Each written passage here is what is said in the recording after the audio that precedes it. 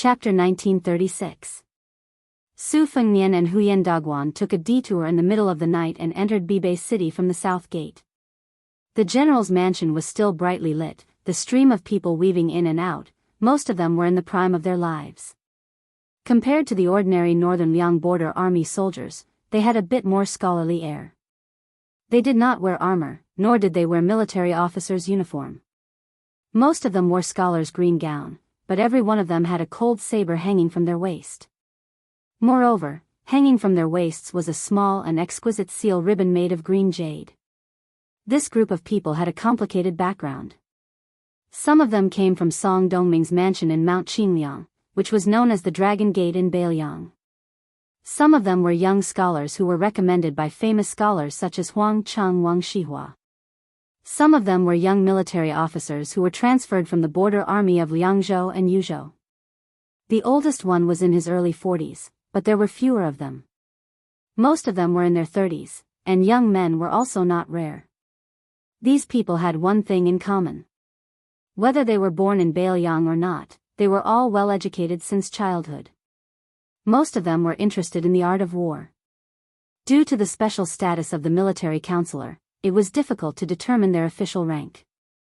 After weighing the pros and cons, the deputy administrator of the northern Liangdao, Song Dongming, and the provincial governor of Liangzhou, Baiyu, the two leaders of the civil officials, both agreed that for the time being, these young men would only act as white robes and act as counselors in the northern city manor.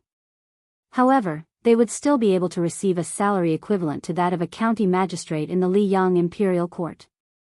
It sounded like the salary was not low, but the deputy administrator and the provincial governor of Liangzhou had said at the beginning that they had to owe them money first. However, after everyone received the transfer order, they were still happy to accept it. The mansion occupied a large area. Su Fengnian walked all the way to the council hall because there was an unwritten rule that all people, regardless of their official rank, only slowed down when they saw the young king. They didn't stop, nor did they need to salute. At most, when they bumped into each other, they would slightly move to the sides of the corridor to make way for the young king. Almost everyone today found that although the young king was still approachable, his momentum seemed to be a bit low and restrained, as if he had a lot on his mind. Su Fengnian came to the council hall, which was the most important place in the mansion. Compared to the council hall in Mount Qingliang, the latter had more symbolic meaning. The spacious council hall in Bibei City with a solemn atmosphere was the most important place to decide the direction of the war outside Beiliang. Su Fengnian smiled and nodded. He then waved his hand to indicate that they did not need to pay attention to him.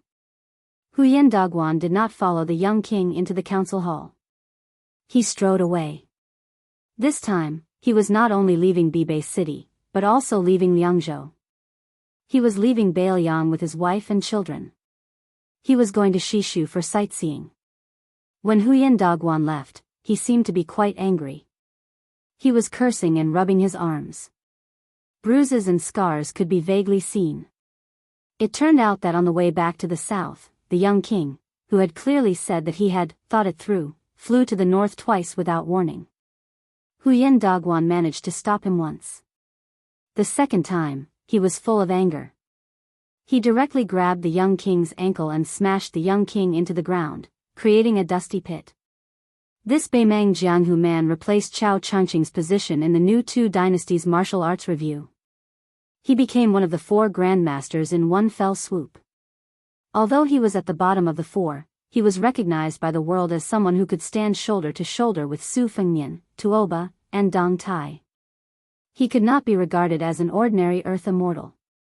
This year's Martial Arts Review added that although the number of Earth Immortals in Jianghu was slightly less than the last era of Wulin led by Wang Xianji, the strength of these Earth Immortals and their high realms was a grand scene that had not been seen in 1,000 years.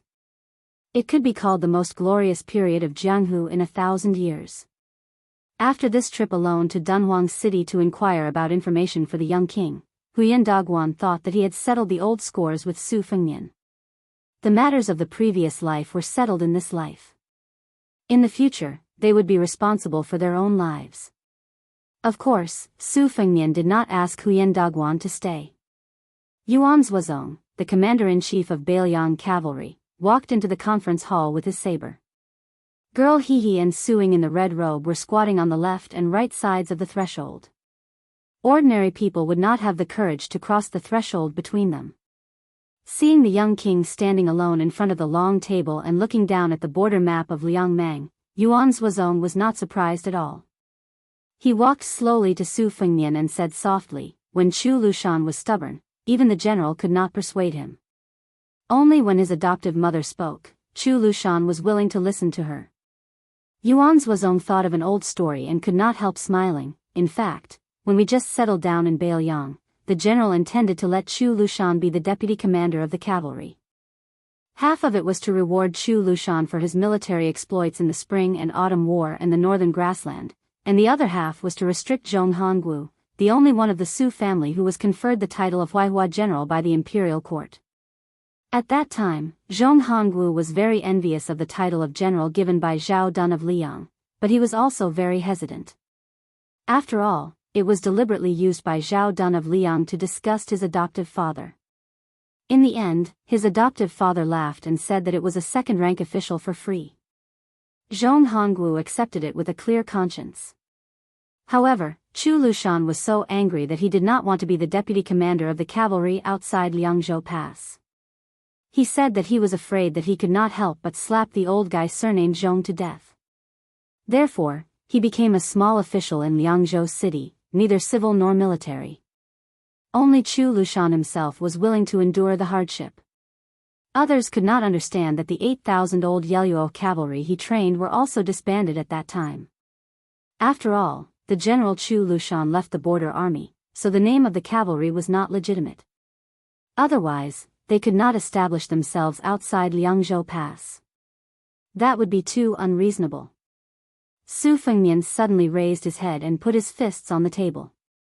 He asked, "Is Chu Lushan staying in Huaiyang Pass really more beneficial to the overall situation of Beiliang than strategizing in Beiliang City?" Chapter 1937. Yuan Zhuozong was not in a hurry to give an answer. Instead, he calmly digressed, Chu Lushan used to be a true cavalry general. He joined the cavalry army in the early days of the Spring and Autumn War. In fact, he was an elder of the Su family. However, Chu Lushan was too ruthless in leading his troops to fight. He was ruthless to the enemy and even more ruthless to himself.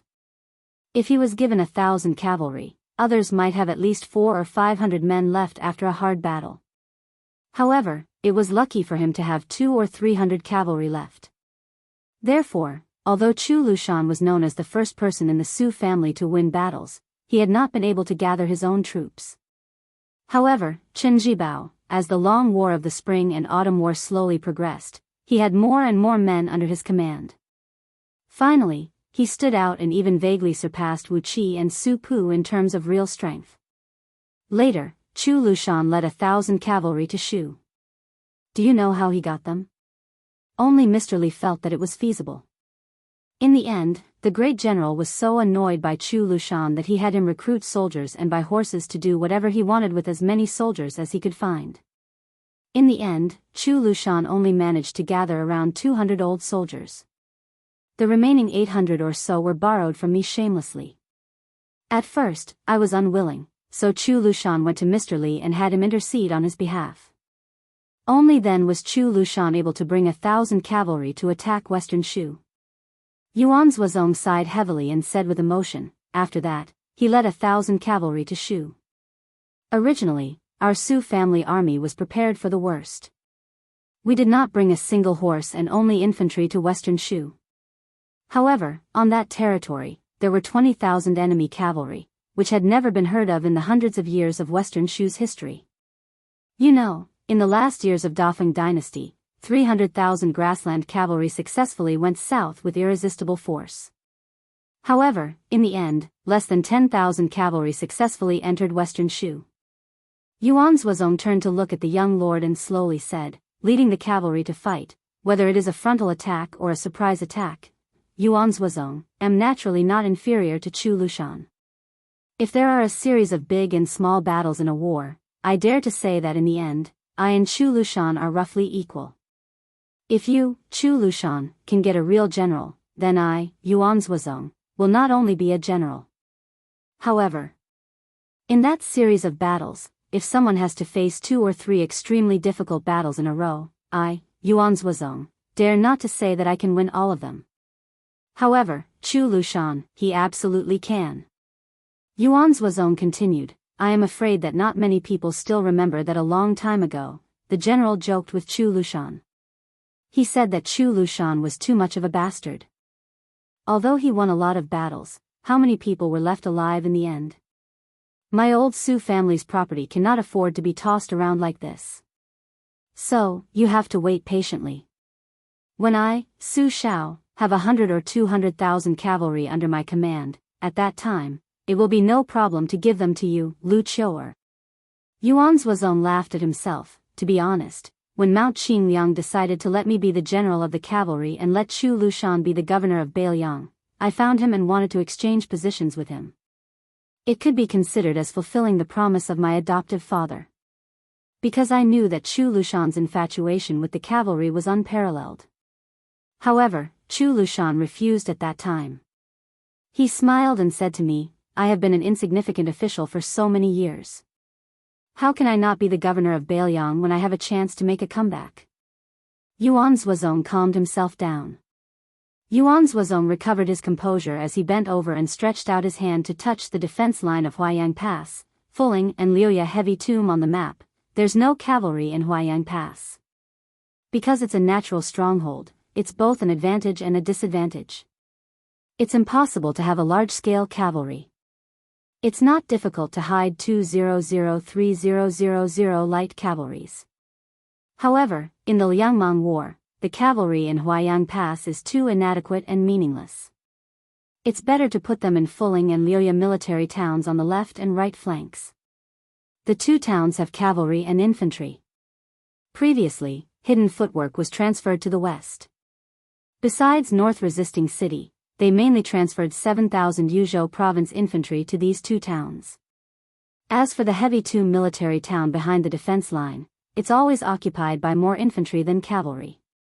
The reason why Chu Lushan did not want to leave was that he wanted to attract the most powerful troops of Beimang, Dongjua. He wanted his hundreds of thousands of elite private troops to stop and reduce the pressure on the cavalry of Liangzhou. No matter how difficult it was to attack Huaiyang Pass, it was not a border city like Huda City that the cavalry of Beimang could not go around. If the Beimang barbarians ignored it and directly attacked Fuling, Liuya, and Liuya Grave, especially when Huda City was lost, Huaiyang Pass would lose its strategic significance. Therefore, half of the questions that the prince asked before had been answered. It was the answer that Chu Lushan gave to Beiliang City. Whether he was in Huaiyang Pass or not, the situation outside Liangzhou Pass would be different. In the end, in the entire Beiliang, in all the Beiliang frontier army, only Chu Lushan could force Dongjua to fight Huaiyang Pass to the death. In this situation, if the cavalry of Liangzhou Pass were to fight against Murong Baoding's troops, even if the governor of Orange Province had Zhong Shentong, Wanyan Jinliang, Helian Wuwei, and Wang Yong behind him, we would still not be afraid. Chu Lushan could even mobilize the cavalry of Fuling and Liuya to support the cavalry of Fuling and Liuya. However, Su Fengnian, who knew what Yuan Zhuozong was worried about, said softly, I have left 80 swordsmen of the Wu family in Huaiyang Pass. When he heard this pleasant surprise, Yuan Zhuozong's face was filled with gratification. He nodded, his tone also becoming a bit more relaxed. This is for the best. When the time comes, the battles outside the pass will definitely be extremely bitter. Northern Mang will definitely do their best to obstruct our military intelligence. Normal scouts or carrier pigeons won't have a chance to pass on military orders. With the help of 80 Wu family swordsmen, the burden on Chu Lushan's shoulders will be much lighter. Su Fengnian lowered his head and stared at the map of Huaiyang Pass again. He was lost in thought. Yuan Zhuozong suddenly asked curiously, how did you know that the Yelu family helped Dongjua raise a large number of private troops in the northern grassland? And the number was so accurate? Su Fengnian's face was gloomy. It was the last spy report from Dunhuang City on the border of Heshi Province. Yuan Zhuozong's face was solemn. He wanted to say something but stopped on second thought. Su Fengnian said bitterly, in order to prevent our identity from being exposed, the whisk room cut off the contact with Dunhuang City early. Before this spring, there was only one spy report from Dunhuang City. Last time at the Longyan Plains, Tuoba Bodhisattva purposely revealed a piece of information. The old lady of northern Mang ordered Helian Wuwei and a few prairie tyrants to besiege Dunhuang City. For a long time after that battle, until I left Mount Wudong, I had no way to travel north. Yuan Zuozong carefully chose his words. I thought that you would go to Dunhuang City on this trip to Huayang Pass. To be honest, I had prepared to lead 10,000 Great Snow Dragon cavalry to bypass Beimang's army and enter Dragon Waste Province from the northeast. Then we will rush north to help you return. Su Fengnian suddenly raised his head. Yuan Zuozong smiled. Although I will definitely scold you when I see you, it won't prevent me from taking risks. Su Fengnian lowered his head and looked at Dunhuang City on the map, lost in thought. Yuan Zuozong looked dignified. I don't know why you didn't go to Beimang in the end, but I have to be honest. If you really go, the best result is that you are lucky enough to return to Beimang City alive. My 10,000 Great Snow Dragon cavalry and I are destined to die in Dragon Waste Province of Beimang. The war outside Liangzhou Pass has already begun. You, Su Fengnian, have to make a choice.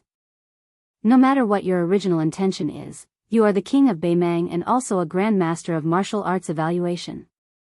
No one can stop you. But the consequences are serious. It is not as simple as when you and I led the army to the Central Plains. Su Fengnian didn't explain anything. He just said to himself, of course I know the consequences. But I can't help it. I just want to go to Dunhuang City to take a look. Just like I know that I can't persuade Chu Lushan, but I still want to go to Huayang Pass to see him. Su Fengnian took a deep breath. Second brother Yuan, I let you down. Yuan Zuozong was stunned. Then he shook his head and smiled, disappointed. I, Qi Danghua, and Chu Lushan are never disappointed. Su Fengnian looked at Yuan Zuozong in silence. Yuan Zuozong patted the young king's shoulder. The most difficult thing in life is to die without regrets. How lucky our Beimang cavalry is. Su Fengnian shook his head gently and said in a hoarse voice, there are only you and Chu Lushan left. I would rather you two live. Yuan Zuozong smiled and turned away without waiting for him to finish. The commander-in-chief of Beimang cavalry, who had his back to the young king, said with a smile, let's talk about living in the next life. Chapter 1938. When Su Fengnian left the meeting hall, he felt a chill. He looked up and found that it was an unexpected autumn rain. The large red lanterns hanging in the corridor emitted a soft yellow glow. Hehe, Miss Hehe, and Suing in the red robe followed behind the young vassal king. On the way down the stairs to the second hall, Su Fengnian suddenly stopped. He waited until the two girls came to his side, one on the left and one on the right. He raised his hands high and put them on top of their heads to shelter them from the rain. Along the way, there was still a lot of people in the middle of the night. A counselor holding an oiled paper fan walked quickly from the back hall to the military office. After seeing this rare warm scene, he hesitated for a while and gave up the idea of giving the umbrella to the young king. On both sides of the corridor in front of the meeting hall, there were 6 departments: soldiers, officials, households, rights, punishment, and works. Now Yang Xinxing, the deputy provincial governor of Bailiang Road, was in charge of the military office. Li Gongda, the administrator, was on duty in the official office. Bai Yu, the governor of Liangzhou, was temporarily in charge of the household office. Although Mr. Bai Lian had a governor's mansion in Liangzhou City that he took over from Tian Peifang and also kept a government office in Mount Qingliang, Bai Yu obviously wanted to focus on Beiju City in the future. Whether it was for the Battle of Liangmang or to get rid of the shadow of the deputy administrator, Song Dongming, Bai Yu's ruling skills were beyond doubt. Not to mention a small household office, he could even skillfully control a government office in Liang City. Chancellor Wang, who temporarily left the academy, was in charge of the rights room. Song Changsui, the head of the School of Moism, continued to perfect Beiju City as the deputy supervisor of the construction of Beiju City. No one sat on the first transaction in the torture room. The 2 departments, Yangying and Fushui, each had a spy leader with a strong resume. After the main hall on the central axis, there was a second hall with a plaque, Summer Seeking Hall, hanging. It was very strange. The residences and palaces of the world's monarchs were all summer resorts. The main building of the second hall was the signing room in the middle.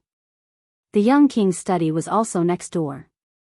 However, compared to the unparalleled elegance of the Wutonghan of Mount Qingliang, it could be said to be extremely simple and crude.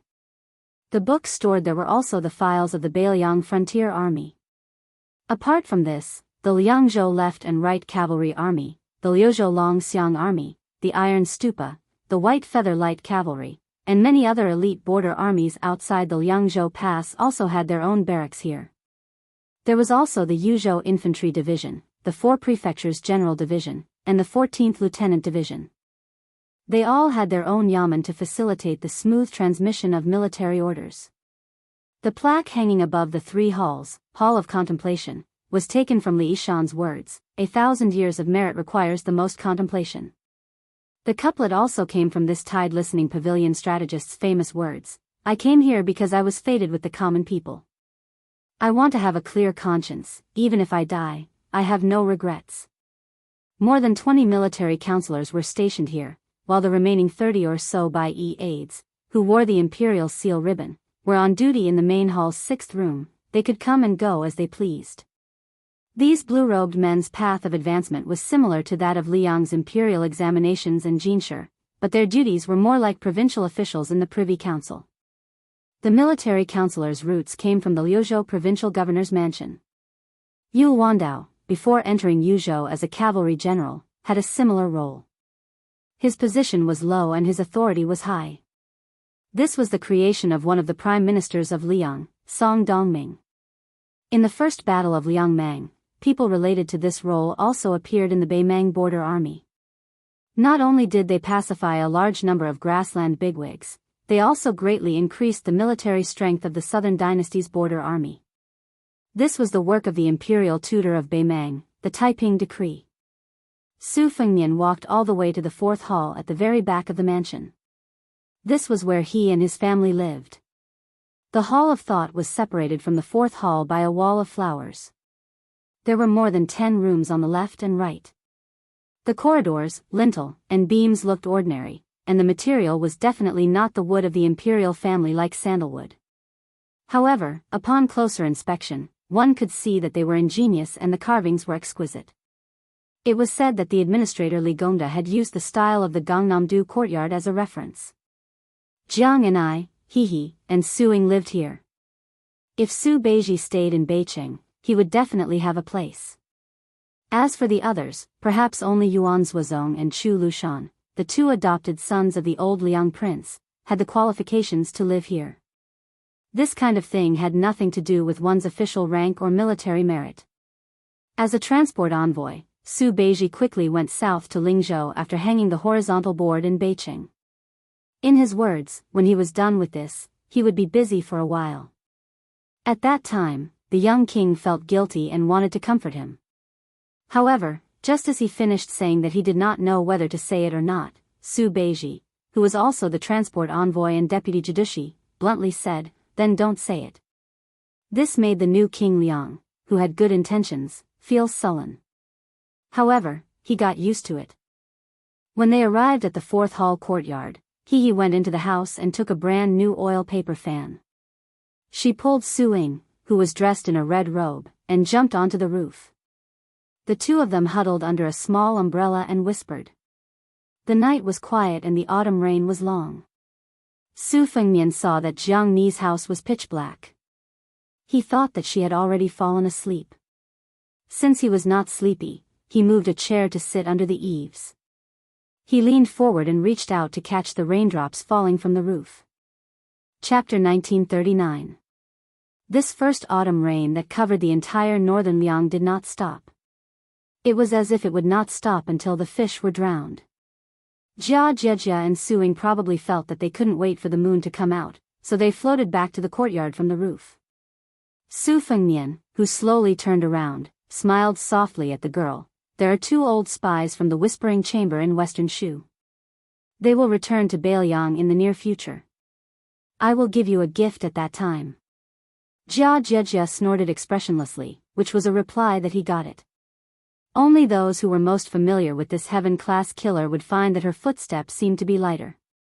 Splash, splash, splash, splash, countless fine water droplets on the bluestone floor of the courtyard. Gazing at the young girl's footsteps from afar, the young king smiled and slightly narrowed his long and narrow eyes. His eyebrows were gentle. When the young girl and Su Ying closed the door, Su Fengnian still sat quietly on the chair. The chair was an old-fashioned wooden armchair that had been passed down from West Chu to the whole spring and autumn period. In fact, it was not comfortable to sit on, because the person who wanted to sit on the chair had to sit upright. Suddenly, a happy face peeked out from the door. Su Fengnian looked away and winked at her. At that moment, she smiled even more and closed the door completely. 1 night watch, 2 nights watch, 3 nights watch, 1 night watch, 1 night watch passed. Su Fengnian folded his hands in his sleeves and leaned back on the chair. From the beginning to the end, he looked up at the rain and was lost in thought. Suddenly, there was a slight squeaking sound. Su Fengnian looked in the direction of the sound and the corner of his mouth curled up. Jiang and I, who was neatly dressed, stepped over the threshold and passed through the rain. She stood beside Su Fengnian and didn't say anything.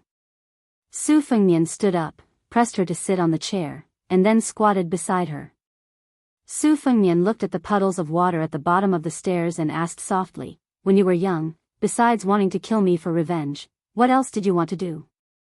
Jiang and I pondered for a moment and said seriously, "I really want to have money to buy pen and paper so that I don't have to write in the snow with a tree branch in the middle of winter.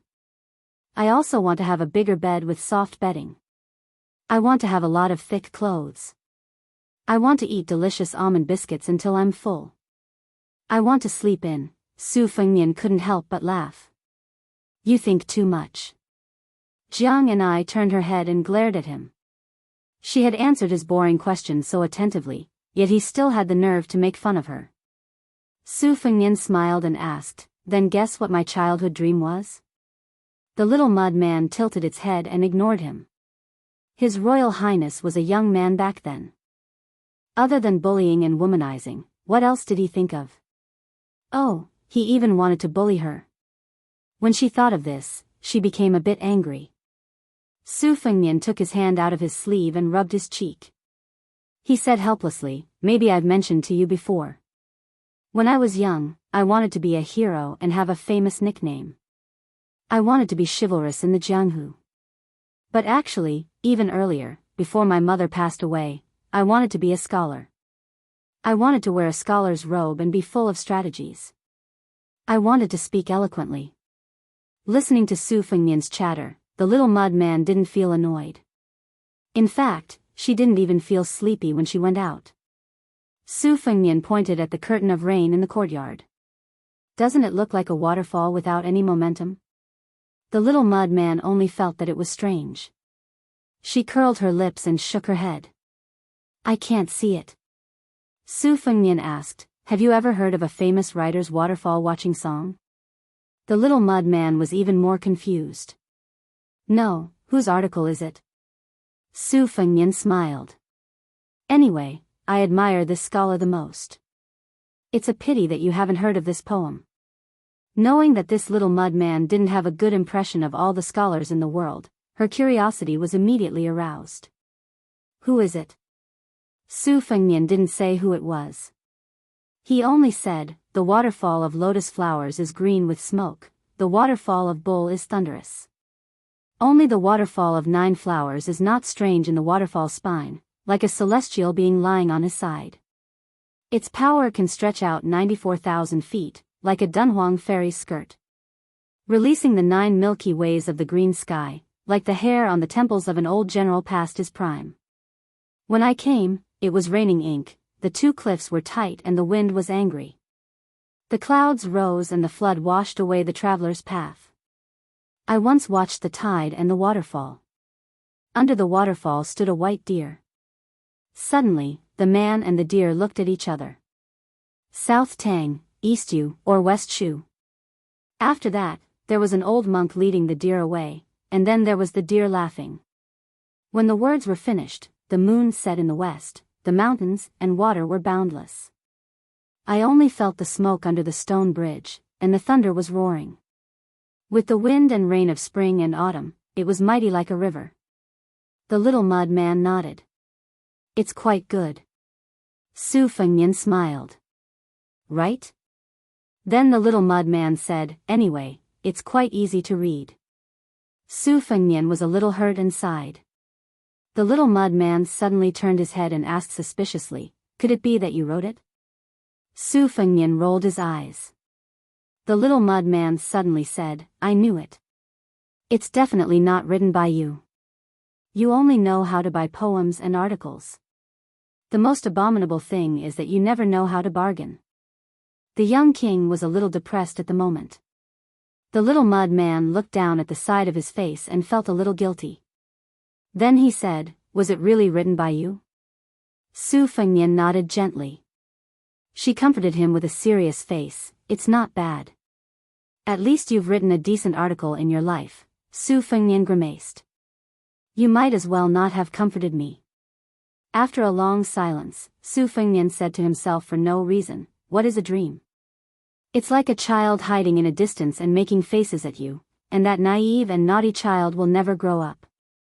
Jiang and I thought for a moment. If it were me, I would catch the child and beat him up.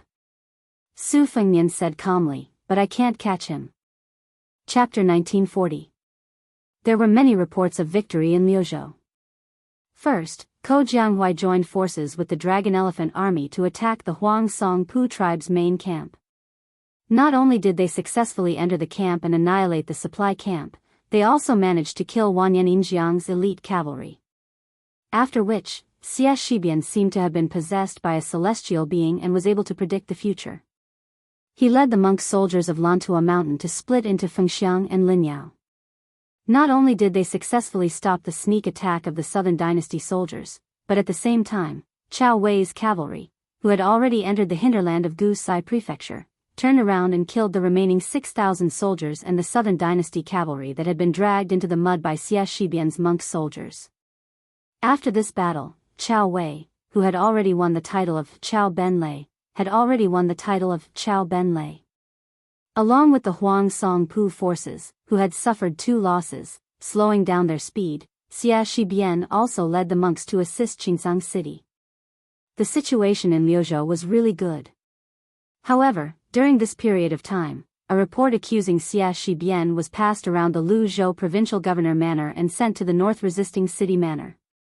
It caused North Jibei City, which was covered in the autumn rain, to have a sharpness and killing intent. Su Fengnian stood in the solemn military room and gently put down the memorial that Yang Guangdou, the provincial governor of Liuzhou, Chen Shiliang, and Ko Jianghui, the general of Liuzhou, had signed. Inside this yamen, in addition to the young lord, there was also the deputy Jidushi Yang Xinxing, the administrator Li Gongda and Bai Yu, the provincial governor of Liangzhou, who had rushed over after hearing the news. Su Huang, who had just been promoted to the governor of Jibiqing, and Li Yanchao, who had just transferred from the left cavalry to the right cavalry as the first deputy commander, and many other border generals. The initial content of the report was written by a Yuzhou infantry colonel who was promoted to Phoenix Troops town commander. It described in detail the start and end of the Battle of Phoenix Troop. There was only one point in the report, which was that during the Battle of Phoenix Troop, Xia Shi had overestimated the strength of the monk soldiers of Lantua Mountain. After 2 days and 1 night of defending the city, the monk soldiers only participated in the defense of the city. This caused the soldiers of Phoenix Troop to be sacrificed for nothing. There were only 92 Yuzhou infantry soldiers left. Xia Shibian and Ko Jianghui, who were both to choose twin jade annulus, were one main general and one deputy general of Liuzhou. The two were young but talented in the art of war. No matter what their original intentions were, from today onwards, their positions in the hearts of the Beiliang frontier army would become a watershed. This was because on the main battlefield north of Qingsang City, Ko Jianghui had defeated the Huang Song Pu army. His actions of first dying to the Longxiang army and then the Liuzhou cavalry did not lose the respect of the Longxiang army. He also won the gratitude of the refugees in Liuzhou. On the other hand, Xia Shibian had the advantage in the Battle of Mian. Outside Liangzhou Pass, everyone felt that Xia Shibian was more suitable than Ko Jianghui to be the general of Liuzhou. Although Xia Shibian and Chao Wei's cavalry still managed to wipe out 10,000 infantry soldiers and 3,000 Southern Dynasty cavalry, there was no doubt that Xia Shibian had lost a lot of people's support. From this north-resisting city to the infantry commander's tent in Yuzhou, the Beiliang Governor-General's office and the left and right cavalry bases, they might all have doubts about Xia Shibian. This was because the Beiliang frontier army hated not helping people on the battlefield. This was because the Su family army had suffered many similar hardships in the early days when they were expanding the territory for the Liang imperial court. Xia Shibian's actions in particular were suspected of conserving his strength to gain military merits. Under the various actions of the young lord, the old general Yang Xianxia of the spring and autumn period was gradually accepted by the Beiliang frontier army as a deputy judushi. His right to speak on this matter was second only to Chu Lushan's protectorate. But the more this was the case, the more Yang Xianxia did not dare to act on his own. Therefore, he had to send someone to inform the young lord. Yang Xianxia knew that this matter was tricky and troublesome. It was not about how to appease the general of the Flying Phoenix army, or even how to deal with the deputy general of Liuzhou, Xia Shibian, who had two great military exploits. But if he was not careful, it would cause a split between the old and new generals of Beiliang. What was more troublesome was this situation that the entire Beiliang frontier army was aware of. The instigator was the young lord standing behind the desk.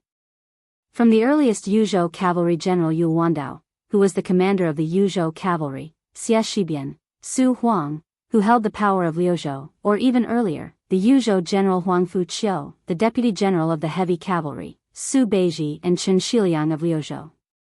The new Prince Liang not only promoted young people, he also did not hesitate to make an exception to appoint a foreigner who had no connection to Beiliang. Therefore, this impeachment letter broke the window paper that even Yan Wenluan and He Zhonghu, who had deep roots in the border army outside of Beiliang, did not dare to, or more accurately, did not want to, break the window paper. Bai Yu took a few steps forward and picked up the letter. Mr. White Lotus, who had poor eyesight, almost pressed the letter to his nose. Such a comical scene, but no one could laugh. Liuzhou Provincial Governor Yang Guangdou, who was the #1 official of Liuzhou, after reading through the contents of the report, he used a meticulous small script to write a full 300 words, criticizing Xia Shibian's actions. His words were even harsher than the Phoenix Legion general guarding the city. Especially that sentence, "My Yuzhou infantry can die, but your Xia Shibian's monk soldiers can't die?" This sentence pretty much hit the nail on the head of the entire northern Liang border army. Chen Shiliang's words were relatively gentle, but he still did not agree with Xia Shibian's actions. Liuzhou Deputy General Xia Shibian's actions did not go against the Beiliang military laws, but it was unforgivable. As for Liuzhou General Ko Jianghui, who was not on good terms with Xia Shibian in West Chu's Guangling Road, his words were even more concise. Read it. Chapter 1941. Although Bai Yu's eyes were hurt from reading, it was only because he held the book at a higher height than ordinary people. This little celestial master of Mount Longhu was recognized as being able to read 10 lines at a glance and remember everything he saw. Therefore, he browsed through the memorial very quickly. He turned around and handed the memorial to Li Gongda. He was the first to break the silence and said with a smile, "Ko Jiangjuan's handwriting is not bad." Then there was nothing else to say. Yang Xianxia suddenly smiled bitterly. He thought that Bai Yu, who had a high status in Beiliang, could help him and the prince break the deadlock. He didn't expect him to be so shameless. The administrator took the memorial as if it were a hot potato. After a cursory glance, he wanted to say that Chen Bei's handwriting was actually not bad, but after a moment of hesitation, he decided to simply keep silent. He handed the memorial back to Li Yanchao behind him. Li Yanchao was the new deputy commander of the Right Cavalry, who was known as the Four Fangs of Northern Liang along with Ningame, Dian Xiongqiao, and Wei Fucheng. Li Yanchao's betrayal of He Zhong's left cavalry and his action of joining the brocade partridge Zhou Kang's command had caused a stir in the Liangzhou border army not long ago. After Li Yanchao roughly read it, he didn't beat around the bush like Bai Yu and Li Gongda, the two leaders of Beiliang. He looked up and said directly to the young prince standing behind the desk, I think that General Xia's action is not only not against the military law, but also excusable. After seeing the new prince nod, Li Yanchao continued in a clear voice, Provincial Governor Yang suspects that General Xia does not want to lose the monk soldiers of Mount Lantua. However, I think everyone in the room knows the extent of the Battle of Mian. What about the casualties of Chao Wei's 10,000 elite cavalry? What about the casualties of Xie Shibian's cavalry? I don't know Xie Shibian, and I have never even met him. However, I think I know a little about how to use troops. That is, Xie Shibian will haggle over every detail on any battlefield that he is in charge of. In this attack in defense of the Phoenix Legion town, if the monk soldiers of Mount Lantua had participated in the defense early and didn't deliberately show flaws, allowing the Beimang barbarians to attack the city many times, how could the 10,000 infantry and 3,000 cavalry stay outside the city for 2 days and 1 night? If not for that, how would Chao Wei's cavalry be able to stop Beimang's remaining troops in time? In my eyes, General Fengxiang has done well in defending the city, and it is reasonable for Xie Shibian to be impeached for his fallen comrades.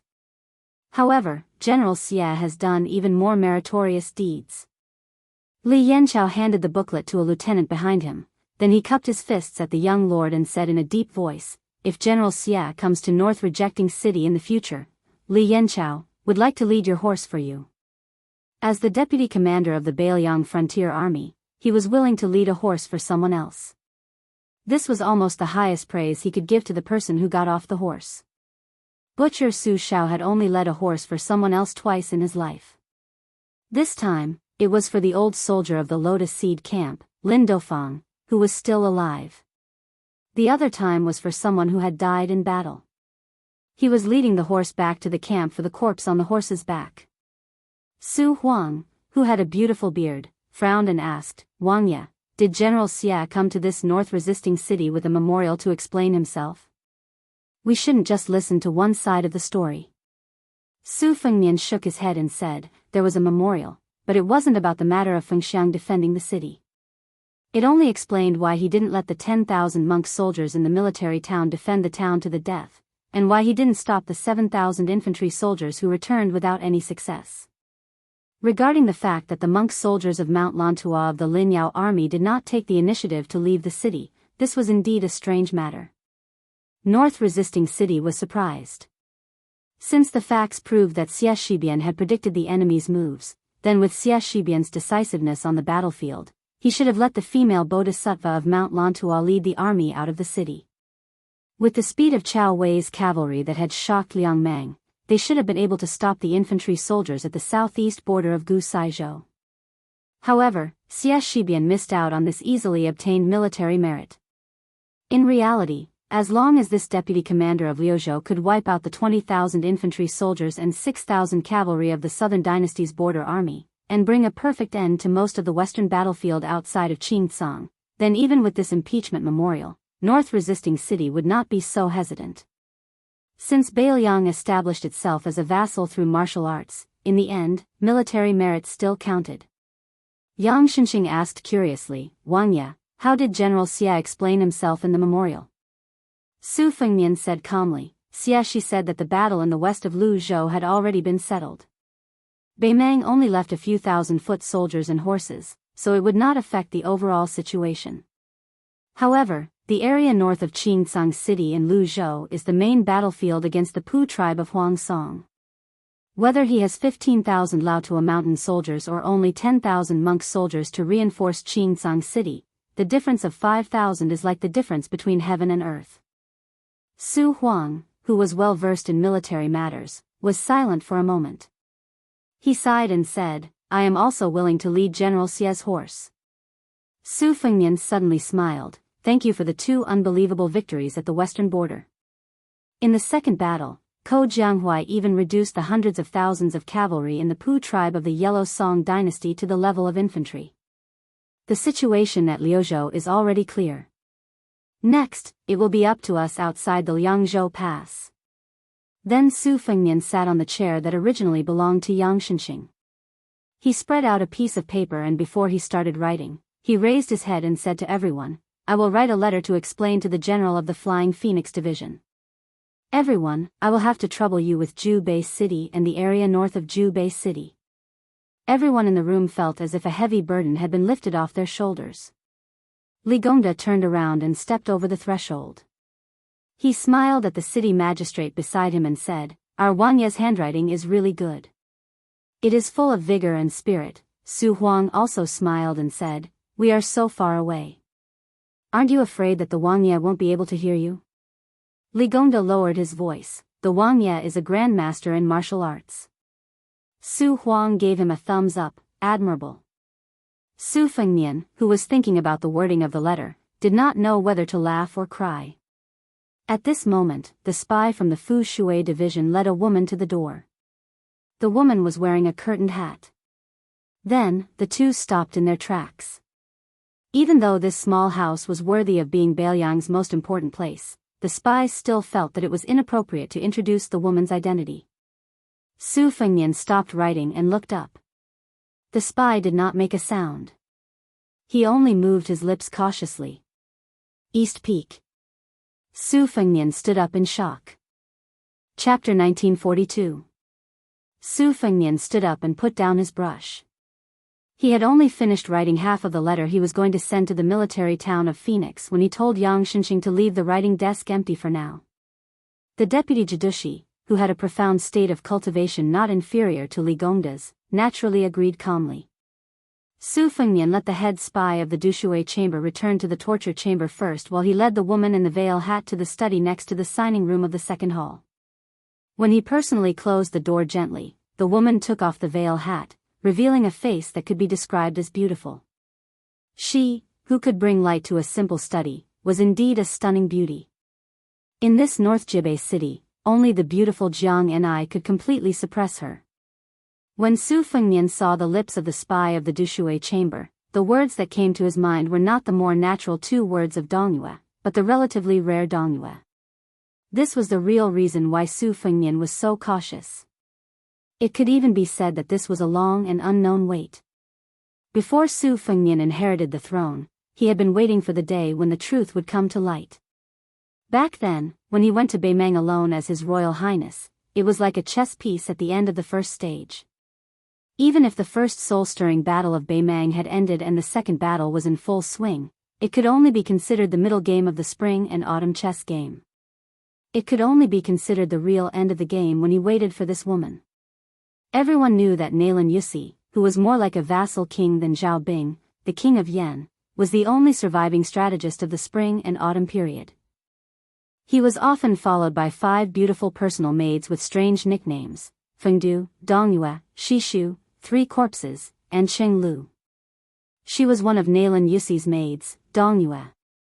Facing the young king with the most military power in the Liang dynasty, she was calm and composed. She smiled and said, "Since your highness is so nervous, you must already know about the plan of my master and his old friends. This is even better. It saves me from wasting my breath." Su Fengnian did not sit down. He just stood near the ordinary boxwood desk and did not bring a chair for her. The two of them stood facing each other like this. He went straight to the point and said, "The pawns chosen by my master, including the king of the old north courtyard, Su Huainan, are all dead now. Who is left on your master's side?" Dongyue smiled and said, "Why don't you guess, your highness?" Su Fengnian narrowed his almond-shaped eyes and his face darkened. She turned a blind eye to this and clicked her tongue. Right now, it is widely known in the Central Plains that it took 10 years to cultivate Song Yushu, 100 years to cultivate Su Fengnian, and 1,000 years to cultivate Lu Dongxian. Your Highness, your current performance is somewhat unworthy of the name. The 9 kingdoms of spring and autumn was a game of chess. Hong Jia's journey to the north was the curtain of the war of spring and autumn.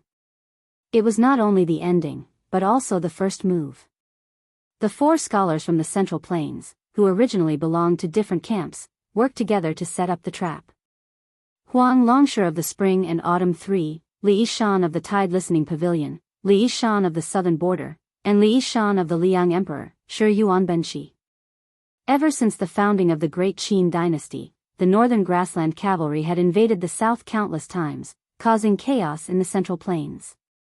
The Central Plains commoners sought refuge and migrated, retreating from the north to the south time after time.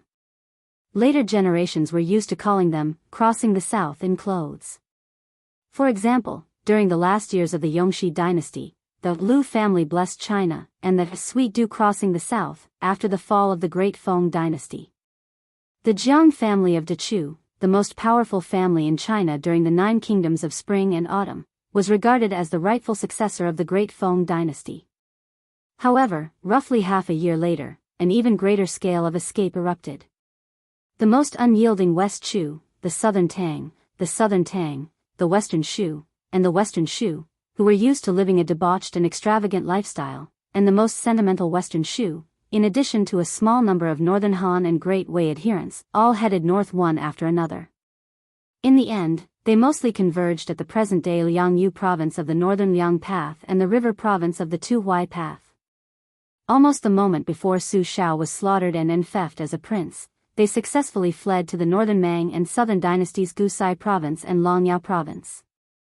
Almost immediately before Su Shao was slaughtered and enfeoffed as a prince, they successfully fled to the Northern Mang and Southern dynasties Gusai province and Longyao province. Among them, there were many well-hidden key players. One was Su Shao, who had been enfeoffed as prince of another surname by the old Liang emperor Zhao Li, suddenly declaring that he would kill all the scholars of West Chu and have their corpses block the estuary of the Guangling River. Because the Battle of the Western Wall was too bitter, regardless of whether it was the defeated Dechu Jiangshi or the victorious Su Shao, both sides were filled with resentment. As a result, when Su Shao, who was at the peak of his power, publicly announced these words in the imperial court of Great Peace City, not only was the court shaken, it also caused the remnants of West Chu, whose mountains and rivers had been shattered, to despair. That lame Su clearly did not even give them the opportunity to be peaceful dogs. Other than fleeing, what else could they do? Another time, Zhao Li's son, Zhao Bing, who was supposed to be the ruler of Western Chu territory by virtue of his military exploits, who later became the king of Yan Qi in Nanjiang, not only did he not go to the richest Guangling circuit, he did not even go to Jinggan's circuit and Qingzhou, which dominated the hinterland of the Central Plains. At that time, Zhao Li only intended to let this son, who was most like me, go to Huainan circuit, probably because he wanted to let Zhao Bing, who was good at war, and Su Shao, the only king of Liang with a different surname, be neighbors when Su Zhao's title as king of Northern Liang circuit was a foregone conclusion. But in the end, Zhao Bing, who had wanted to go to the Liangliao Pass, went to the most unexpected southern border, a place that was vast but full of miasma. Unofficial history said that before the bloodthirsty Zhao Bing left the capital, he chopped down a 1,000-year-old cypress tree in the prince's mansion and swore to kill all the young men of southern Tang who were taller than a wheel to vent his anger. Coincidentally, when Zhao Bing was on his way south, southern Tang, who definitely did not resist tenaciously in the late spring and autumn period, actually rebelled and killed thousands of Gu Jintang soldiers who stayed behind. Zhao Bing originally wanted to deliberately wrestle with the new prince of Guangling, Zhao Yi, in Guangling circuit for fun. He had no choice but to suddenly speed up his horse's hooves and head south. The third time was when Su Shao was enfeoffed as Prince of Liang the earliest and Prince of Liang the latest. The key point that people did not think deeply about the first 2 times, Yuan Benshi, who was half an inch away from the emperor of Liang, watched coldly from the sidelines because he was happy to see it happen. The Zhao family that he was loyal to wanted to truly let the fire of peace spread across the world. They had to let those 100 years of country, 1,000 years of family, noble families, move the tree and die. They wanted to let them obediently move to the Liang capital under the eyes of the emperor under the threat and intimidation of the 2 princes of Liang, which was very likely to come true. Like the scholars of the imperial examinations, all the heroes of the world will enter the Zhao family's jar, at the same time, to prevent future troubles. It could prevent the remnants of the countries that had lost their foundations from rebelling and could also ensure that when Liang went north to conquer the grasslands, there would be no worries in the south. It was a pity that at this time, unforeseen events occurred. Su Zhao's army traveled west very slowly. They enjoyed the scenery along the way and even stopped in Jizhou for a full month. When Yuan Benshi and the Liang imperial court realized that the situation was not right, they let Kai Nan, who was the Minister of War and the #1 fierce general under Gu Jiantang, who was stationed in Gangnam-do, lead the army all the way to try to stop the flood of remnants that suddenly gathered in the northwest direction and forced them to turn east and enter Tian City. Because the scale of Kai Nan's army was not large and they were extremely unfamiliar with the northwest terrain, in the end, they were still unable to stop that vast and mighty group of spring and autumn remnants. At the time, Jizhou's Han family, who had defended the border pass against the grassland horse hooves for generations, did not make a move that time, leading to the tragedy of their family's destruction. As Zhang Julu's teacher and father-in-law, the old Grand Secretary of Liang, even though he indeed had personal grudges with Jizhou's Han family, to say that the old Grand Secretary alone caused the destruction of an enormous family that had been loyal for generations was overestimating the weight of that scholar and name in the imperial court and also underestimating the old Grand Secretary's scholarly character. In reality, the truth was that the Liang imperial court did not dare to openly take their anger out on the Beiliang frontier army, so they could only make an example out of the Jizhou Han family. Apart from this, they also had Yang Shenxing, who was also a meritorious official of the spring and autumn period, lead troops into Jizhou. In addition, Kai Nan stationed troops at the Beiliang border, doing his best to reduce the space for retreat for the Beiliang cavalry. In this game of chess, 4 strategists sat on the 4 sides of the central plains, acting as national players. They rolled up their sleeves and placed a piece together. In the end, the person who needed to pick up a piece from the chessboard was His Royal Highness of Beiliang, who had inexplicably gone to Beimang. In the study, only the scent of books was faint. A man and a woman fell into a long silence. Su Fengnian suppressed the impetuousness in his heart and tried to be as calm as possible. Is Wang Sui, the consort of Eastern Yu, a chess piece of Nailan Yussi? The woman's eyes widened. The stunned expression on her face was not fake. She asked curiously, "Did Mr. Li not mention it to your highness?" Su Fengnian's heart trembled, but he said expressionlessly, "No." Nailan Yussi's servant girl was very intelligent. She immediately saw through the mystery and suddenly realized. So when Mr. Li passed away, he already regretted it. She tilted her head. "Since Mr. Li changed his mind before his death and didn't want you to carry this heavy burden, your highness, why are you so persistent?" Su Fengnian said bluntly in a deep voice, "People are dying everywhere in Beiliang. I don't have time to talk nonsense with you." She glanced at the young king who was holding the sword with his left hand and raised her eyebrows. She was full of eagerness. Beiliang's sword has always been called Grand Su style by the military of the Central Plains.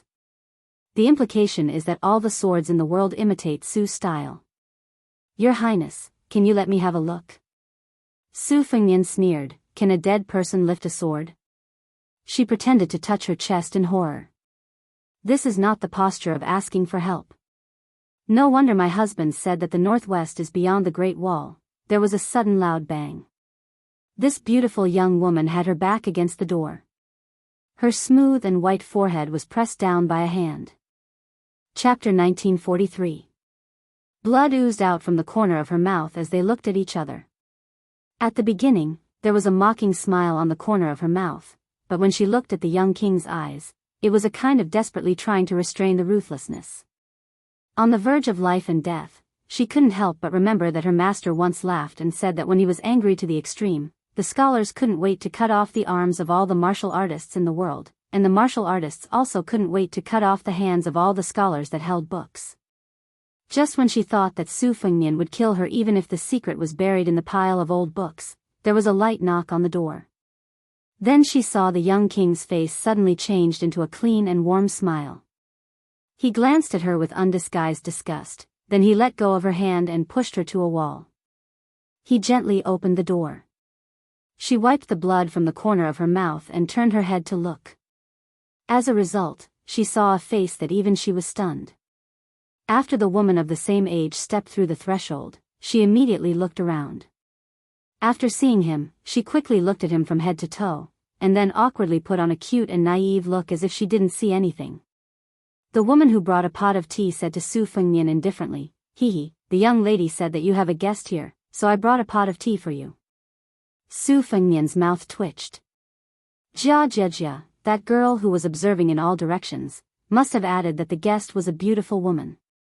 Otherwise, with Jiang Ni's temperament, she would be too lazy to care whether the guest in Su Fengnian's study was the Emperor of Beimang or the Emperor of Liang. Jiang and I seemed to have just found the big living person standing at the foot of the wall. She lifted the warm teapot in her hand and asked, "Young lady, are you thirsty? Do you want to drink some tea?"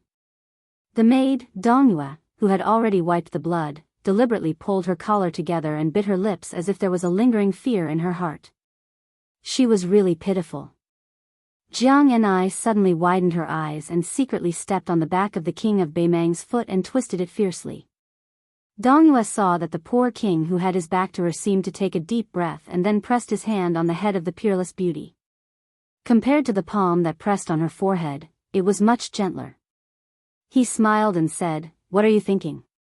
This aunt who is good at retaining her youthful appearance is from Nanjiang. She is Nailan Yuxi's personal maidservant. She came here to discuss business with me. Just now, I didn't control of my strength, and I accidentally hurt her." The little mud man glanced at the pale woman.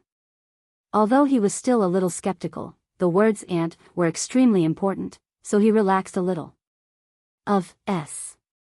Su Fengnian resentfully retracted his hand and said helplessly, Okay, I won't close the door." She curled her lips and turned around again.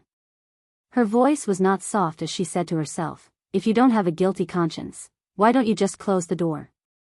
Su Fengnian sighed and shook his head gently. He turned around and put the teapot on the table. Then, he took out 2 white porcelain teacups that he bought from the market outside the North Jibei city. After sitting down, he waved his hand to the maidservant, Dongyue, and said, "Sit down and drink tea." She hesitated for a moment, but still moved a chair and sat across the table from the young king. Just now, the two of them had a falling out, but it was as if nothing had happened. At this moment, the study room was calm and peaceful. All of this was due to the woman who brought the tea. She had complicated thoughts. Right now, in the Central Plains, just the great city of Liang, which was known as the most virtuous city in the world, had countless extroverted young ladies who had almost eloped to Liangzhou just to see Su Fengnian. This was not some exaggerated joke on the streets. A person's life was less than 100 years, and it took 100 years to cultivate Su Fengnian. This new King Liang could be said to have achieved success by taking an unconventional path. She originally did not believe that a man in the world could be more romantic than her master. Seeing it with her own eyes today, although she still felt that he was not as good as her master, he was not far off. Su Fengnian leaned forward and poured a cup of tea for her. The woman's thoughts were as deep as the sea. The servant girl, Dongyue, who had been at loggerheads with the young king, straightened her expression and did not pick up the teacup. She slowly said, "Before I left, my master told me that the matter of the chess piece was only a telepathic connection with Tide Listening Pavilion's Mr. Li. The two of them had no contact after parting on the way to Graydon City. My master also said that because Mr. Li had spoken frankly at that time, he had guessed the identity of the chess piece that Mr. Li had chosen. With Mr. Li's cautiousness, it must have been Su Huainan. In fact, Su Huainan was the most unexpected. He actually succeeded in becoming the king of the northern courtyard of Beimang. My master also said that with Su Huainan's contradictory personality, this chess piece might not be able to last until the end. Of course, Su Huainan would not reveal the secrets of heaven. At most, he would choose to give up. Su Fengnian nodded and said, "When Su Huainan saw me at the bank of the Ruoshui, he could have lived, but the old man still chose to die. It was probably because he did not think that Beiliang could defeat Beimang. Rather than letting down the Central Plains and then letting down the Empress of Beimang, rather than being disappointed, it was better to not see and not be bothered by it and not do anything." The servant girl, Dongyue, raised the teacup and took a sip. She said softly, "My master said that his chess pieces were not as important as Mr. Li's. There were more of them, exactly 10 of them. However, after 20 years, most of them died young. 3 died of illness, 2 committed suicide. Because they had thoughts of betrayal, they were cleaned up by the men of sacrifice by my master's side. 2 more died. Therefore, on this trip to Beiliang, Dongyue was the one who delivered the message for my master. Just as your highness had guessed, Wang Sui was one of my master's most attentive chess pieces. However, this old prince consort of Dongyue, one of the 4 great generals of the spring and autumn period, was the same as Su Huainan. Both of them showed signs of indecision. Compared to the other chess piece revealed in my name, Wang Sui was more selfish and harder to control. Su Fengnian fell into deep thought and did not speak. She said with a grave expression, "Your Highness, please remember the other person. His surname is Wang and his given name is Du. He once called himself Old Man Shanqiu." The old man himself did not have many achievements in the southern dynasty, but his family had cultivated a young man who could not be underestimated. Wang Jingchong is the current Dongyiabo of Beimang. Moreover, the Wang family's heart is definitely with the Central Plains. There is no doubt about it. Su Fengnian frowned. The southern dynasty's valiant border general Wang Jingchong was no stranger to the entire Beiliang frontier army. This person was currently leading his direct troops to Gusai Prefecture and was in charge of intercepting the Yuandao cavalry that was penetrating deep into the enemy territory alone. Su Fengnian suddenly asked, "The last remaining chess piece?" She shook her head and said, "Regarding this person, my master said that it was not yet time to use him."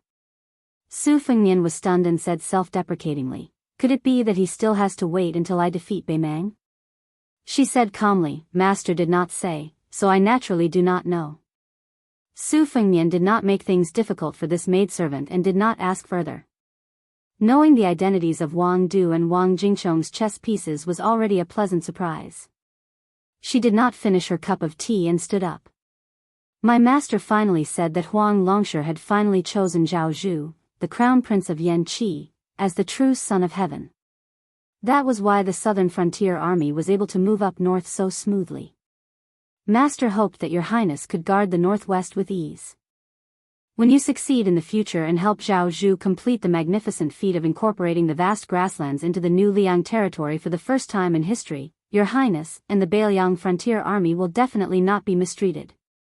Su Fengnian dismissed it with a smile. Before she left, she blinked her eyes and the corners of her mouth curled up. She whispered, after saying, "My master said so many times, I actually also want to say something off-topic. Your highness, you are more handsome than I imagined." Su Fengnian did not have any complacent expression. Instead, he immediately said to the direction outside the window in a hurry, "Jia Jia, you are not allowed to tell this to Jiang and I." The confused maidservant, Dongyue, only vaguely heard a laughter coming from outside the window behind her. Su Fengnian reached out to touch his forehead and sighed. "It's over." The maidservant, Dongyue, picked up the curtain hat again and bowed to the young king who was about to get up to see her off. She gently advised him, "Your highness, you don't have to see me off." Su Fengnian glanced at the teapot and smiled bitterly, "Don't talk about drinking tea. It will be lucky if I don't drink arsenic." She left with a smile. She directly walked out of the mansion. After riding a horse and leaving the north-resisting city under the escort of the spies of the Fu Shui house, she looked back at the towering city wall and couldn't help but cry. She didn't know whether it was for her master or for someone else. In the city, Su Fengnian walked alone to the military office of the mansion. He sat back in the seat belonging to Yang Xinxing and continued to write the letter. He suddenly stopped writing and looked outside the house. In this secret meeting, the maidservant of Nailan Yusi did say a lot of truth. They were all the words from the bottom of Nailan Yusi's heart. But it was not necessarily true and not false. And he was the same. He had to tell the truth and the lies. But these were nothing. What made Su Fengnian sad was that the haggard counselor who had been imprisoned on the top floor of the Tide Listening Pavilion for 20 years, a peerless scholar who cared about the world, didn't even care about the ownership of the world for such a disappointing student like him.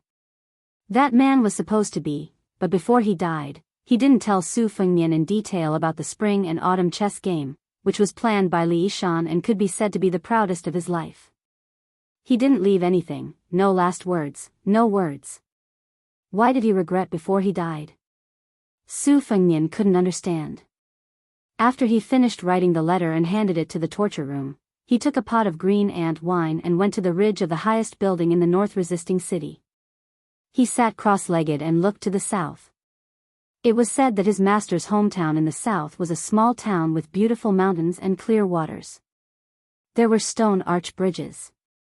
Su Fengnian didn't drink. He lay down, holding the wine pot, and looked to the sky with tears on his face. Probably only when he secretly thought of Su Xiao and Li Yishan and remembered their time. This young vassal, who seemed to have everything but also seemed to have everything to lose, was feeling a little wronged. Chapter 1944. This autumn rain was particularly long. It was a rare thing in Bailiang where there was little wind and rain, but it delayed the construction of North Jianghu City. Because of this, the administrator almost jumped up and cursed. He either stayed in his office and sighed, or went to the top of the city wall with an oil paper umbrella to watch the sky and bitterly waited for the sky to clear up. As a result, the water level of the river south of North Jianghu City soared. The rainwater mixed with the yellow sand, making it extremely muddy. This made some of the young heroes and heroines who came to the bazaar outside the Great Wall to enjoy the scenery outside the Great Wall the most annoyed.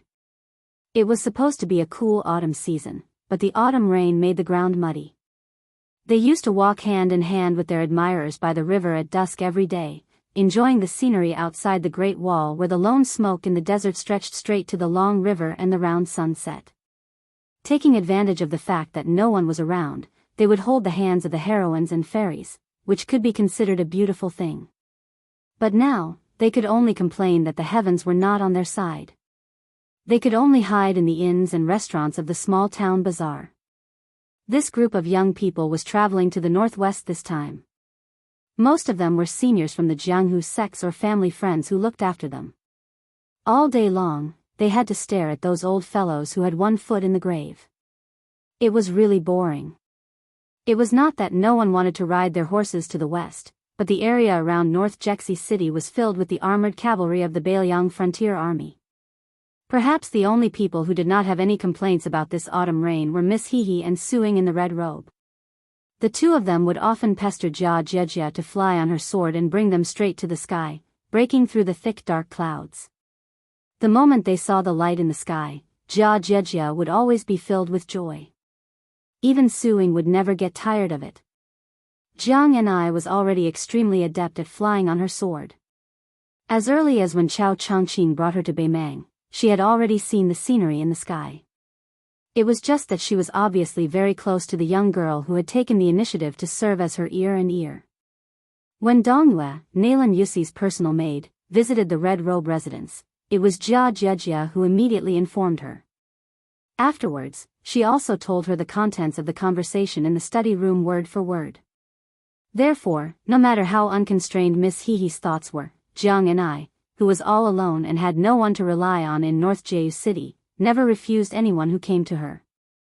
For example, when she looked up and saw the wild geese flying high above North Jianghu City, she would fly on her sword and chase the wild geese to the south. Occasionally, she would even help Jia Jiejia catch 2 or 3 pitiful wild geese and tie a piece of paper to their claws. It was very childish. Last time, Jiang Ni wrote the sentence, Su Fengnian is a bastard. Suing, who never spoke, wrote, he is not a bastard. Miss Hehe then had Jiang Ni write, they are all right. However, it was unknown whether those wild geese that had suffered in the south would still dare to return north next spring. Later, the 3 women fell in love with the game of flying immortal. First, Jiang Ni flew into the sky above the sea of clouds. Before the first adventure, they must have discussed beforehand that they didn't dare to jump into the sea of clouds casually. After all, if they accidentally jumped into the sea of clouds and smashed a hole in Su Fengnian's mansion at lightning speed, they probably wouldn't be able to play in the future. The 3 of them picked the position of the great Liang dragon sparrow that was hovering above the river. Then, Jia Jiejia, who was not afraid of anything, was the first to jump down. She put her hands together and her head was facing down. Finally, she fell head first into the mud at the bottom of the river. At that time, the young king, who was dealing with military affairs in the conference hall, suddenly felt a majestic aura that was like a flying sword that pierced straight into the earth. He immediately flew to the top of the city wall. As a result, he saw a funny scene that made him not know whether to laugh or cry. Weighing the falling speed and the young girl's physique, Su Fengnian had to secretly take action, so that Jia would be able to reduce most of the momentum before she hit the river. Finally, he had to run into the turbulent river, splashing countless water, grab her feet, and pull the young girl out of the mud like pulling a radish. On the way down, the red robe that quietly controlled the aura fell not far from the river. Because it did not hit the ground head first like the young girl, it was not a big problem. However, the young king was like a drowned rat. Without waiting for Su Fengnian to get angry, the three women ran away. After that, the game went on as usual, but Jiang Ni's flying sword was much lower. She also chose to fly at night. Therefore, in the middle of the night, the loud sound of dumplings being thrown into the pot could be heard every few days. Over time, the people in the small town became accustomed to it. If it was only this kind of harmless nonsense, Su Fengnian would turn a blind eye to it. But one night, when the wind and thunder were particularly loud, the young king who was discussing the matter of grain with Bai Yu in the house heard an unusual thunderous sound from above. Su Fengnian immediately realized that the situation was not right. Sure enough, he caught the three sneaky women on the spot.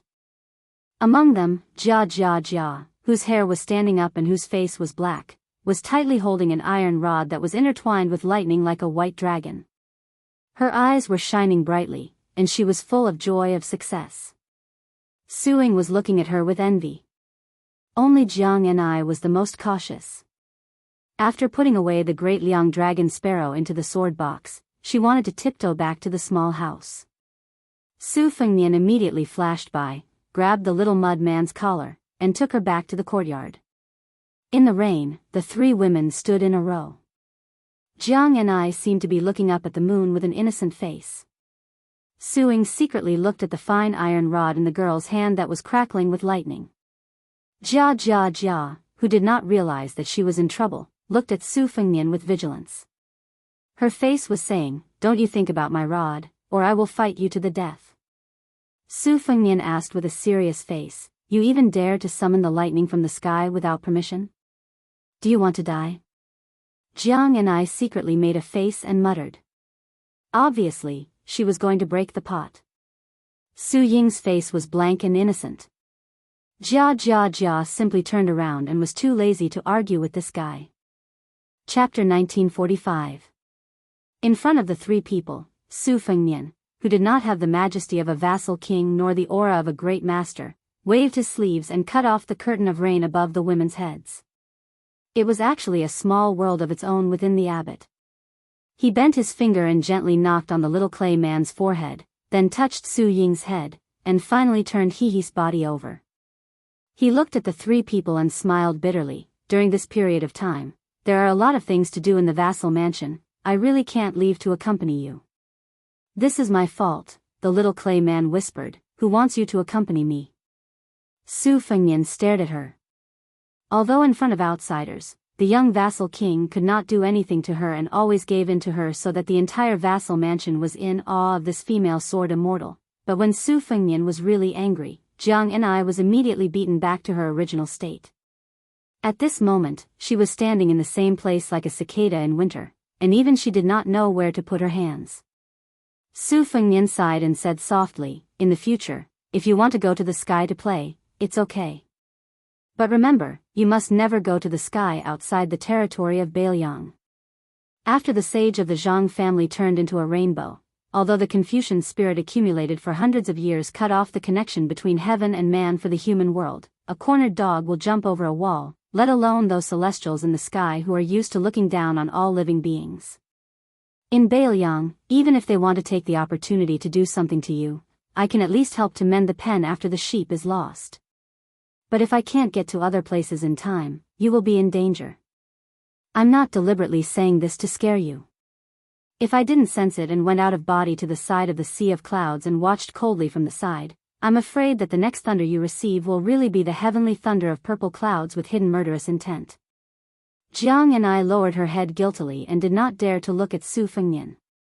Hehe, the girl looked at the iron rod in her hand, which was still like dozens of slender white pythons, and was reluctant to part with it.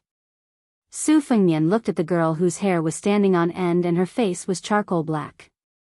He couldn't help but laugh. I didn't say that you can't keep the stick. You took such a big risk and got struck by lightning. The residual lightning on the stick can still last for a few days. There's no reason not to treat it as a treasure. Su Fengnian looked up at the curtain of rain and said to himself, it's just that it's impolite not to reciprocate. After hearing the young king say, I'll be right back, Jiang and I said worriedly, do you want me to lend you the great Liang dragon sparrow? Su Fengnian smiled and shook his head. His figure rose from the ground and disappeared in a flash. Not long after that, the three of them heard a thunderous roar from the sky. It was Su Fengnian shouting, get lost. Jiang and I was secretly speechless. This guy's courage was really big. In the night, two bright white rainbows cut through the sky. One fell into the grassland of Beimang, and the other fell into the territory of the Central Plains. After half an hour, Su Fengnian floated back to the ground. His hands were behind his back, and his expression was calm. Jiang and I asked curiously, did you fight with someone? Su Fengnian nodded and didn't explain in detail. In the face of the 7 immortals who were sitting in the clouds and spying on Northern Liang's luck, Su Fengnian beat up 2 of them, who dared to walk out of the gate of heaven, and turned them into banished immortals. Jiang and I took off the sword box and handed it to Su Fengnian with both hands. Su Fengnian was puzzled and asked, what? The little mud man wrinkled his nose, you take it for safekeeping, so that we don't get into trouble. Su Fengnian said helplessly, in the end, North Rejecting City is a boring place for you. I'm just angry that I can't let you have fun, not angry that you sneaked out to play. Who would believe that? In any case, the little mud man didn't believe him. Just now, he glared at him fiercely. Su Fengnian smiled. With his hands behind his back, he suddenly stretched out a hand. 3 to 4 inches above his palm, there was a fist-sized snow-white ball. It was actually condensed from the essence of lightning. The 3 girls immediately opened their eyes wide, as if they had seen the cutest thing in the world. Su Fengnian retracted his hand and allowed the ball of lightning to hover in the air in front of him. He reminded them with a smile, don't touch it with your hands. A normal Vajra physique won't be able to withstand an explosion. In today's world, other than me, perhaps only the white-robed monk Li Dongxin's prayer beads, Dong Tai's sword, and Tuoba's fist can remain unharmed after touching it. However, as long as you release a little bit of your qi, it won't consume too much energy and you can easily control this ball of lightning. Let me say this first, you can't let this little thing leave this courtyard, and you can't let it touch anything in the courtyard. Otherwise, I won't have the time and energy to help you get another one. Su Fengnian stretched out his hand and lightly touched the iron rod in the girl's hand. I left a trace of my qi on it. When you're not playing with the ball of lightning, it will automatically hover near the rod. Jiang and I and the other 2 nodded vigorously at the same time, really like chicks pecking at rice. Jia didn't say anything else. With a bang, she placed the iron rod on the limestone floor of the courtyard. Then, the ball of lightning began to slowly revolve around the rod. The 3 heads gathered together and stared intently at the little toy that was spinning leisurely. Su Fengnian, who was left aside, glanced at the cracked ground and sighed. He left the courtyard and returned to the house. When the figure of the young lord disappeared, the abbot world that was supported by his qi also quietly dissipated. The small courtyard reappeared in the rain. The 3 women moved the chairs and benches to sit side by side under the eaves. Jiang and I suddenly came back to her senses. She turned to Jia and said seriously, little Hihi, the copper coins to repair the ground, you can't renege on the debt. The girl who was nicknamed Little Hihi slowly shook her head. Jiang and I frowned and said, Jia, you can't do this. Hihi girl rolled her eyes and leaned over to whisper in Jiang Ni's ear. After Jiang and I heard the secret words, she coldly snorted and said loudly, Little Hihi, you don't need to pay this money, I also won't pay. Isn't someone's female confidant all over the world? Even a woman that you've only met once will fall in love with him. Why would you lack these copper coins? In fact, Su Fengnian, who had not walked far away from the courtyard, suddenly staggered and shook his head with a bitter smile. In order to escape the debt, Jia Jiejia was very disloyal to her friends. She leaked the last words of the maid, Dong Yue, to Heaven's secret. Chapter 1946. During the summer, the heat stopped and the autumn air gradually turned serious.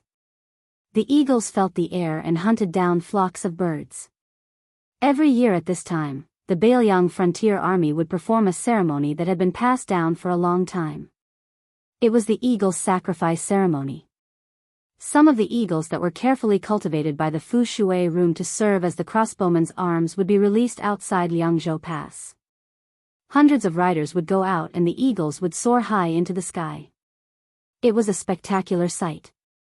Because the crossbowmen on white horses outside Liangzhou Pass had all been transferred to the battlefield in Liuzhou, the North Jibei city's manor was replaced by He Zhonghu's left cavalry. First, the old commander was seriously ill and only had the title of left cavalry in name. This eagle sacrifice ceremony was also the end of the old commander's career. Second, a new left cavalry deputy commander named Lu Dayuan, who had been away from the border army for more than 10 years, happened to be leading the hundreds of riders north of North Jibei city to release the eagles. On the day of the eagle's sacrifice ceremony, the sun was setting in the west. The North Jibei city's horse path was crowded with people. The right cavalry commander Jean Partridge Zhou Kong, accompanied by Li Yanchao, slowly walked to the top of the city wall with a straight face. When he saw the old commander He Zhonghu, who had to wrap himself in a thick fur coat after taking off his armor, his expression became slightly better. The fierce border army general Li Yanchao, who betrayed the left cavalry and joined the right cavalry, had an indifferent expression. Only in the depths of his gloomy eyes was there a bit of guilt. However, he was still ashamed but not regretful. The young lord with a cold blade at his waist stood in the middle of the city wall. He looked into the distance and saw a flock of eagles soaring in the sky. He felt relaxed and happy. After seeing Lu Dayuan leading hundreds of riders back to North Jibei city, Su Fengnian turned his head to look at He Zhonghu beside him. His old body could no longer bear the bumpiness of the horse's back. Even hanging a blade and hanging an armor had become an extravagant hope. After the eagle's sacrifice ceremony today, the old commander would officially leave the battlefield. However, the old commander had no children and had no residence within the pass. Su Fengnian originally thought that based on the old commander's temperament, he would choose to retire in North Jibei city. After all, he could hear the familiar sound of horse hooves closer. Su Fengnian had even personally asked people to set up a quiet residence near the manor. However, in the end, the old commander actually wanted to take advantage of the fact that he still had some strength to go to North Jibei city to take a look around. He said that North Jibei city was Jiangnan beyond the Great Wall of Beiliang. He had long heard that it was rich and populous there. He had been dealing with horse dung outside the pass for 20 years. No matter what, he should go there to enjoy life and eat a few good meals. Su Fengnian was well aware that the old commander was lying when he said that he wanted to enjoy life. He did not want the left cavalry's commander-in-chief to meet him, the retired emperor, face to face from time to time. Even if the successor did not think this way and would not feel that his hands and feet were tied, the old commander still insisted on his opinion. Su Fengnian had no choice but to let Chen Yinshui, Lin Dofang, and the other elders of the Su family, who were of the same generation as the old commander, come forward to persuade him. However, it was useless. He Zhonghu, who had spent his entire life on the battlefield, was suddenly determined to leave. He Zhonghu suddenly sensed the young vassal king's line of sight. With a carefree laugh he said, "Wang Ye, don't try to persuade me. I, He Zhonghu, admit that my talent in leading troops in war is mediocre. The reason I was able to win those battles was because of the former Su family's old soldiers and the current Beiliang frontier army. I relied on being able to listen to other people's opinions. I am ashamed to say that I have been in the military for nearly 50 years. During the Spring and Autumn War, I don't dare to say that I led the troops in every battle, but I did not do any less than Lu Yuanji, Wei Taizhan, and the other old fellows. I don't know why, but in the end, I was the least injured, and I could not compare to the great general. I remember when the great general brought us to Beiliang, no matter how good our friendship was, in order to be able to fight for the position of a strong and powerful general, each and every one of us did not even care about face. Wangya, do you know how Wei Taizhan mocked me in front of the great general? Su Fengnian smiled and shook his head. The old man laughed and said, Lu Yuanji and Wei Taizhan, those two old bastards, were actually aiming for my position at that time. Lu Yuanji, who had studied for a few days, had a lot of evil ideas in his stomach. He did not want to be a bad person, so he urged the old coarse Wei Taizhan to tell the great general that he Jianghu, suffered very few injuries on the battlefield, but I did not suffer any major injuries. However, I, who never got sick, might get sick and die. Therefore, when we fought the Beimang barbarians, he Jianghu should not lead the cavalry to charge and break through the enemy lines. If he Jianghu was careless and died, not only would he lose his life, but he would also lose the face of the border army. How could this be tolerated? Of course, I couldn't tolerate it. So, in a fit of anger, I went to the great general and pulled out the third-generation Su family saber that was hanging at that time. I left behind a ruthless sentence. Either I become the deputy commander of the cavalry, or I take the saber and chop that bastard Wei Taizhan to death. The great general had no other choice but to agree. Su Fengnian could not help laughing. The terminally ill old man no longer spoke. Together with the young vassal king who was not yet 30 years old, he gazed into the distant north. Back then, Zhao Go had meticulously collected a sea of intelligence related to the northwest border army. The Liang Ministry of War had used this to come to a conclusion. The Beiliang cavalry was divided into mountains, and there were many conflicts between the cavalry and infantry. The relationship between the cavalry outside Liangzhou Pass and the Liangzhou cavalry outside Liangzhou Pass was even stiffer. The generals outside the pass and the military officials inside the pass also had mediocre relations. Therefore, the so-called 300,000 Beiliang cavalry could be united only because Ren Tu Su Xiao was not dead, enough to intimidate the heroes, and also because Qin Jibao, who had great prestige, was standing behind the old man. But during the transition period between the two generations of cavalry, it was very likely that there would be great turbulence.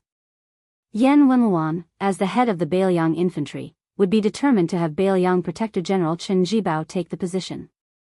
Zhong Hongwu, He Zhonghu, and the other important mountain leaders who controlled the cavalry outside Liangzhou Pass might not be willing to lower their heads. Huta City's Lu Jinu would listen to Ren Tu's last wishes. Li Yanchao, Li Mofen, and Chao Xiaojiao were young and strong generals who were famous in Beiliang for being rebellious and difficult to tame. The Beiliang Protector General Qin Jibao and His Royal Highness Su Fengnian were mostly dishes. Among these generals, the existence of the spring and autumn old man He Zhonghu was rather special. While he and Yan Wenluan had once been Zhao Changling supporting Dragon Sect General, and thought highly of Qin Jibao, he was publicly recognized as the most loyal to the old Prince of Liang, Su Xiao, and the least selfish. Even the Great Peace City Ministry of War, thousands of miles away, could see this scene. The Tide Listening Pavilion naturally saw it even more clearly. So Yan Wenluan's two deputy commanders, Wei Taizhan and Lu Yuanji, left the infantry. The spring and autumn old generals like Zhong Hongwu and He Zhonghu, who were of similar age and seniority, firmly held the border cavalry. Then Qin Jibao rode alone to Shu and betrayed Beiliang. The arrogant Zhong Hongwu lost his integrity. The power of the Beiliang cavalry was transferred to Yuan Zuozong, Jean Partridge, Zhou Kong, and the others.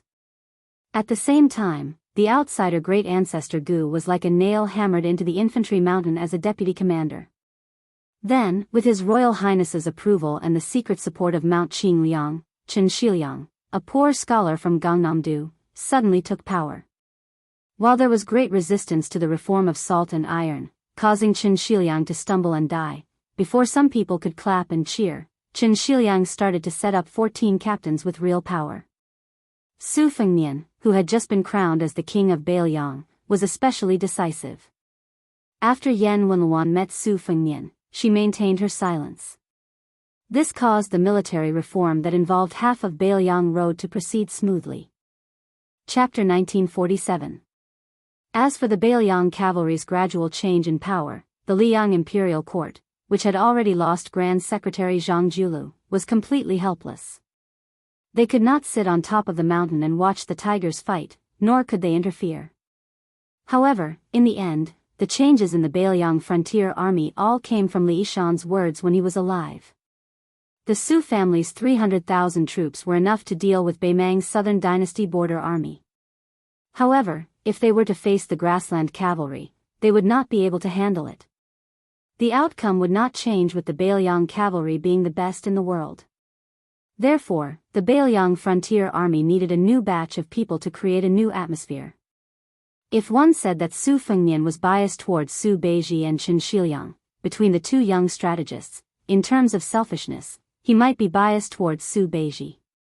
However, in Li Yishan's heart, his expectations for Chen Shiliang were slightly higher than Su Beiji when he was alive. Today, Chen Shiliang's reputation in the Beiliang frontier army, especially among the refugees and the Liuzhou cavalry, was not inferior to Provincial Governor Yang Guangdou and Liuzhou General Ko Jianghuai. He was also very close to Yuwandao Chao Wei and other young generals. Su Beiji, who was also the transport envoy and deputy provincial governor of Beiliang, could be said to be like the sun in the sky. During his time as the Lingzhou provincial governor, he had a deep relationship with Lingzhou General Han Laozhan and Huang Xiaokuai, who had real power within the borders. When he returned to the border army, the Su family's old soldier Lu Daiyuan, who held a lot of power, led over 100 elite cavalry to appear outside the city walls. The old commander, who originally had his hands on the cold arrow pile, turned his body. He did not call the young man prince, only holding Su Fengnian's hand. The old man, who had mixed feelings, said softly, "It's been hard on you." Su Fengnian held the old man's hand instead. "It's a little hard, but it's not bitter." The benevolent old man asked with a smile, "Then I can rest assured?" Su Fengnian nodded and smiled. "Don't worry, old general." The old man did not let Su Fengnian escort him out of the city. It was just a simple and crude carriage. The retainers were the 4 or 5 old soldiers who left the left cavalry with the old marshal. They were together in life and death. It was the same on the battlefield. After the carriage left the city, a rider had already stopped outside the city. The old coachman who didn't like this rider originally didn't want to stop, but Zhong seemed to have expected this. He lifted the curtain and asked the coachman to wait for a moment. After the deputy commander of the right cavalry, Li Yanchao, got off his horse, he looked at the old man who was struggling to get off the carriage. He did not deliberately go forward to help him. Zhong suddenly walked to Li Yanchao's side and stretched out his hand to pat the back of the warhorse. He smiled and said, "It is worthy of being the Beiliang horse that is unique to Silken Pasture. Although its leg strength is slightly inferior to that of Courtyard Pasture's A-class warhorses, it is most suitable for cutting through enemy lines." Li Yanchao's mood was complicated. He didn't reply. The Silken Pasture and Courtyard Pasture were located to the left and right of Lianglong. The former had a better relationship with Zhou Kang's right cavalry, while the latter had a better relationship with the left cavalry. This was because the elders in charge of the two pasture were mostly from the left and right cavalry. How could Mount Qingliang and the Governor-General Manor order the allocation of A-class and B-class warhorses? Naturally, the pasture didn't have the authority to make any decisions. However, there were some top-notch A-class warhorses. Because of their scarcity, the pasture would naturally reserve them for the high-ranking officers of the left and right cavalry. This was also a reasonable move. The 2 generations of vassal kings of the Beiliang Su family had never interfered in this matter. After Li Yanchao was transferred from the left cavalry under Zhong's command to the right cavalry, the first thing Zhou Kang did was to present this warhorse to this valiant general of the Beiliang's 4 fangs. The commander's seal and tiger tally were actually things that followed closely behind. The stooped Zhong and the tall and sturdy Li Yanchao slowly advanced side by side. The old man said softly, "General Zhou's management of the army is strict. Most of the brothers by your side have violent personalities. After you are transferred to the right cavalry, you must not act arrogantly. Don't leave any evidence that can be used against you in trivial matters. It's not worth it." Li Yanchao nodded and said, "This general has already greeted my brothers. This time, Li Yanxiao's official position change led to a significant change in the Liangzhou cavalry. This was because Li Yanxiao was not only transferred to the right cavalry alone, more than 10 of his trusted lieutenants and commandants had also become Jean Partridge's subordinates. However, other than Li Yanxiao, who was promoted, the other generals were all transferred or demoted by one rank. After all, Zhou Kang's left cavalry had already established a solid foundation. If more than 10 people were suddenly promoted, the old men of the left cavalry would probably rebel. Fortunately, Zhou Kang and Li Yanxiao had long reached an agreement on this matter. Li Yanxiao's brothers were easy to talk to. From this, it could be seen that Li Yanxiao truly had an extraordinary ability to control people. After all, in the officialdom, when one person achieved the Tao, all his chickens and dogs would ascend to heaven. This was common sense. He Zhong suddenly smiled calmly and said softly, "Yanxiao, I know you are very confused. Why did I tell you to give up when I clearly could have stayed on as the left cavalry's commander-in-chief for another year and a half? It is clear that I want to use an outsider's Yuan Dao and not you, Li Yanxiao, to take the first position of the left cavalry, right?" Li Yanxiao nodded. This was like a family's property. No matter how big or small it was, if the father was willing to give it to an outsider rather than the eldest son of the first wife, anyone would have complaints. Especially if the eldest son of the first wife was not the kind of son who was destined to lose the family property. The old man suddenly smiled. "Li Yanxiao, there is something that you young people may not care about, but old people like me, as well as Wei Taizhan and Lu Yuanji, all care about. That is that our family property in the border army is actually not ours, but the Su family's. It is the new and old Liang princes." The old man looked at the fierce general of Bailiang who wanted to speak but stopped. He waved his hand and said, "Don't be in a hurry to refute. Let me finish. There is no need to say more about the great general. Even you all are convinced. In reality, from the spring and autumn period to the present Xiangfu, from Liang to Beimang, no one is unconvinced. When it comes to the new young prince, you all may be convinced, but generally speaking, you cannot admire and respect the great general. To tell the truth, I, He Zhonghu, am no exception. However, don't forget, this is not a reason for us to have soldiers for ourselves. It is not a reason for us to treat the soldiers under our command as exclusive property. Of course, if you say that our young princes are ambitious and ruthless, just like the 3 generations of Liang Emperor, then you, Li Yanxiao, Chao Xiaojiao, and the other famous troublemakers in the army, in order to protect themselves, everyone holds on to military power to leave a way out for themselves. I, He Zhonghu, can understand, but..." The old man lightly stamped his foot on the road that was slightly softer after the continuous autumn rain. He continued, "It is just that in Bailiang, from the 2 generations of vassals, to us old people, to Lu Jinu and Wang Lingbao, to you all, and finally to the young people who have just entered the border army, in this bitter and barren land, there is no need for ambitious and ruthless people. Our Bailiang cavalry only wants to be heroes." The old man finally reached out and patted Li Yanxiao's broad shoulders.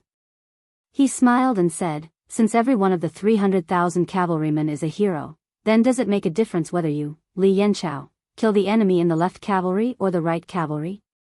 In my opinion, there is no difference." The old man turned and walked towards the carriage. He raised his arm high and gently waved goodbye. Li Yanxiao faced the old man's back and straightened his back. He cupped his fists and said in a clear voice, "Old commander, please wait. Watch how I, Li Yanxiao, destroy the Beimang cavalry." The old man did not stop and did not speak. He only cupped his fists high above his head. Chapter 1948. In the study room next to the second hall's signing room, an old man and a young man were sitting on 2 chairs, a stool and a chess block, chatting. The chess piece was placed on a small stool, so the 2 people playing chess could only hold their respective chess boxes. At first, when they heard that a fierce battle was imminent, even Li Gongda of the front hall, and Bai Yu of the household hall, came to watch the battle. Some military counselors who had nothing to do for the time being even came together in a grandiose manner, causing the study room to not even have a place to stand. It was enough to show that the outcome of this battle on the Rowan board was eye-catching. After all, one of the players, the young vassal king, was not only Li Yishan's brilliant disciple, he was also regarded as the younger brother of the 11th Dan great national player, Su Weisheng. There had long been rumors that Su Fengnian indeed had an extremely tenacious chess muscle and great chess strength. As the opponent of the young vassal king, Chancellor Wang was even more of a learned scholar who was like a grandmaster in the literary field of Liang, and was also Su Weisheng's teacher. Although there had never been a famous chess game that was passed down to the world, everyone felt that even if Chancellor Wang's chess strength was not as good as Su Weisheng's, he should still be a match for the young vassal king. Especially when the old man placed the white chess pieces, his elegant demeanor of rolling up his sleeves with one hand and twirling the chess pieces with the other hand was really dazzling. He was indeed worthy of being the second chair of the Shangyin Academy, a scholar, a sage, and a moral grandmaster. Probably because the old man's aura was too strong, almost no one saw the helpless face of the young king who was being challenged. Mr. White Lotus, who didn't care about trifles, squatted beside the chess block, wishing that he could stick his eyes on the chessboard. Along with Chang Sui, Su Huang, and Su Weisheng, Jean Baosher was one of the disciples of Han Guzi. She stood behind the old man without any expectation. She didn't want to come here to make a fool of herself, but she couldn't stand this old man's pestering, so she pulled him here to boost her courage. In the old man's words, this old man and Su Fengnian's chess skills were on par, and the odds of winning were 50-50. If there was a peerless beauty by his side encouraging him, he would be able to take down the Su Fengnian in one fell swoop. However, Jean Baosher knew the old man's chess skills very well. He was really a stinky chess player. Not to mention that he was miles away from her senior martial sister Su Weisheng. If she played against him, she would be able to beat the old man until he threw away his helmet and armor. She would definitely win every game. However, Jean Baosher and Su Fengnian knew the true weight of the old man, but the people in the room and the heads crowding at the window didn't know. Therefore, after more than 10 moves, Bai Yu, who was proficient in chess, frowned and was confused. Those people who were in the dark felt that it was really King mysterious. Chancellor Wang was indeed a national chess player. Every time he placed a chess piece, not only did it return to its original state, but it also had a lingering aftertaste. It must be extremely brilliant. It must be their short-sightedness that they couldn't see the old man's profound layout. How could it be that the old man didn't have enough strength and randomly placed a chess piece? After about 30 moves, Li Gongda had already rolled his eyes and left with his hands behind his back. Many of the counselors who saw through the trick also silently left with a strange expression. Over time, when the chess game reached the ending stage, there were only 4 people left in the room: the seated chess players, the squatting Bai Yu, and the standing Jean Baosher. The old man, who felt that the situation was very good, turned his head to Jean Baosher and said proudly, "Daughter, how is it?" This old man's nickname of the chess saint Ironhead Wang is definitely not an undeserved reputation, right? How ferocious is his chess skills. Look at our Wangya, he is retreating step by step without any strength to fight back. The old man muttered to himself, "All right, I'll change my nickname in the future. I'll call myself Iron Cavalry Wang. It's exactly the same as the Bailiang Cavalry. Their battle prowess is the best in the world." Then the old man smiled and lowered his head to look at Bai Yu. "Mr. Bai Lian, you have been squatting on the ground for a long time. Are you deeply intoxicated and unable to extricate yourself?" "Don't worry, this old man can understand." Bai Yu raised his head with a blank expression. "My feet are numb, I can't stand up." The old man's mouth twitched, and he snorted coldly. Su Fengnian silently placed his chess piece and slaughtered a big dragon. In an instant, the white chess pieces were reduced to 7 or 8 pieces. The young king leisurely picked up the dead chess pieces from the chessboard and threw them one by one into the chess box on the old man's leg. The old man, who returned from the dumbfounded state, was about to stretch out his hand to stop the young king, but the young king squinted his eyes and said, "What, do you want to withdraw your chess piece? This time, you can withdraw your chess piece, but don't think about coming to the study room to play chess with me in the future." The old man weighed the pros and cons and laughed. "This chess game is magnificent and wonderful." This old man, although defeated, is still glorious. Bai Yu finally stood up, bent down and rubbed his legs, and said to himself, in the future, if I come to this study room to watch people play chess, I will poke my eyes. The old man turned a deaf ear to his words and still had a satisfied look on his face. Jean Baosher picked a chair and sat next to the chess block to help the two men clean up the chess pieces. The old man held the chess box with both hands, restrained his smile and asked, "Do you know what Nalen Yusi is planning?" Su Fengnian put the chess box on the corner of the chess block. Generally speaking, he wants me to help Yan Qi King and his son to delay the grassland cavalry for at least 1.5 years. Chancellor Wang said in a deep voice, "You agree?" Su Fengnian leaned forward and pinched a chess piece with 2 fingers, smiled faintly and said, "For this kind of thing, it's not about whether I agree or not, because it's meaningless. If I agree, do you really believe that Xian Liang will treat the Beiliang frontier army well? If I don't agree, do you think the Beiliang cavalry won't fight the Beimang barbarians?" Chancellor Wang's words were earth-shattering. Jean Baosher, who was bending down to collect the chess pieces, was so shocked that his hands trembled. "Then have you ever thought of meeting the old woman in private to divert the trouble?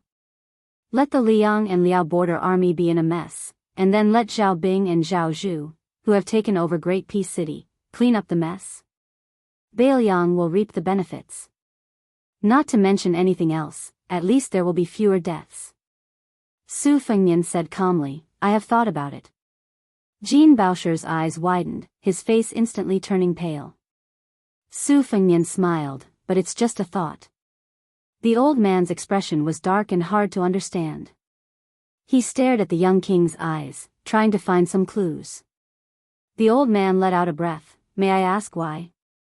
Su Fengnian gently put the chess piece back into the chess box. "It's hard to distinguish between black and white in the world. But there are right and wrong in the world." The old man said impatiently, "You brat, to put it simply, don't try to mystify things just because Jean girl is here. To be honest, even if this girl is willing to like you, do you dare to like her?" Jean Baosher's face turned red as he stared angrily at the old man. Su Fengnian said helplessly, "To put it simply, it's very simple. If Su Xiao was still alive, when faced with Northern Mang's million cavalry knocking on the pass and pressing down on the border, wouldn't he secretly run over to the old woman and tell her that he would lead the troops to attack Gujiantang, and that we would call a truce in Liangmang?" The old man said exasperatedly, "That's not the same. Su Xiao is Su Xiao. That old woman liked your father in the past, and your father, as a man, couldn't put down his face and didn't want to open his mouth. There's nothing strange about that.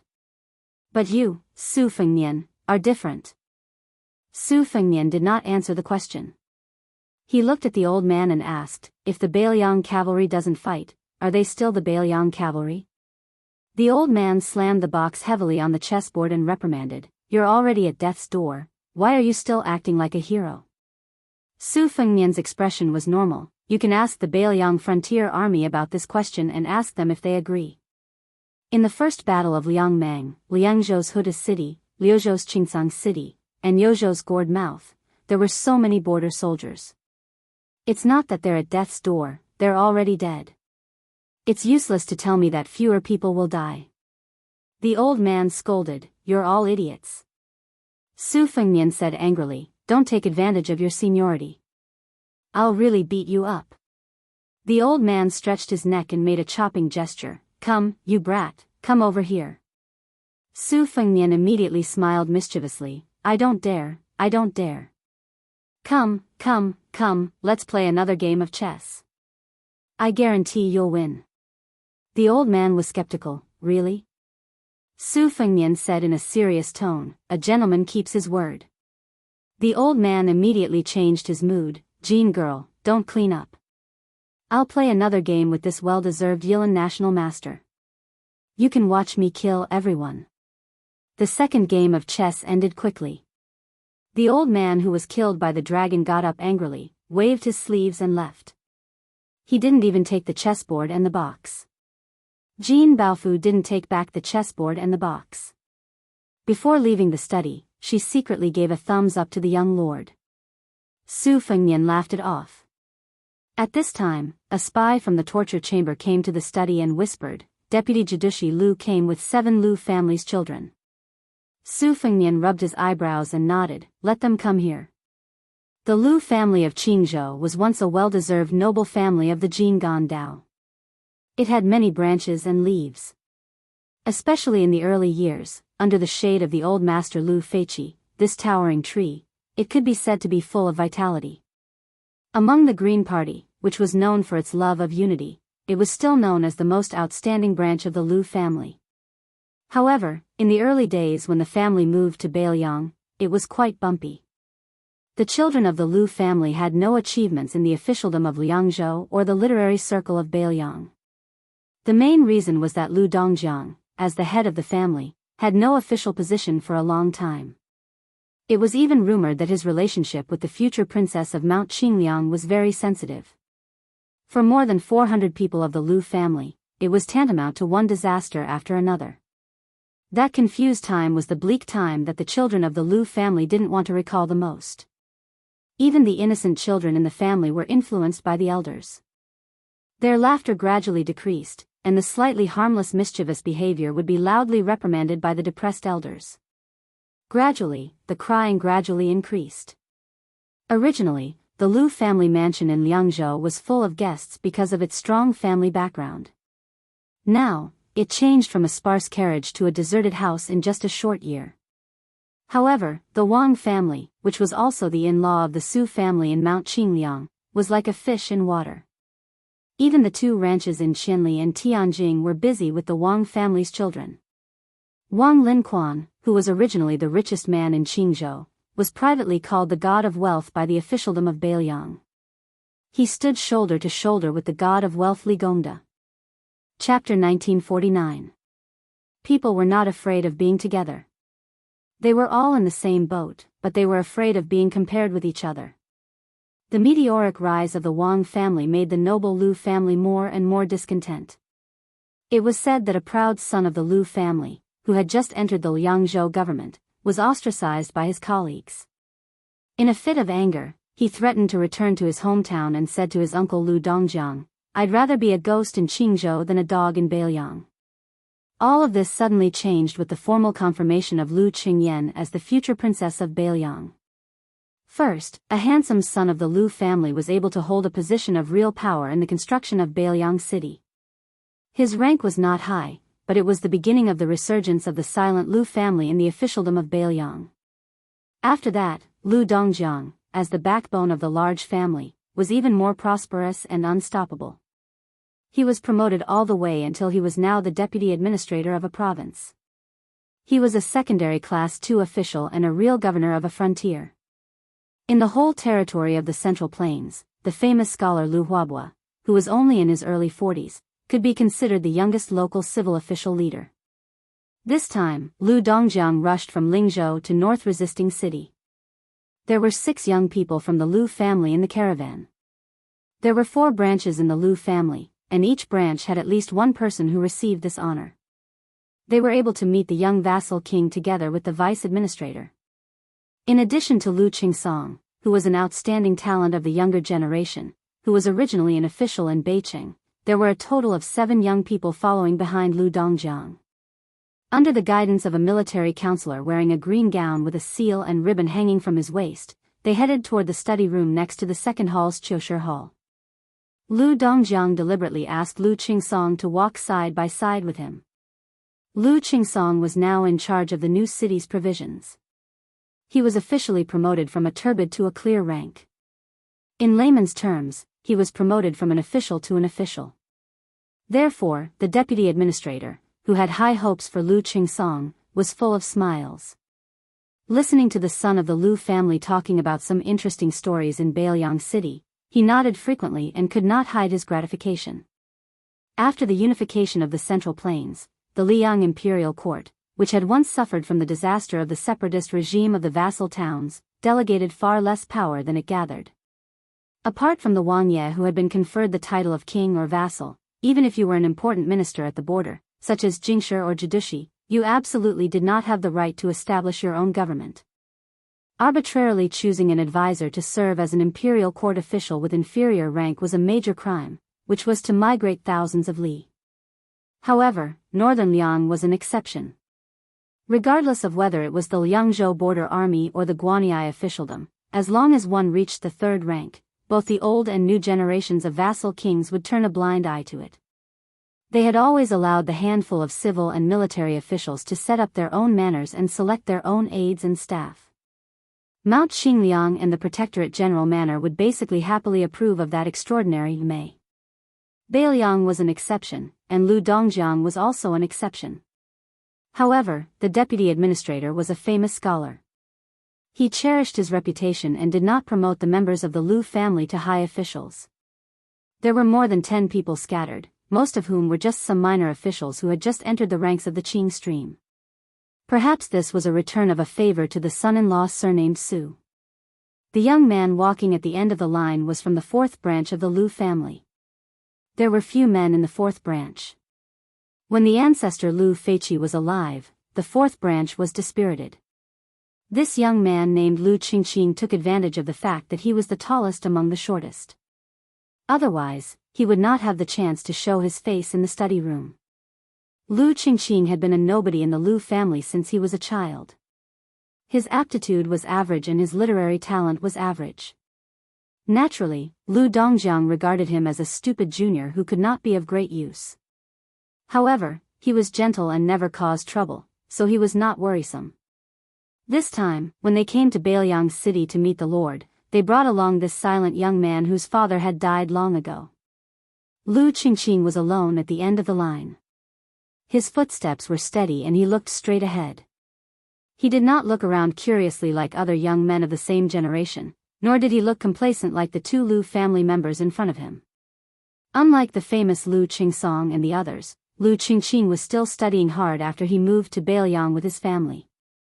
Therefore, when the Lu family collapsed, this young scholar who had no support in the family was the least disappointed. When the Lu family rose rapidly, he did not ask for an official position from the head of the family, Lu Dongjiang, who had both hands full of seals and ribbons, but went to the Green Deer Cave Academy in Yuzhou to study. His life was still ordinary. Until now, no one knew his identity as a member of the Lu family. When his classmates gathered, they would discuss current affairs and state affairs and sing loudly. Lu Qingqing, had never been mentioned. This time, when the family sent a letter to ask him to leave for the border in advance, Lu Qingqing came. He only carried a bookcase and gritted his teeth to hire a carriage. Then, he waited alone in the market town outside the city for the mighty deputy provincial governor. When Lu Qinghe, a peer of the 3rd branch, learned that there was no senior official coming out of the city to greet them, he complained that the people in the city were too careless. If it were in Great Peace City, with his uncle's prominent identity, even if the minister of the Ministry of Rights did not come out to greet them, there should at least be an assistant minister of the Ministry of Rights waiting outside the city. Lu Qingqing, who was ridiculed by his peers as a blockhead, still looked on coldly as usual. He only listened and did not say anything. The vassal king's study next to the summer-seeking hall was not big. There were only 4 chairs. The young vassal king had one. Of course, Lu Dongjiang had one. Lu Qingsong, who was the local bully of North Jicheng and the top young disciple of the Lu family, also had one. As for the last chair, after Lu Dongjiang sat down, his eyes indicated for Lu Qinghe to sit down. However, other than the look of an elder encouraging the younger generation, there was also a hint of warning not to complicate matters. This Lu Qinghe was the disciple of the Lu family who did not have a good time as an official in the Liangzhou Yamen and resigned. He was also the young famous scholar who left behind those harsh words. It was a pity that this was in Beiliang, where martial prowess was weak and literature was weak. Perhaps if it were in the Central Plains in Jiangnan, this would be an elegant story that would cause a sensation in the scholarly circles. Lu Dongjiang had long admired Lu Qinghe. He had personally praised him as the high standard of the Lu family. High standard meant high branch, which implied the height of the mountain tree. When Lu Qinghe was young, Lu Dongjiang did not hesitate to advocate for him in the literary circles of Jinggan Taoism. Lu Qinghe did not disappoint and earned himself the nickname of Little National Scholar. He was the only young man who could compete with the relatively more pragmatic Lu Qingsong. As for the dull and quiet Lu Qingqing, he was afraid that he did not even have the qualifications to be looked at seriously by the two young men of the same generation. There were 4 chairs in a study room. At that time, the young king stood at the door to greet them. After leading them into the room, he smiled and stood behind the ordinary desk. He stretched out his hand and pressed down. After his father-in-law Lu Dongjiang and the 3 young men were seated, the young king slowly sat down. The study was not big, but there were a lot of books and files. There was no ice basin filled with ice placed in the corner. Even if the young king had opened the window before, it was inevitable that it would be a little cramped and hot.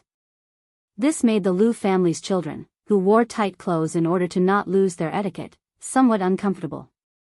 Several young people standing behind Lu Dongjiang, Lu Qingsong, and Lu Qinghe were a little surprised after looking at the study from the corner of their eyes. The formal study used by the king to deal with important military affairs was too simple and crude. It could be described as shabby. In the early years, they were far away in Qingzhou, Jing'an province. They were very curious about the degree of extravagance in Beiliang's Wutangan. There was an interesting story in the literary circle of the Central Plains. There was a literary talent in Gangnam-do. He scolded Su Shao as the most important thing to be an official in the imperial court. After he retired to the countryside, he belittled Beiliang's border affairs as the most important thing in his life. The old man, who was from an ordinary aristocratic family, was good at writing graceful poems in his later years. His words were gorgeous, and he especially liked to describe fun and drinking. He was praised by the Gangnam-do literary circle as writing about the affairs of the rich and noble family, with a melodious style. It can be described as a hall full of gold and jade. However, it was unknown how it spread to the poor Beiliang. His Royal Highness sent a letter to the old man's mansion. The general idea was that the old man, who was from a poor family, had never touched the threshold of wealth in his life. The letter was full of gold and jade, which was vulgar. At the end of the letter, he also gave a gift of 1,000 sounds of rain hitting the banana leaves, 10,000 koi fish sitting in front of me. The implication was no doubt that the old man, who was only an official of secondary class 3, had seen a little bit of romance. Chapter 1950. After the old man received the letter, he was furious, but he also acted as if he had received a treasure. He immediately went to the court to accuse the Beiliang Su family, saying things like, Su Shao privately embezzled the funds of the Northwest Border Army, stuffing his own pockets to the extreme, shocking, and, Beiliang is poor, the Su family is rich. These famous sayings that were frequently used by officials and loyal officials were first spread from the mouth of the Vabone scholar, old man. However, after so many years, when the news of 10,000 great snow dragon riders from northern Liang coming down to Jiangnan spread, the old man who had once said, I am willing to kill cripple Su with a headbutt, immediately moved his entire family to Great Peace City. In one night, everything that could be moved was moved away. Not a single item was left behind. The conversation in the study, although the young king was not wearing his official robe, Lu Dongjiang was wearing a meticulous official robe. However, from beginning to end, there was not the slightest hint of a monarch and official meeting. It was more like a normal conversation between a father-in-law and son-in-law. Even when it came to official matters, the young king also had a smile. Most of the time, it was the deputy administrator talking. The young man listened carefully and did not have the slightest impatience. During this time, the young king even personally poured a cup of herbal tea for everyone in the room. The tea leaves were white frost tea from Lingzhou. Like the green ant wine, they were all rustic and belonged to the summer tea. It was not chewy and had a strong astringent taste. Only the poor old tea drinkers of Lingzhou were willing to taste it.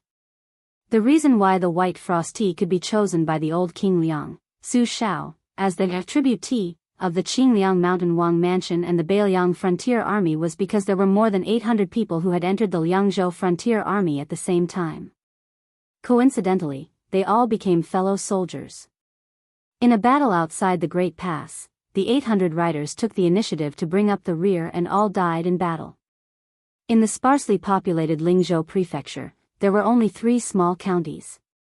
At that time, almost every household was dressed in white frost.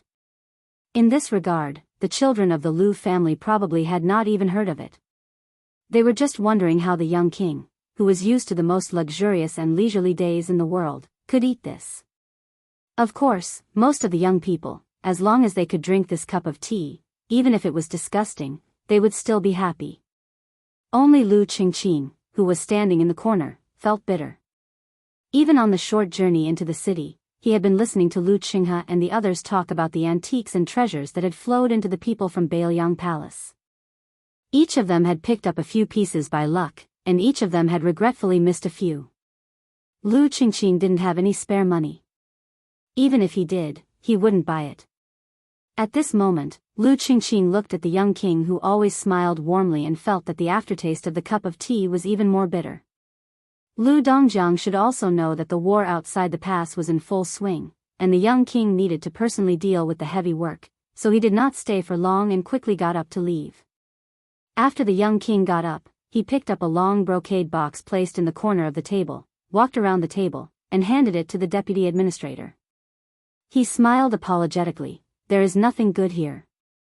This box of a bamboo pipe purple all was specially sent from Wutongan by me. It's not worth much, but it's rare." Lu Dongjiang's eyes lit up. He took the box and laughed. "Your Highness is very considerate."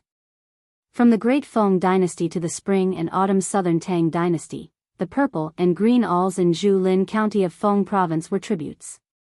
The law clearly states that the annual tribute is 5 taels of green alls and 4 taels of purple alls. The purple alls are the most precious. Unfortunately, after the fall of the old Southern Tang dynasty, the war affected Zhulin County, and almost no grass grew. This kind of small purple all really became extinct. It is said that even the imperial study in Tai and city only has 2 or 3 small purple alls, and they are reluctant to use them. Your Highness, to tell you the truth, I have been searching in Qingzhou for more than 10 years in my early years, but I still couldn't find it. Fortunately. The young king smiled and said, "This can be considered a lucky hit." Lu Dongjiang came in high spirits and returned in high spirits. The children of the Lu family must also be honored. Just when the young king got up to send them out of the study, Lu Qinghe suddenly stopped and turned around and asked, "I heard that when your Highness was still His Royal Highness, you once wrote the poem, 1,000 sounds of rain hitting the banana leaves, 10,000 koi fish?" Su Fengnian nodded and smiled. "It's true." Lu Dongjiang knew something was wrong, but before the deputy provincial governor could say anything to stop him, Lu Qinghe, who was like an all out of a bag, said bluntly, "Wang Ye's original intention is to use this to belittle the fake wealth of the famous Jiangnan scholar Han Jiajing, right?" Su Fengnian's smile did not diminish as he nodded lightly. Lu Dongjiang, who was holding the brocade box, had already resigned himself to fate. In fact, deep in his heart, he was also looking forward to a lucky hit. Lu Qinghe said bluntly, "But your Highness's words are tantamount to the pot calling the kettle black. The wealth poem made of golden words is naturally not real wealth. But your Highness's koi fish in tide listening lake, Wutongan's 1,000 banana leaves, and my poem, a light breeze flipping through a book in a small room, the hanging lantern in a tall building melts the moon, how about it?" Su Fengnian smiled even more. "It's easy to judge who's better. In fact, my second sister also scolded me fiercely like you, saying that I'm not as good as the old man surnamed Han. Suddenly, I'm rich, and I don't even have Han Jiajing's subtle skill of putting up a facade." This time, Lu Qinghe was speechless. He really didn't expect that the young king would expose his own shortcomings like this, and the beautiful draft in his stomach suddenly became useless. Su Fengnian asked with a smile, "You are Lu Gaobiao, Lu Qinghe, who said, 'I'd rather be a ghost of Qingzhou than a dog of Bailiang,' right? Your sister once mentioned you to me in Wutongan, saying that you're too talented." Lu Dongjiang tried to smooth things over. "Your Highness, this kid has some talent, but he doesn't deserve the word talented." Su Fengnian smiled but didn't say anything. In addition to the satisfied Lu Dongjiang, the group of young people once again respectfully bowed and said goodbye. Lu Qingqing was still walking at the end of the group. For some reason, this nobody from the 4th branch suddenly turned his head and saw the young lord looking at him with a smile. At the same time, the young lord gently threw a small object to him. Lu Qingqing subconsciously reached out and caught the cold object that looked like a seal. After holding it in the palm of his hand, his face was blank. The young king smiled and winked at him, then turned and walked into the study. Lu Qingqing, who was sweating profusely, tried to keep calm and continued to walk slowly. He slightly loosened his hand and looked down. Sure enough, it was a small private seal made of mutton fat white jade. The one in the palm of Lu Qingqing's hand was a seal of appreciation. This kind of seal was used to seal paintings and cultural relics. It was popular in the Dafeng dynasty and flourished in the spring and autumn Nine Kingdoms. The word "fake" was engraved on the seal. This private seal was definitely the most legendary seal of appreciation. It was very likely that it would not be surpassed even after hundreds of years. The priceless paintings in the world, which were destined to be passed down for hundreds or even thousands of years, were all engraved with these two words. Lu Qingqing looked absent-minded and lost. He couldn't figure out why the young king would throw such a significant object to him. He couldn't figure out why he didn't give it to the shrewd Lu Qingsong, the sharp Lu Qinghe, or even the head of the Lu family, Lu Dongjiang.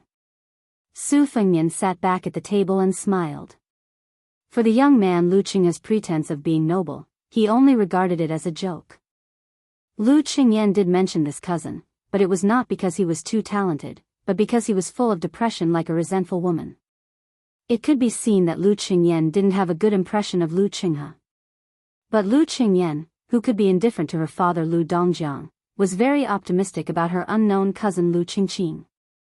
At that time, she seriously told Su Fengnian that although her grandfather had never shown any sign of appreciation for Lu Qingqing, he had personally commented on her twice. The first was that a family of elms is useless, but a sandalwood knows nothing. The elms meant that everyone in the Lu family was mediocre, and the sandalwood meant that the fourth house's younger brother Lu Qingqing. The second was that he has the talent and insight of a provincial governor in troubled times and the character of a minister of peace. As the leader of the Green Party, Lu Feiqi was obviously full of expectations for the future of the collateral descendant Lu Qingqing. The box of 6 small purple awls was actually sent by Lu Qingyan from Wutong'an to the manor in North Jibei City. Of course, her original intention was not for Su Fengnian to give to Lu Dongjiang. She purely wanted to leave something for her man, so she secretly hid it and didn't let Su Beiji take it away. As for the world-famous seal of appreciation, Su Fengnian was indeed reluctant to let it go from Mount Qingliang to the Central Plains. But if it was given to Lu Qingqing, there was nothing to be reluctant about. Su Fengnian was willing to give it to a scholar instead of an endorser, just like when he bought poems from Bailiang in the past. Su Fengnian also didn't have any utilitarian thoughts. After all, Lu Qingqing was still a piece of unpolished jade that had not been carved yet. Even if Bailiang wanted to use him, they had to win the second battle of Liangmang first. Su Fengnian sat alone in the study and closed his eyes to rest. For some reason, he remembered the game with Chancellor Wang and muttered to himself. Slay the dragon, slay the dragon, slay the dragon, carrying 2 capitals, not sending the emperor, but sending the Central Plains. Chapter 1951. As Murong Baoding's main force split into 2, they headed south to Liuya and Fuling. At the same time, Dongzhua's hundreds of thousands of private soldiers were also approaching Huayang Pass. However, Beimang suddenly changed its plan again. Dongzhua's troops did not change their route and continued to attack Huayang Pass. However, Murong Baoding's troops were ordered to continue south and find the 2 main forces of Bailiang's border cavalry to fight a decisive battle. The task of restraining the 2 military towns of Liuya and Fuling was handed over to the 2 Norland dignitaries who had suddenly sped up their advance to the south, Helian Wei, the holder of the Heshi province, and Wang Yong, the holder of the Aquarius province. The emperor of Beimang was not so naive as to let Murong Baoding's troops face Bailiang's left and right cavalry alone. Southern General Zhong Shintong and Longguan's noble leader Wanyan Jinliang would be Murong Baoding's backup. She probably knew the temperament of the Orange Province's border guard. Other than the imperial edict on the table, there was also a secret edict that was even more cruel and cold-blooded. If you, Murong Baoding, are not willing to make contributions and hesitate in the vast area south of Liuya and Fuling, I will let Zhong Shintong and Wanyan Jinliang go south to kill the enemy for you. Therefore, Murong Baoding, who was previously glad that he did not have to go to Huayang Pass to fight Chu Lushan's border guard, could only lead his troops south with a heavy heart. He could ignore the imperial edict and the emperor's verbal threats, but Murong Baoding definitely did not think that the crown prince's Jia Shui army would show mercy to his uncle after meeting his own troops. Moreover, he had heard that the emperor had even given the 2 iron cavalry units named after Murong and Yelu to his nephew. Extending one's head and withdrawing one's head was the same as withdrawing one's head. The old and crafty Murong Baoding could only choose the lesser of 2 evils. After all, fighting against the left and right cavalry outside Liangzhou Pass was something many northern Mang generals yearned for even in their dreams. The so-called Northern Liang cavalry's main force had always been these 2 northwestern border cavalry. There were 2 reasons why Murong Baoding was slightly relieved.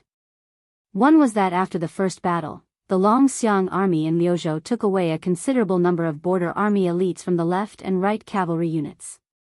Chao Wei and Ko Jianghui also took some away. The second reason was that the old Marshal He Zhong suddenly withdrew from the left cavalry. At the same time, Li Yanchao led a large group of young and strong lieutenants to the right cavalry. The left cavalry was temporarily leaderless, so the morale of the troops was definitely shaken. Huayang Pass had been heavily besieged by Dongzhou, cutting off their escape route and completely cutting off their connection with the 3 military towns of Liuya, Fuling, and Chongzhong. Chongzhong only had infantrymen guarding it, so it was a dead city. Naturally, they had nothing to worry about. The 2 towns of Liuya and Fuling were each garrisoned with elite cavalry who were good at long-distance raids. However, they had to face the fierce attacks of Wang Yong and Helian Wuwei, 2 famous generals who did not care about casualties. They were like clay bodhisattvas crossing the river. Therefore, it could be said that the defense line outside Liangzhou Pass to the north of the left and right cavalry units had been cut into pieces.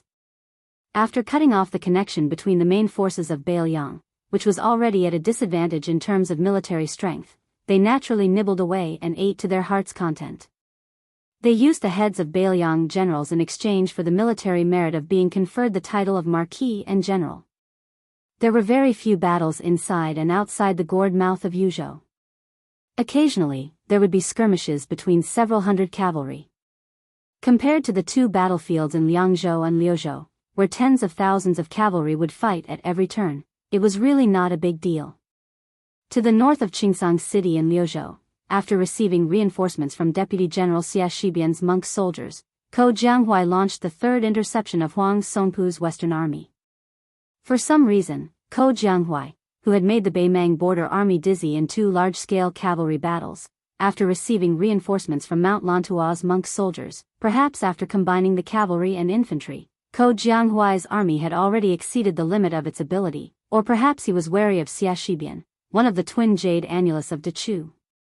In the end, this battle was fought in an extremely orthodox manner, and also extremely tragic. Ko Jianghui used Mount Lantua's monk soldiers as the middle army, forming a common infantry formation of the Central Plains. Su Longxiang and Li Mofen each led a Longxiang army as the 2 wings. The Liuzhou cavalry, which had not reached 10,000 men even after temporary reinforcements, stayed behind the infantry formation as the last remaining force to enter the battlefield. Since Ko Jianghui adopted an almost passive and conservative stance, Huang Songpu decisively gave up on his original relatively conservative offensive stance, completely switching to a large-scale offensive.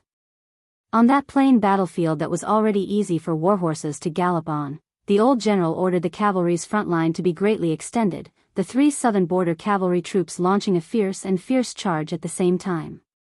It had to be said that in a serious cavalry battle, this allowed the grassland cavalry to display the greatest degree of mobility. Every single northern Mang warhorse's hooves could be said to be filled with the aggressiveness of grasping opportunities with great precision.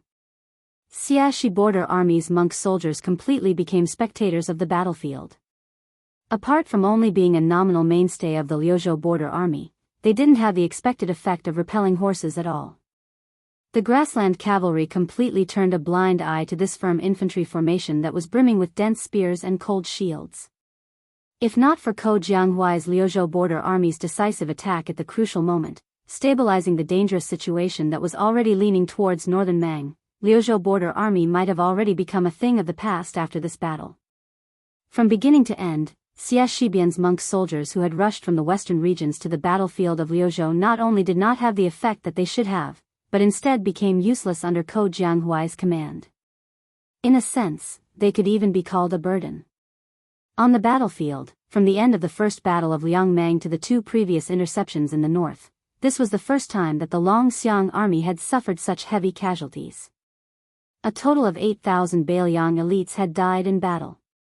This allowed Huang Songpu's southern court main force to finally obtain a small victory that the peace order of Beimang had been waiting for. The southern court was originally filled with worry and sorrow, but suddenly the old general who had been criticized for his 2 defeats suddenly sang praises in unison. He did not hesitate to be named the Qi Yanglong of Liang. The Western Court's Ministry of War and Ministry of Rights both asked the king's tent to speak. This was a great victory that had not been seen in 20 years at the border between the two states. Although he did not behead Su Longxiang, Li Mofen, Ko Jianghuai, and Xia Shibian, the emperor should still confer the title of Marquis to the victorious general Huang Songpu. In the study of the second hall of the northern mansion, Deputy Jidushi Yang Xinxing and the Liangzhou provincial governor visited the young king one after another. The old general's face was heavy, his hands gripping the edge of the chair tightly. He gritted his teeth and said, although there was a statement from Liuzhou beforehand, the death of nearly 10,000 dragon elephant cavalry and the death of 3,000 Liuzhou cavalry is really. The old man seemed to have no idea how to comment on the Battle of Liuzhou, so he stopped talking and shut his mouth. The Battle of Miyun Pass in the western regions, the 2 beautiful interceptions to the north of Qingsang City, and the attack and defense of Linyao and Fengxiang combined to create a great situation for Liuzhou. It was as if Ko Jianghuai had destroyed it overnight. Could it be that the rumors in the mansion were becoming more and more intense? Liuzhou's success was due to Ko Jianghuai, and its failure was due to Ko Jianghuai? Bai Yu came to the study a little later than Yang Xinxing. At that time, he brought out a small and exquisite copper incense burner from somewhere. After greeting the young lord, he was not in a hurry to talk.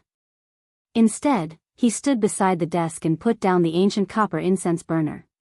However, he was not in a hurry to burn the incense. Instead, he strangely ran to the bookshelf and rummaged through it. Finally, he pulled out a secret file that recorded the resume of the Northern Mang Southern Dynasty's main general that was collected by the Fu Shui Chamber's spies in the early years. Then, he lifted up the sutra burner and the copper incense burner and placed it heavily on the book. Only then did he look up at the confused young lord and said with a smile, "Help your highness suppress the fate of old Huang in northern Mang." Yang Xinxing's face was full of suspicion. Was this the mysterious secret of the Taoist mansion of Longhu Mountain? Was it really useful?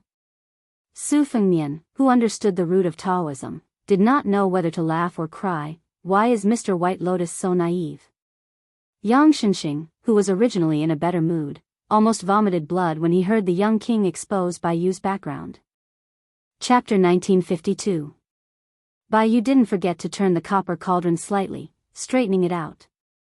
He smiled and said, "Your Highness, it's better to believe it than not to believe it. Sincerity can move metal and stone. Sincerity will work." Su Fengnian could only agree helplessly, yes, Mr. White Lotus is right. Yang Xinxing looked at this pair of strange monarch and minister, who were neither superior nor inferior. The old man could not help but smile. Su Fengnian suddenly asked, "How is Zhao Ningxin's cultivation after living in seclusion in the Earth Lung Mountain? Is it smooth?" Bai Yu smiled and said, "Thanks to your highness, Zhao Go of Liyang did not have any qi refinement warriors prying into the secrets of heaven. He focused on cultivating at the Earth Lung Mountain and did not get discovered. Everything went smoothly and he even sent a letter to me, advising me to go there to cultivate my heart and mind, lest I have to live under someone else's roof in northern Liang." Su Fengnian was so angry that he laughed and said, "Zhao Ningxin's ability to burn the bridge after crossing the river is not worse than his Dao cultivation. In the future, all the letters sent to you from outside Bailiang will be rejected in Bailiang." Bai Yu quickly waved his hand and said, "You can't do that. Occasionally, I still receive a few letters from female pilgrims and I have to reply to them one by one. It's just that I find it strange. Why are all the letters asking about my relationship with His Highness? Can I ask His Highness for a few pieces of calligraphy on their behalf? They even talk about how their nieces are in the prime of their youth and how virtuous they are. It's really hard to understand what they're saying. It's very disappointing. Su Fengnian took a deep breath and looked out of the window. He softly said, Jia, don't forget that you're about to receive the gift from Shishu. So, Mr. White Lotus's words should not be spread to the four halls, right? A head gently squeezed open the window and her chin rested on the window frame. The girl opened her eyes wide and looked like she was bargaining with him. Su Fengnian said, take a guess. The young girl chuckled and disappeared. Su Fengnian's face was filled with grief and indignation. He wanted to say something but stopped himself. After Mr. White Lotus's jesting and Jia's flaunting, the heavy atmosphere in the study relaxed a little. By the time Miss Hehe ran to the fourth hall to complain, Su Fengnian restrained his expression and said to Yang Xinxing in a deep voice, Liuzhou has already launched 3 interceptions. In his secret letter, Ko Jianghui did not mention in detail how the 4th battle will be fought. He only mentioned that he wants to borrow the entire Qingyuan army's defensive line. What do you think? Yang Xinxing frowned and said, Your Highness, are you sure it's the entire defensive line and not just the regular garrison in Qingyuan army town? Su Fengnian nodded. Including Liangzhou's General Shi Fu's troops, Ningamei's Iron Stupa, and Yuan Nanting's White Feather Light Cavalry. Yang Xinxing fell into deep thought and muttered, This Ko Jianghui, what a big appetite. Then Yang Xinxing cautiously asked, as a general of Liuzhou, to ask for power from Liangzhou's border army, and to ask for tens of thousands of elite troops at once. Not only will he empty out Liangzhou's Shiman Hu's family fortune, but he will also subtly surpass the higher-ranking Liangzhou general. Isn't this a little inappropriate? Without waiting for Su Fengnian to reply, Bai Yu had already answered this sensitive question. General Yang, if this were anywhere else, it would naturally be greatly inappropriate. But here, there's no need to scare yourself. Shi Fu won't hold a grudge against this. Of course, the premise is that we win the battle. If we lose, Shi Fu will never have any contact with Ko Jianghui for the rest of his life. Even worse, the 2 border armies of Liangzhou and Liuzhou might become enemies from then on. Yang Xinxing asked, why is General Ko unwilling to give his general military strategy to Beifeng City? Su Fengnian shook his head and said, I don't know. Yang Xinxing flew into a rage and slammed his palm on the edge of his chair. This Ko Jianghui is truly audacious. How can he treat a matter of national security so lightly? Su Fengnian didn't bat an eyelid. After hesitating for a moment, he rubbed his forehead and said self-mockingly, You can lose a battle, but you can't vent your anger. This has always been the rule of my Beiliang cavalry. Since I personally pushed Ko Jianghui to the position of Liuzhou's commander, I have to help him clean up this mess. Yang Xinxing asked tentatively, why don't you reconsider? Su Fengnian shook his head and said, forget it. Go back to the barracks and write 3 secret letters to Shi Fu, Ningamei, and Yuan Nanting. There's no need to explain the reason for the transfer of troops in the letters. After you've finished writing them, send them here and I'll stamp them with my seal. Yang Xinxing felt as if a heavy burden had been lifted off his shoulders. He stood up and strode away. Su Fengnian raised his head to look at Bai Yu and asked with a smile, then as for the letter to Ko Jianghui, should I personally write it, or should I trouble Master Bai Lian? Bai Yu blinked his eyes, as if he didn't understand. Su Fengnian said unhappily, don't play dumb with me. I don't know the depth of your relationship with Yang Xinxing and Ko Jianghui, but the 2 of you came here together today, one playing the good cop, the other playing the bad cop. I'm not a fool. How can I not guess that Ko Jianghui has boarded your ship? Bai Yu said seriously, a local general colluding with an important minister of the imperial court to obtain military power. Even if it's not enough to warrant the death penalty, he should at least lose his position, right? Su Fengnian glared at him and said, again. Bai Yu laughed loudly, I'll write a letter to Ko Jianghui right now, saying that your highness has agreed to all of his requests. However, if that Ko Jianghui doesn't make up for his losses in the 4th battle with interest, Then he'll have to be lighter by 10 caddies. Su Fengnian was puzzled. What do you mean lighter by 10 caddies? Bai Yu stretched out 2 fingers and tapped his neck. I don't have a head. Su Fengnian was first enlightened, then he slammed the table. Bai Yu, what nonsense are you spouting? If you're not giving Ko Jianghui a way out, then what are you trying to do? When that Ko Jianghui loses, he can just take off his helmet and armor and he'll still be lighter by 10 caddies. How am I supposed to reason with him? Bai Yu said with an aggrieved expression, Your Highness, you're gauging the heart of a gentleman with the yardstick of a villain. Su Fengnian waved his hand with a straight face. Get out of here, I'll write this letter myself. Bai Yu swaggered out of the study room and said, I can save a few hundred words of writing a letter, now I can read a few more pages of miscellaneous books. That's great, that's great. The young vassal, Jia, chuckled. I originally kept 2 small purple awls and wanted to give it to someone. Now that I think about it, I'll give it up. That's great. Mr. White Lotus, who was once praised by the late Emperor of Liang as, I thought he was an immortal when I first saw him, quickly turned around and ran to the desk with a bright smile on his face. He squinted his eyes and looked around. Where is it? Take it out. I've said it before, the purple awls that are most suitable for small characters were given to Lu Kuo-bo, who is good at writing big characters. It's really a waste of God's gift, a waste of God's gift, a waste of God's gift. Then the young vassal said with a smirk, You really believe it? That box of small purple awls, I'll give them all to my father-in-law. Bai Yu stiffly turned around as if he was struck by lightning. When he stepped over the threshold, he raised his arm high and pointed his middle finger. Just when Mr. White Lotus was about to step over the threshold, he heard a wicked laugh behind him. Here, 2 small purple awls, take them.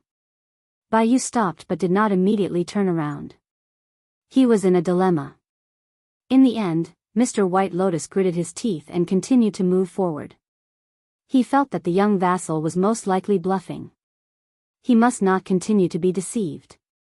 Sure enough, when Bai Yu left the corridor and walked down the stairs, Su Fengnian did not ask him to stay. Bai Yu walked all the way to the door of the yamen, but he vaguely saw the girl who came and went the most freely in the yamen. She walked towards him and gave him 2 slender long brocade boxes. She said indifferently, He gave them to you. At that moment, Bai Yu said that he was not touched. Mr. White Lotus sighed and went back to his seat in the study room. He had mixed feelings. After he came back to his senses, he gently opened the small brocade box, carefully picked up the brush and stared at it. He was instantly stunned. Damn it, what kind of small purple awls are they? They are clearly ordinary sheep's hair brush. After a long time of being stunned, Bai Yu inexplicably held his belly and laughed. Everyone in the room was stunned. Only Bai Yu felt that it was really good. After he put down the sheep's hair brush, Bai Yu, who had weak vision, opened his eyes and looked outside the room. It was just a blur. Mr. White Lotus slowly said, One day, all the sheep's hair brushes of the Central Plains will be out of the grassland. Chapter 1953. Grand cities have their own prosperity, remote small towns also have their own liveliness. This small town located in the southeast of Liang has always been far away from the flames of war. If it was a time of peace, it would not be a big deal. But when there were signs of turmoil and unrest in the provinces and counties, this place appeared particularly peaceful. There were some villages near this small town that were named after surnames. When it came time to pay respects to their ancestors and hang up paintings, they were all extraordinary. The Song village even had a portrait of an emperor surnamed Song. Compared to some villages that had portraits of the founding heroes of Dafeng dynasty or the ministers of Small Spring and Autumn dynasty, this village naturally felt superior. It's just that this Song village's ancestor was of high status. The few families surnamed one in the village could not benefit from this glory. In fact, the elders in the village, even if they had studied for a few days, even if they had carefully flipped through the family tree, they still could not tell what was the relationship between themselves and the Song emperor. It was said that there was once a busybody in the village who specially brought along a small wooden box to examine the family tree, but he also could not tell what was the reason. Who would have thought that in the end, it turned out to be the most unambitious young man in the village, a guy surnamed Wen. He went out for a stroll for 3 years and then returned to his hometown. He spoke with certainty, saying that after the people in the village died, there was a great deal of attention to the reason why the 2 words Yinchuan were engraved on the top of the tombstones. At that time, the Dafeng dynasty claimed that half of the scholars came from Yinchuan County, and the Yinchuan Song family was a first-class rich family that produced many literary and famous scholars. In the last years of the Dafeng dynasty, the ancestor who first set up a separatist regime and then became the first emperor of the Song family, came from a branch of the Yinchuan Song family. The origin of this Song village must be that after the separatist regime was annihilated, during the famous Ganlu southward migration, they finally settled down here. After the young man with the surname Wen sorted out the context, the elders in the village more or less understood. Even if they did not understand, they pretended to understand. Just listen, not only is it the Song family of Yin Chuan, but it is also the sweet due south. How grand is this? It can be seen that although our Song family village has not produced a single child in the past 100 years, but after all, our ancestors were once rich and noble. Moreover, it must be that the fortune of our ancestors was too great a few hundred years ago, so the descendants of the later generations had no choice but to be content with their lot. The young man surnamed Wen was originally not well liked in the village. Unexpectedly, after he returned to his hometown with a lame leg and was in dire straits, it was as if he had become a completely different person. Not only did he not have the sloppy appearance of carrying a wooden sword at his side, but he also did odd jobs in the small town's restaurant. Not only did he rely on his elder brother and sister-in-law to support him, he could even send money home. What was even more unexpected was that the young man had married a virtuous and moving wife. Previously, they had held a banquet in the open space outside the village's ancestral hall. That young woman made many young men surnamed Song, regardless of whether they were married or not, stare at her. After the young man surnamed Wen married his wife, he no longer stayed in the restaurant's miscellaneous room. He saved some money and rented a small courtyard in the small town. There were 3 rooms. Excluding the wedding room whose windows were covered with red festive paper cuts, a small room was used to store sundries, and the remaining room was not empty. The bedding was brand new, it was clean and spotless by the woman who kept the house. This was because her husband had said that in the future, perhaps his brothers would come to their house as guests. No matter what, they had to have a place to stay. Otherwise, it would be too improper. Moreover, to let his friends fork out money to stay in an inn or a restaurant was not only seen as an outsider, it was also wasteful and not particular. She went along with him and felt that this was reasonable in her heart. Although her family was not well off now, she, who came from a small family, could only be considered well off. But in fact, she was a woman with a generous mind. In the beginning, when she insisted on marrying him, no one in her family was willing to agree. They did not even give her a dowry. She also gritted her teeth and did not ask for anything from her parents. Fortunately, time revealed a person's heart. Now, she wanted to bring him back to her maternal home. Although her parents would still give her some face, several of her elder brothers had more or less untied the knot in their hearts. They knew that their father could not bring himself to do that, and it was inconvenient for him to drink with that brother-in-law of his at the dining table at home. However, each of them secretly went to her courtyard and did not forget to bring wine and meat. They were already like a family. She knew that when she had a child and her parents had grandchildren, at that time, they would find a way to step down and completely forget about him. However, no matter how small the town was, the expenses were not small. Relying on the man to earn a living as a waiter in a restaurant, the 2 of them could still be considered well off. But once there was a third little mouth in the family, it would be hard to say. Fortunately, her needlework skills were well known. One of her sisters opened a cloth shop, and those exquisite little things that she sewed were placed on the counter to add to the customers who bought cloth. The shop's business also improved by 2 or 3 points. Therefore, in this month, she was able to earn 2 or 3 taels of silver. Unexpectedly, she was not much worse off than the man who was the head of the household. These 2 days, the town was bustling with activity. Before and after the summer heat, the Hungry Ghost Festival had been a custom in the southeast area of Liang since ancient times. There were also some activities to worship the ancestors and welcome the autumn. Although the Hungry Ghost Festival was called the Ghost Festival in their dialect, it was said that the King of Hell was merciful and specially opened the Ghost Gate during this period of time to let the deceased return to their hometown to see their descendants in the world of the living. In fact, it only sounded a little scary, but adults and children did not avoid it. They only felt that it was something that could be enjoyed. Monks and Taoist priests would begin to give alms to the poor.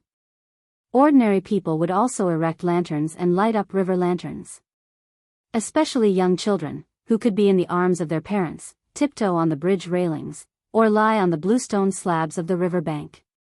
Their eyes were filled with colorful lotus lanterns, and their hearts were filled with joy. It was no less than the Mid-Autumn Festival when they could eat mooncakes. Yesterday, he went to the village to pick up his nephew. He planned to let his wife take the child shopping. Coincidentally, his wife was clever and skillful with her hands. She made 2 large bamboo baskets of river lanterns and wanted to sell them by the bridge. He believed that with her craftsmanship, they would soon be snatched up by the customers who went out for a night trip. He had seen her weaving lanterns in the courtyard before. There were many kinds of lanterns: flowers, birds, fish, insects, lotuses, turtles, cranes, dragons, and phoenixes. He really did not know how there could be such a skillful pair of hands in the world, so he sat on the bench to cool off. In any case, he could not help, and even if he helped, he would only be more of a hindrance. He could only be secretly happy. After his scholarly nephew arrived in the small town, he was a little reserved at first. During the day, he would first bring him to the restaurant and obediently listen to the storytellers in the corner. He listened with great interest. The child's temperament was like his father's, introverted and honest, and did not speak much. As the uncle, he liked but was also worried. He liked the child's honest temperament, but was worried that if he was too honest, he would easily be taken advantage of when he grew up. The restaurant that the waiter surnamed Wen worked in was now considered a famous place in the small town. Although most of the restaurants in the town had hired storytellers to tell stories of Jianghu, only their restaurant always told the freshest and most novel stories. All of this was naturally due to him. Earlier on, it was he who successfully persuaded the restaurant's manager to not be stingy with the storyteller's travel expenses to the county or even the provincial capital.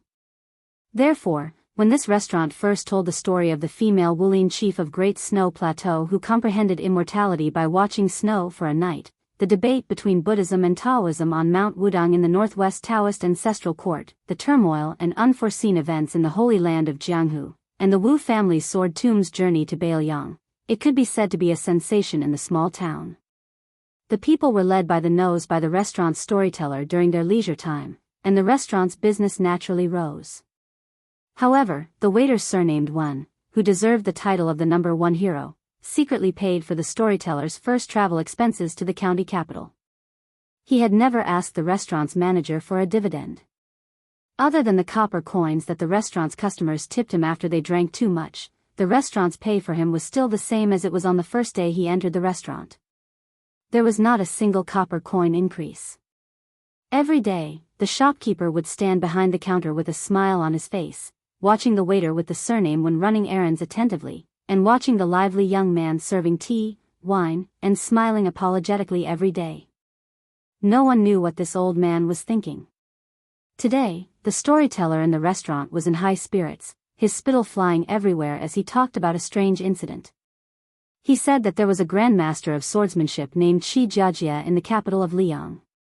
As the master of swordsmanship for many of the sons and grandsons of aristocratic families in Tian City, for some reason, he went to the Daoist sword pool with high mountains, long rivers, and high sword chi to forge a peerless sword. Then, Wuxia Xianxia went to the foot of the Wudang mountain in Beiyang first, a small town that was not much more famous than the one they were in.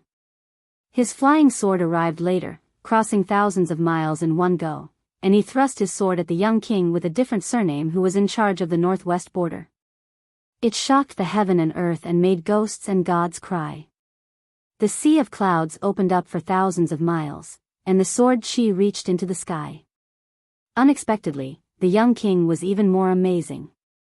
He rose from the ground and stood proudly on the sea of clouds that bordered the border between Bailiang Road and Lianhui Road.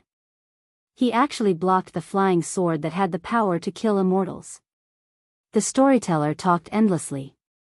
When he got to the part where he talked to his heart's content, even the old man himself was dumbfounded, not to mention the listeners who were drinking and eating in the restaurant. They were all speechless and stopped drinking, and their minds were shaken. When they came back to their senses, the story was not over yet, and they had not heard the most annoying sentence. Listen to the next part of the story.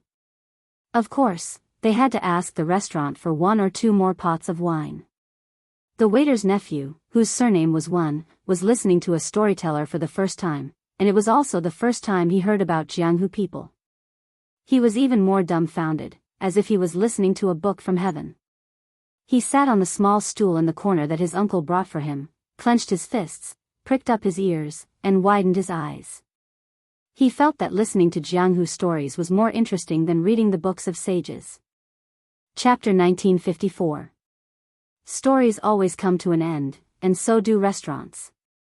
When the storyteller's story came to an end, it was already night outside, and the restaurant was about to close for the day. The owner of the restaurant, who had made a lot of money, was in a good mood today. He asked the cook to prepare a special meal, and called the waiter and his nephew to the table for a good meal. This made the inexperienced child overjoyed. However, he was a little scholar who had studied in a private school. When he ate, he sat upright and still. No matter how greedy he was, he did not move his chopsticks quickly. On the table, there were fish and meat that could only be eaten during festivals, so the child did not dare to eat too much. However, the owner of the restaurant smiled and helped the child to fill his bowl. The child was a little embarrassed and looked timidly at his uncle. The waiter smiled and said, "Eat as much as you want. Your grandpa is a great philanthropist in town and is very generous." The child smiled shyly at the owner, and the old man laughed. He poured a cup of wine for himself and the waiter, and pointed to the second floor with his chopsticks. He told the well-behaved child to come to the restaurant often in the future. The next time you listen to a storyteller, Grandpa will help you find a seat next to the railings on the second floor. The old man drank a cup of wine with the waiter and joked, "This child is not like you, honest and likable." The waiter proudly said, "That's right. His personality is like my brother's, and he is very lucky. He is good at studying, and may become a scholar in the future." The child seriously retorted, "The teacher said that it would be good if I could pass the exam and become a scholar." The old man who revered scholars the most all his life rubbed the child's head and sighed. The county examination, the provincial examination, and the academy examination are all obstacles. Grandpa shopkeeper will leave you with these words. In the future, every time you pass a test, our restaurant will give you a big red packet. If by any chance you pass the examination, whether you are a scholar or a scholar, don't forget to write a plaque for our restaurant and give Grandpa shopkeeper face. The child nodded vigorously and happily said to the old man, "Uncle bought me a lot of paper and pens, but I can't bear to use them now. I still practice writing by dipping a branch in the water by the village stream like before. When I graze the cows, I will also draw on the ground." The teacher said that the clumsy bird flies first, and hard work can make up for it. There will be a time when I can write good words, and then I will write a big plaque for Grandpa the owner. Probably because it was rare to drink wine, the waiter's uncle joked, "Studying is good, and it will be easy for you to kidnap a wife back home in the future." The nephew, who secretly liked a girl of the same age in the village, immediately blushed and glared at the uncle. The waiter surnamed Wan and the manager of the restaurant looked at each other and smiled. After the meal, he asked his nephew to go home first. He still had to help clean up the restaurant. He would meet them at the bridge in town later. The manager of the restaurant looked at the young man who was busy cleaning up the dishes. He drank some wine and said in a slightly drunk tone, "When I took you in, I really didn't expect that there would be such a day. At that time, I just felt that you were pitiful. I thought that if you weren't forced into a dead end, you wouldn't have come to this small place of mine to eat and wait for death. Who would have thought that you would help the restaurant make a lot of money? To be honest, this year, the restaurant has made more money than the previous 10 years. The young man raised his head and smiled, good people will be rewarded, shopkeeper. The old man smiled and asked, should be? The young man wondered, shouldn't it be? The old man sighed, good people will be rewarded. A child like your nephew is willing to believe it, but an old man like me doesn't dare to believe it.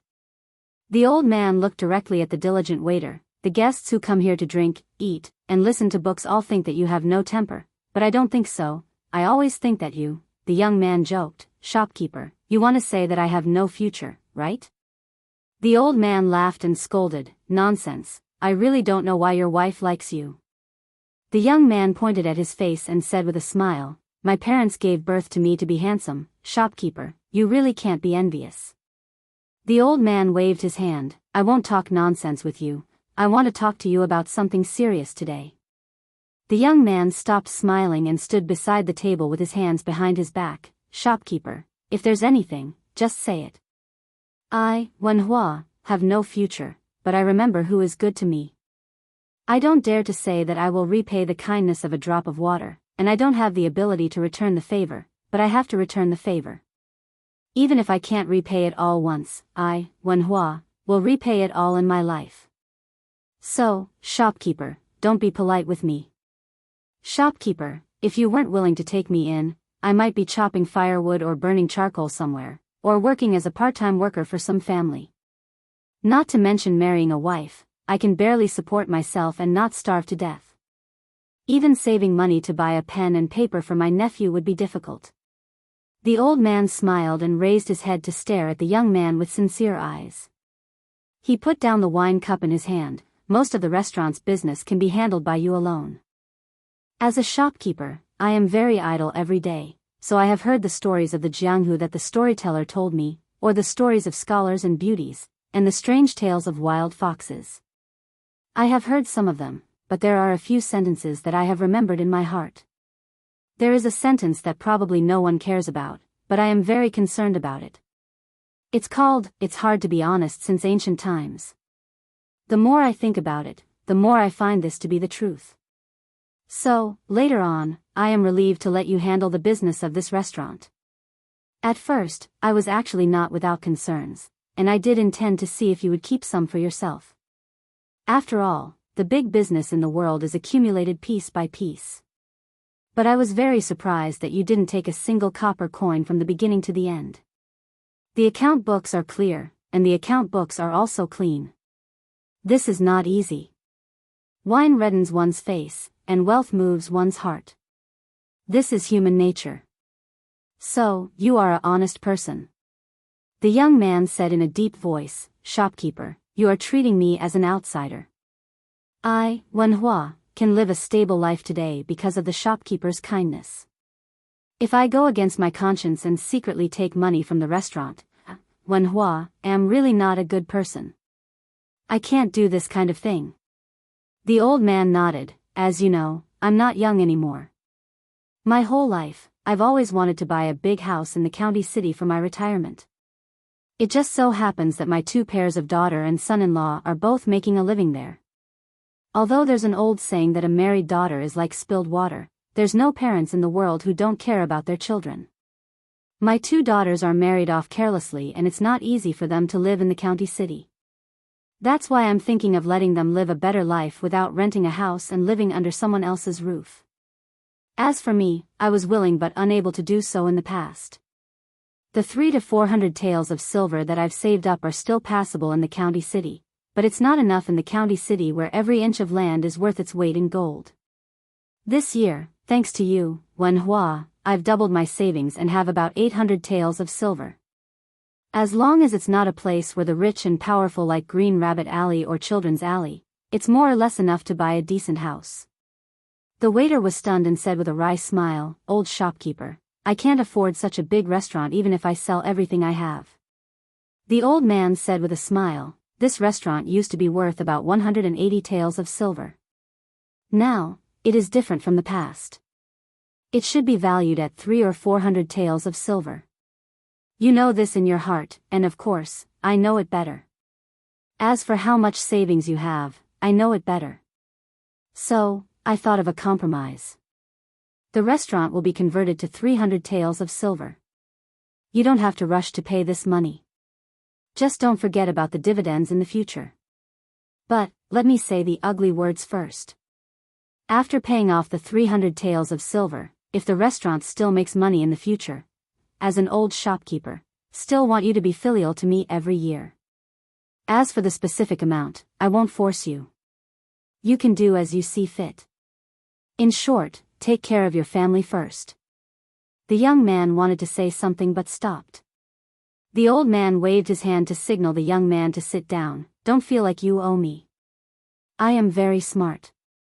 I know that you will definitely make the restaurant business bigger and bigger in the future. With your kindness, how can the dividends be small every year? I can lie in the big house in the county city and enjoy life. I can get a sum of silver every year for free and make a fortune. Chapter 1955. The young man sat back on the bench and straightened his back. Old shopkeeper, I can't thank you enough for your kindness. The old man twirled his fingers and joked, don't just say that. You'll speak with money in the future. The young man suddenly laughed. Old shopkeeper, aren't you afraid that I'll go back on my word in the future and refuse to pay the dividends after paying back the 300 taels of silver? The old man raised his eyebrows. After that, he pointed at the young man's chest and his own eyes.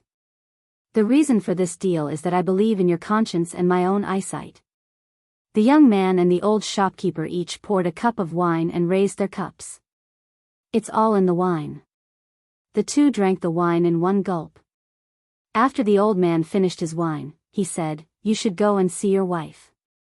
Oh right, go to the back of the cabinet and get a jug of green ant wine.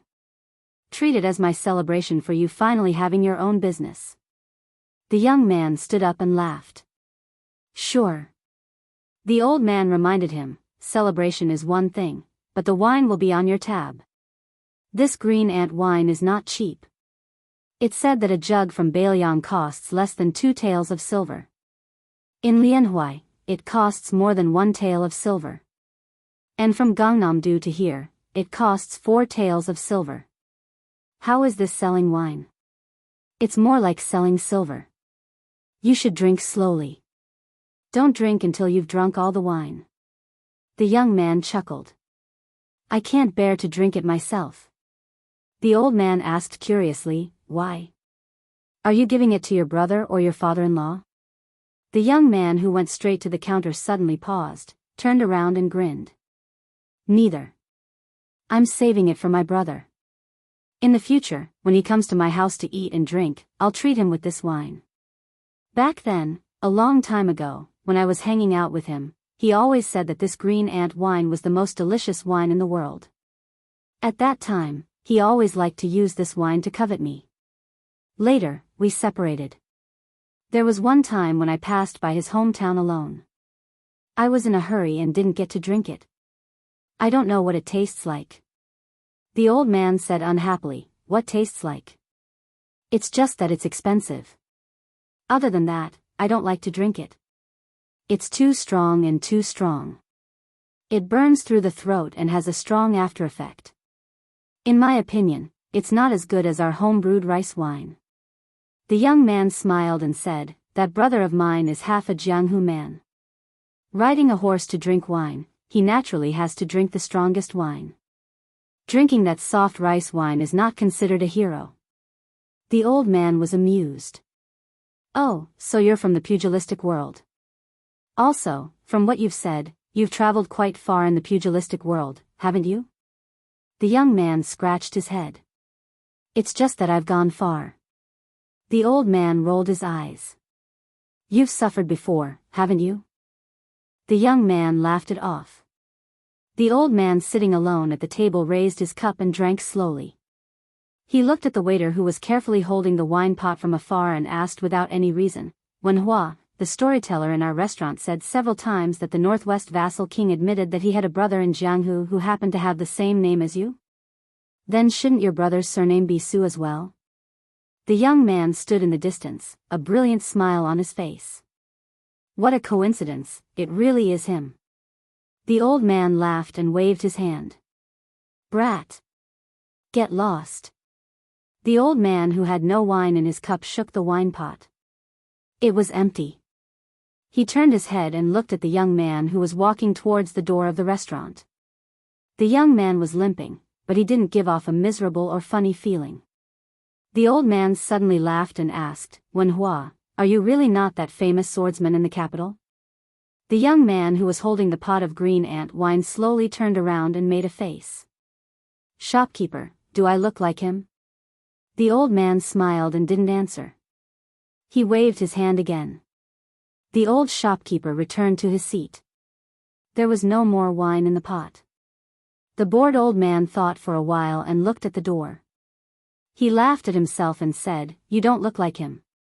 "That's right. Can you look like him?" After the young man left the restaurant, he quickly walked towards the small bridge.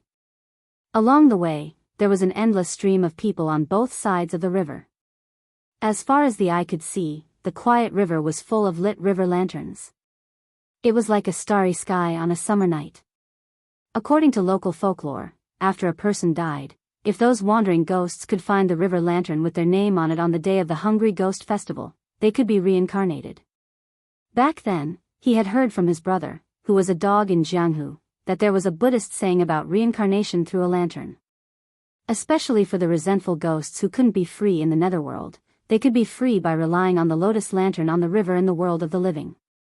One of his regrets in this life was that he and his brother could only afford for one of them to study. His brother gave him the opportunity, but he didn't like to study and didn't know how to cherish it. He only thought about doing chivalrous deeds all day long and yearned for the Jianghu where blades flashed and swords flashed. Therefore, he liked to nag his nephew even more than his brother and sister-in-law, telling him to study hard. The paper and brush he bought for his nephew were the most expensive and the best in town. He didn't hope that his nephew would pass the imperial examinations and become a scholar, nor did he want to bring honor to his family. Instead, he felt from the bottom of his heart that if a man studied hard, had a belly full of knowledge, and could write good characters, he wouldn't need to ask others for couplets every year. In other words, if he had a child in the future, he could go to the books and name his child. When it came to swordsmanship, there was only one person in the world who wanted to become the best in the world. When it came to fists, there would always be martial arts experts in Jianghu whose fists were harder. However, the principles that scholars read from books were definitely not the principles that emperors, kings, generals, ministers, high officials, and dignitaries spoke out. They would definitely be a bit more important. When he arrived at the familiar bluestone bridge, his wife had already sold 2 baskets of river lanterns. His nephew was holding the last one in his hand. She waited until he came closer before softly asking, "Why do you want me to leave one? Do you still want to write the 2 words Bailiang?" He smiled and said, "The young man I told you about is from Bailiang. Now that there's a war in the west, I want to pray for him." The 3 of them walked down the bridge together and came to the shore. He bent down and gently placed the river lantern into the river. The 3 of them sat side by side on the shore. He rubbed his nephew's head and asked him to help hold the bottle of green ant wine. He looked up and smiled at his wife. "If you have the chance to meet him in the future, don't agree to it if he calls you sister-in-law. He must call you sister-in-law." Her eyes curved as she smiled mischievously. "You two are also fighting over this kind of thing." He smiled happily. "We don't have to fight over other things, but we can't give in on this matter." She blushed slightly and said helplessly, "Then you still want to become in-laws with him in the future? You said that he agreed to your marriage when you were a child." He said boldly, "Does he dare to not agree?" His wife smiled. She didn't know why her man didn't care about anything. Only when he talked about his brother would he be especially proud. Sometimes, she even felt a little jealous.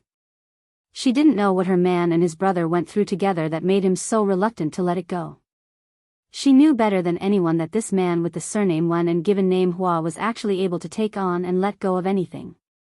He even let go of the face that a man should care about the most. He looked at the river and said softly, "Wife, don't worry. I'm not thinking about the Jianghu that I went through back then. I'm just thinking about my brother." He then turned his head and grinned. "I can't help it. I know that without me in the Jianghu, no matter how well he does, he'll feel that it's meaningless. Look, listen, it's that tone again. She rolled her eyes at him. He snorted. Wife, don't believe me. Who am I? Who is my brother? When we went through the Jianghu back then, it was, suddenly, he saw his wife looking at him with a playful smile. He immediately changed his words. It was definitely filled with righteousness. Yes, of course, it was just that we were a little miserable. We were full for one meal and hungry for three. She pursed her lips and smiled. He lowered his head and said to his nephew, that cheap uncle of yours always likes to recite a poem. I'll tell you. Have you seen it in a book before? The sun rises 10 feet high in Fusang. Everything in the world is as thin as a feather. A wild man sees injustice in anger and tears the ancient knife in his chest. The child who had just started learning in the village was naturally confused. He shook his head vigorously. He raised his head again and stared at the bright river with lanterns floating on the water surface. The cool breeze brushed his face and his expression was calm. He seemed to be talking to himself. I'll keep the green ant wine for you and empty the house for you. Xiaonian, if you still treat me as a brother, don't die outside Liangzhou Pass. Chapter 1956. If one looked closely at the map of Liang, one would find that Beiliang Road was like a narrow knife, and Beimang's border to the south of Gusai and north of Liangzhou was like a millstone. This vast battlefield was like a whetstone, and in the end, the Beiliang cavalry was the best in the world. Murong Baoding's vanguard cavalry split into two groups. The 30,000 Winter Thunder elite cavalry went straight for the left cavalry, while the 30,000 Ruren cavalry went straight for the right cavalry. This Beimang royal family member, who was also the governor of Jianghu province, personally took charge of the middle infantry and did not put himself in danger. Aquarius province's disciplinary magistrate Wang Yong and Heshi province's disciplinary magistrate Helian Wuwei, after they surrounded Fuling and Liuya, these two towns, they similarly sent 20 to 30,000 cavalry south to reinforce the Winter Thunder elite cavalry and Ruren cavalry. Murong Baoding's intentions of being in charge of northern Liang's border cavalry was completely undisguised, but this was undoubtedly an open and above-board scheme. The Northern Mang Emperor and the Peace Magistrate precisely wanted to use Murong Baoding's two elite troops to tie down the left and right cavalry outside northern Liang Pass. They wanted to draw the snake out of its hole, have the two cavalry forces pull apart the distance between northern Liang City and northern Liang Pass, while also stopping the left and right cavalry forces from providing support to Huayang Pass defensive line. In short, Northern Mang wanted these two northern Liang field forces to be consumed between northern Liang City and Huayang Pass. Even though Northern Mang's intentions were extremely clear, after the young vassal king and the various generals and elders discussed this, the northern city's discussion hall didn't shrink back in the slightest. From start to finish, no one asked if these two battles were going to be fought or not, instead discussing how to fight them. The commander of the right cavalry, Jean Partridge Zhou Kong, stayed in the meeting hall in the end. He probably still had some matters to discuss with the young king. The deputy commander of the left cavalry, Lu Dayuan, and the second commander of the right cavalry, Li Yanchao, who were about the same age, just happened to cross the threshold side by side.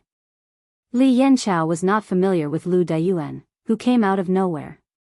The youngest deputy commander in the history of the Manchu battalion, the old corporal of Li Mofan and Wang Lingbao, and the old soldier of the Su family who was on the same level as Su Pu, Wu Qi, and Lu Jinu, Li Yanchao, did not care about Li Yanchao, who only cared about military achievements. Moreover, it was very interesting. As a young general who rose to prominence in the border army during the time when Chen Jibao was the first protector general of Beiliang, Li Yanchao and the other captains who joined the right cavalry, compared to the old Su family generals who rose to prominence in the late spring and autumn period, were very different in character and management. Just like after Lu Dayuan returned to the border army, even though he held the actual military power of the left cavalry, he did not have the official custom of a new official making drastic changes. Usually, when he inspected the cavalry, he did not have a straight face. He also turned a deaf ear to Chen Jibao's strict military rules of Beiliang. If he did not care about it, he would not care about it, or discuss military affairs in the meeting hall. He was also not as serious as Li Yanchao. Even when the young king asked him personally, Lu Dayuan had a lazy expression, as if nothing in the world was a problem. This naturally made Li Yanchao, who was strict in managing the army, displeased him and had no intention of befriending him. Lu Dayuan and Li Yanchao walked side by side to the barracks. There were some specific matters that needed to be discussed with Yang Shenxing. For this kind of large-scale deployment of troops, not only Yang Shenxing, the deputy military governor, but also Bai Yu, the head of the household department, had to participate. Li Yanchao suddenly stopped and took the initiative to say to Lu Dayuan, "Can I have a few words with you?" Lu Dayuan naturally did not refuse. The two did not rush to enter the barracks, but walked down the stairs. There was a wooden archway directly opposite the meeting hall and the 6 departments in the east and west wing. There were words on both sides. On the south side, there were 4 golden words on a red background, Northwest, written by the young king himself. On the north side was a Bailiang official maxim written by Li Yishan, "Heaven and earth can be bullied, but not the people." When the members of the vassal residence were in charge of military and political affairs, they could see this maxim when they looked up. Lu Dayuan led Li Yanchao to the wooden archway, smiled and went straight to the point. "I know that my position should have been yours, Li Yanchao. If you have any ideas about this, I can't stop you even if I wanted to." Li Yanchao frowned and did not speak. Lu Dayuan, who was wearing armor, raised his arms and rubbed his hands vigorously. The pieces of armor clattered, and this newly appointed deputy commander of the left cavalry, who had ascended to the heavens in one step, gently exhaled. The relationship between the left and right cavalry outside the Great Pass has always been good. Otherwise, we would not have the ability to arm wrestle with the great snow dragon cavalry everywhere. Even the Xianli Ranch and Tianjing Ranch have become our backyard. It is said that in the early years, before the Longxiang army had moved to Liuzhou, they had a conflict with the left cavalry over the matter of 200 A-class warhorses. At that time, Li Mofen and Wang Lingbao, the 2 deputy commanders of the Longxiang army, were very fierce. The original commander of the cavalry, Zhong Honggu, could not suppress them. The previous protector general, Chen Jibao, was not willing to interfere. In the end, it was the right cavalry that sent out 2,000 first-class elite cavalrymen to rush to the left cavalry's camp overnight. It was obvious that they wanted to support old Commander He, who had already decided to take a step back. Only then did they manage to snatch back the 2 good horses. After so many years, the left and right cavalry has been very united, so they more or less have conflicts with the Longxiang army, the White Feather Light Cavalry, and the Iron Stupa. I've heard us saying that the words of the junior captains in charge of the logistics and miscellaneous tasks in the left and right cavalry have more authority than the captains in Bailiang. It is to the extent that the leaders of the 4 major military towns outside the Great Pass, Liuya, Fuling, Zhongzhong, and Qingyuan, are all afraid of the left and right cavalry. Li Yanchao's tone was indifferent. "Lu Dayuan, don't forget that you are now the deputy commander of the left cavalry. If you say these heartfelt words to the prince, it might be useful. But if you say them to me, Li Yanchao, it's meaningless." Lu Dayuan curled his lips and turned back to look at the meeting hall and the 6 rooms. They were all busy figures with hurried footsteps. He patted the heavy armor on his body and laughed. "The Su family that I know was not like this in the past. They were all a bunch of uncouth men, all of them carrying swords, bows, and armor.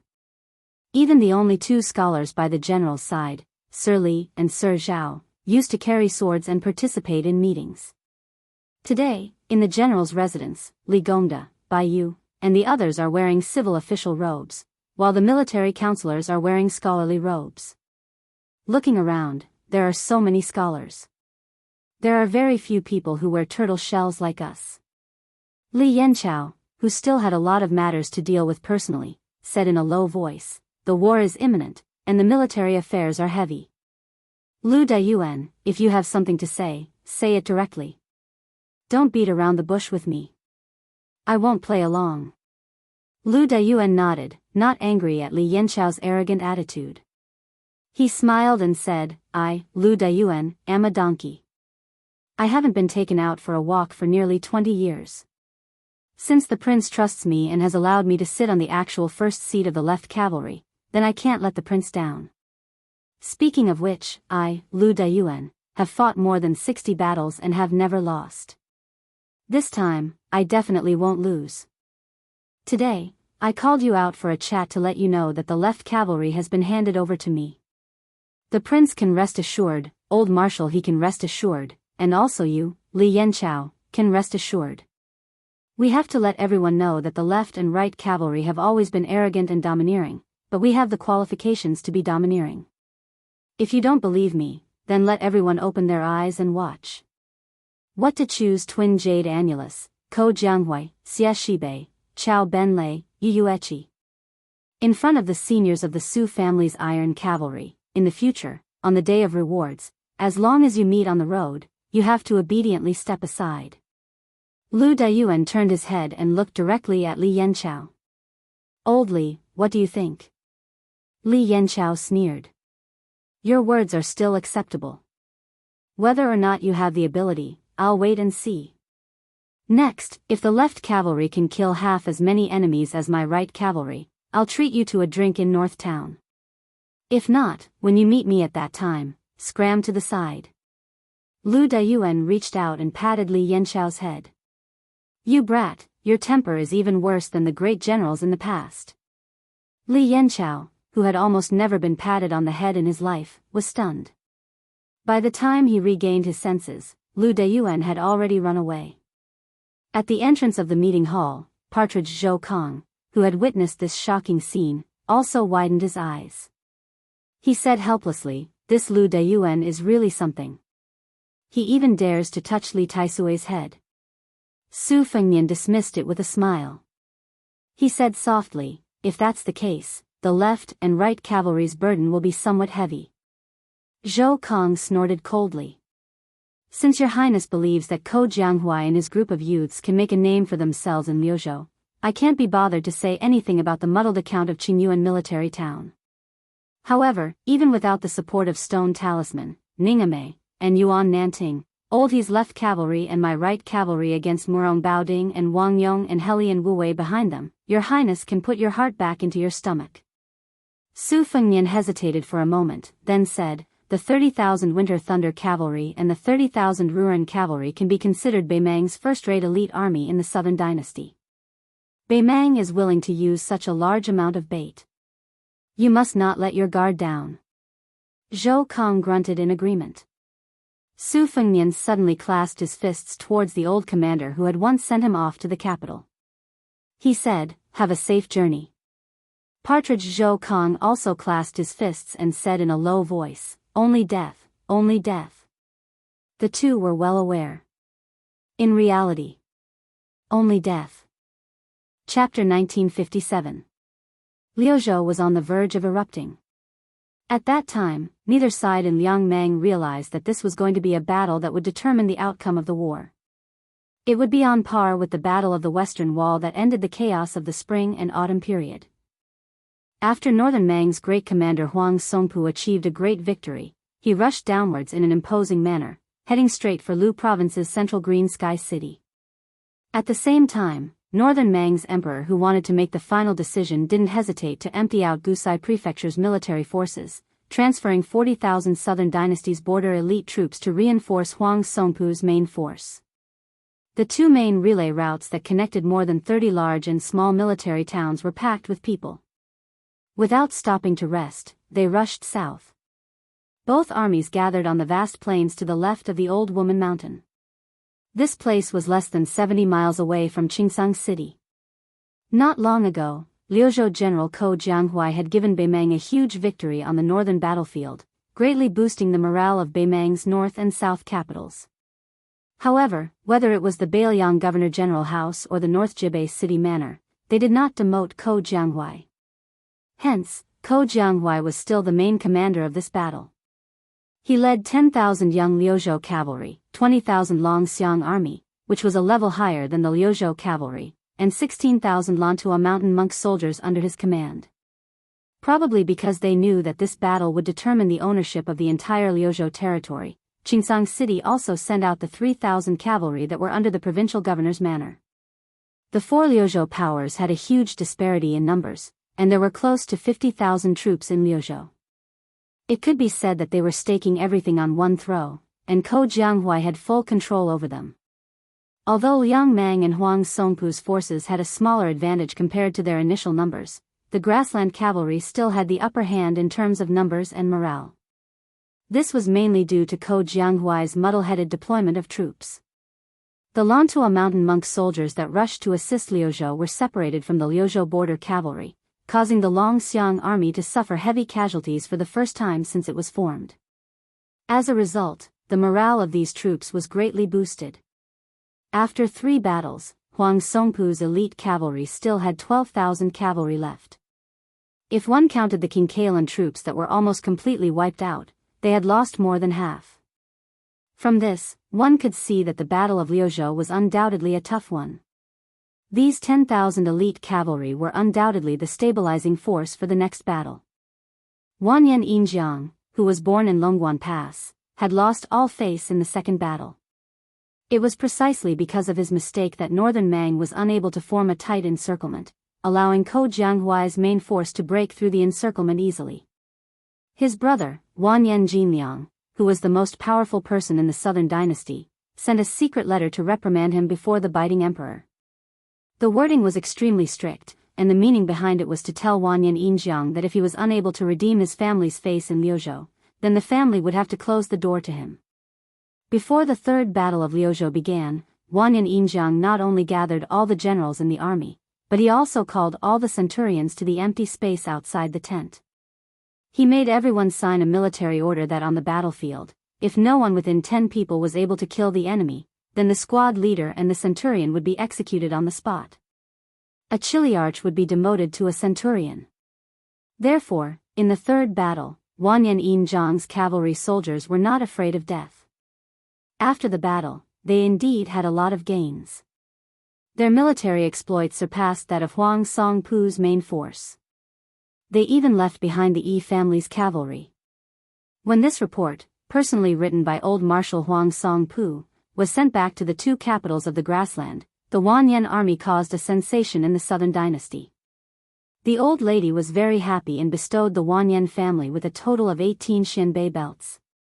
This meant that the Wanyan family would have an extra 18 Xia Shui guards. More importantly, this battle ensured that the Wanyan family would sit firmly on the throne of the southern dynasty. However, the repercussions were that after going through that brutal battle, the Wanyan tribe's elite cavalry had been reduced to 14,000 men. In addition, the head of the Wanyan tribe, Wanyan Jinliang, had to stay on the second front outside of Liangzhou Pass. Similarly, with the impending battle, the Wanyan tribe's descendants had all left the nest. Among the troops that were sent to reinforce Liangzhou Pass, there wasn't a cavalry troop that belonged to the Wanyan family. Currently, in the southern border of Beimang, Gusai Prefecture and Longyao Prefecture, other than the troops and horses that were sent south to attack Liangzhou Pass, the rest of the troops that were stationed there had been influenced by the remnants of Hong Jia's people who had fled to the north. They had long known that this was a rare commodity that was worth hoarding. This was especially so when the importance of Gusai Prefecture was slightly lower than Longyao Prefecture, where the central army of Beimang was located. Coincidentally, it was a critical moment for the troops that were sent south to reinforce Liangzhou Pass. Almost all of the troops guarding Liangzhou Pass and Maolong Pass had privately offered a price. After all, going south to Laolong Pass was the general trend, and no one could refuse the emperor's order. However, there were a lot of things that needed to be done under the table. For example, the Wanyan family was afraid that Wanyan Yinjiang would make a mistake in the next battle due to the lack of troops, so they secretly offered a price to Ligu and Maolong towns, which were second only to tile-building Gentleman's Pavilion, in an attempt to persuade the 2 cavalry troops to take care of the imperial army during the Battle of Laolong Mountain.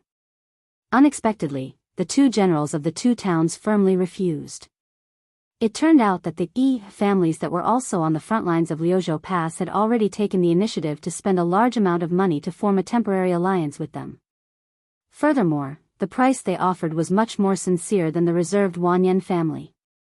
For example, the Yi family that bought Maolong Town's 5,000 cavalry troops not only promised that the daughter of the family would be married to the eldest son of the cavalry general, but they also offered chests of gold and silver that amounted to 400,000 taels of silver to Maolong town. Logically speaking, after 3 fierce battles in a row, the 2nd Cavalry, which had the weakest combat power and the largest number of soldiers, should have suffered the heaviest losses. However, the result was unimaginable. Before the southern expedition, there were more than 40,000 cavalrymen of mixed brands. Of the 40,000 cavalrymen who survived to advance to the battlefield of Crone Mountain with their commander-in-chief, Huang Songpu, there were still 34,000 cavalrymen who survived. In addition to the military forces of Gusai province, which were advancing south at full speed, the 40,000 cavalrymen of the southern dynasty who had been recuperating in the rear from the beginning to the end were all kept by the second noble families with a large sum of money. Apart from the 20,000 cavalrymen who were the old king of the southern courtyard, Huang Songpu's old subordinates who would obviously follow the old commander-in-chief's lead, the remaining 20,000 cavalrymen were all divided up by the second noble families. Huang Songpu, who had already lost his position as the king of the southern courtyard, could do nothing about it. The old lady sitting on the dragon throne, who was concerned about the central plains, turned a blind eye to it. Huang Songpu, who had a large number of reinforcements, did not act rashly. Otherwise, in this grand battle that was about to begin, the main battlefield would be under Qingsang City, and not on Crone Mountain, which was like a small island floating alone in the sea. The area to the right of Crone Mountain was dozens of li, with strong winds and strong sand. The large expanse of rugged terrain was naturally extremely difficult for cavalry to gallop through. In the first battle between Liang Mang and Lu Gui, the cavalry under Crone Mountain had successfully advanced south from the plains on the left flank of Crone Mountain. However, at that time, the border army of Liuzhou was only defending the city to the death. Their military strength was also relatively weak. The refugees had not yet joined the army on a large scale, and the Longxiang army was alone. The main force in the field was not enough to support a large-scale cavalry battle far away from Qingsang City. As a result, they did not choose to take the initiative to intercept. However, it was clear that today was different from the past. After Ko Jianghu obtained the complete military power of a province, coupled with the fact that the Bailiang governor-general and the young vassal king attached great importance to Liuzhou, Ko Jianghu not only fought 3 soul-stirring interception battles, he also resolutely chose the flat and vast Crone Mountain as the final battlefield. If they won, the Baimang cavalry would never be able to see the walls of Qingsang City. If they lost, then not only would Qingsang City fall into the hands of the Baimang cavalry, Liuzhou would probably become a new province of the southern dynasty of Baimang. Crone Mountain was not tall and steep. Instead, it was like a large mound of dirt. The north and south slopes were enough for a small group of cavalry to ride their horses up to the top. Even the most muddle-headed general would feel that occupying Crone Mountain to look down on the battlefield was beneficial for him to assess the situation and mobilize his troops. Ko Jianghu was one of the 2 jade annulus of Dechu, and Huang Songpu had once used his military exploits to become a meritorious general of the southern courtyard. Hence, the battle for the high ground of Crone Mountain had already begun before the 2 armies officially engaged in battle. Huang Songpu did not have the selfish intention of wasting the elites of the other divisions. He decisively sent out the remaining 400 green grass bars to climb up the mountain with shields and blades. The green grass bars had always been on the same level as the crow bars under Dong Zhuo and the black fox bars under General Lu Gui. They were ranked in the top 3. Although they were dismounted to fight, their bodies were strong and their strength was shocking. They were good at close combat. As expected, the Liuzhou side sent out 600 white horse crossbowmen, similarly armed with blades and shields. They climbed up the mountain at almost the same time. Both sides entered the battlefield of Crone Mountain at almost the same time and started to fight for Crone Mountain at almost the same time. This was probably the so-called coincidence of fate. Chapter 1958. Naturally, Huang Songpu did not think that 400 grassy barricades would be enough to take down the peak of Crone Mountain. After this batch of elite horse barricades, there were 600 men of sacrifice drawn from the various divisions. With the grassy barricades nailed to the peak of Crone Mountain, Wanyan Yinjiang and the other nobles and generals did not hesitate at all. In these 3 battles, Old Marshal Huang Songpu's performance was completely different from Dong Zhuo in the first battle of Liangmang. He did not take any actions to weaken the strength of the other divisions. Every time, he fought to the death first, and people died first. In these 3 difficult battles, Old Marshal Huang Songpu had reported to the emperor and was very protective of them. Twice, he took all the blame, and the 3rd time, he generously gave out military merit. Under these circumstances, even the gloomy Wanyan Yinjiang would feel bad. Of the 600 men of sacrifice, Wanyan Yinjiang sent out 300 Wanyan disciples. As expected, in a small-scale battle, without the leeway brought by the warhorses, people died even faster. The 400 grassy barricades quickly died. Looking up from the foot of the mountain, the peak of Crone Mountain was filled with the figures of the remaining White Horse crossbowmen. The 600 men of sacrifice of the southern court aggressively entered the battlefield. The side of Liuzhou seemed to only use the White Horse crossbowmen as an opportunity to seize the initiative, and definitely did not have the intention of letting all the crossbowmen die at Crone Mountain. This was also within reason. The ownership of Crone Mountain was, of course, important, but it could not be considered crucial, and could not be said to affect the outcome of the battle. If the battle between Liangmang and Liangmang was on the map of the Central Plains, where the tempo of the battle was slower than that of a cavalry battle, the gains and losses of Crone Mountain would be more significant. However, in a cavalry battle, especially a large-scale cavalry battle where both sides had accumulated more than 100,000 soldiers, and both sides were familiar with fighting on horseback, opportunities were often fleeting. In addition, Crone Mountain was not located at the center of the battlefield, but at a side away from the battlefield. When the time came, the side that lost Crone Mountain could very well take the initiative to move the main battlefield away from Crone Mountain. In this way, Crone Mountain's geographical advantage to observe the battlefield would be weakened. Therefore, both sides knew that the battle for Crone Mountain was bloody and bitter. To a large extent, it could be said that it was used to raise the morale of the soldiers at the foot of the mountain. Liuzhou's reinforcements quickly arrived at the peak of Crone Mountain, consisting of close to 1,000 Lantua mountain monk soldiers. The White Horse wandering crossbowmen who had fought from outside Liangzhou Pass all the way to Liuzhou's border, compared to their mortal enemy Kinko Lanzi who had been completely wiped out on the battlefield, their losses were not small either, close to 300 people dying on the mountain peak. At the foot of the southern slope of Crone Mountain, away from the main battlefield, the leading general Ko Jianghu was actually among them. The military authority of the 10,000 Liuzhou youths had already been completely handed over to Chi Fulong Pass. As for the 20,000 Longxiang army, on the battlefield where they faced off against Beimang's main force, it was naturally Su Longxiang and Li Mofen who each led 10,000 cavalry. Ko Jianghu only spoke about how to win this battle, how to deploy the troops in detail and how to generally deploy them, but he definitely would not interfere with the killing of the Longxiang army after they entered the battlefield. The 3,000 cavalry directly under the Liuzhou provincial governor's mansion also did not appear here, instead following behind the 10,000 cavalry from Chi Fulong Pass, forming a central army. The 2 wings were the even stronger 10,000 dragon elephant cavalry.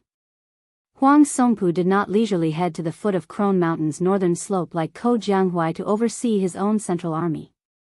When the old general vaguely saw the monk soldiers of Lantua Mountain appear at the summit, the old general with a grave expression finally let out a light breath of relief.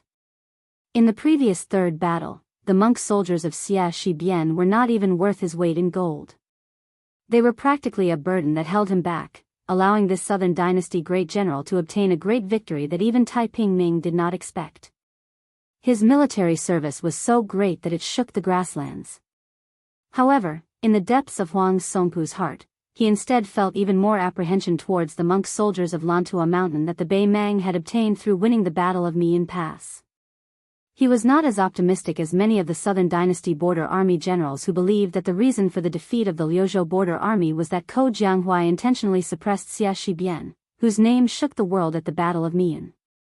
Huang Songpu firmly believed that this was a trap set by Ko Jianghu and Xia Shibian for him.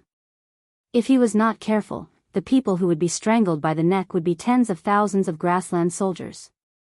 Wanyan Yinjiang, who was holding an iron spear and wearing heavy armor, urged his horse over. He loudly asked, "Great General, when do we charge?" Huang Songpu glanced at the direction of Crone Mountain and calmly said, "Wait a little longer." Wanyan Yinjiang, who knew the inside story of the military, was a little puzzled. Other than the 400 grassland soldiers and the 600 death warriors of the southern dynasty, the old general still had a backup plan. A total of 1,500 elite soldiers. Using these elite soldiers to fight for Crone Mountain showed how much importance he placed on it.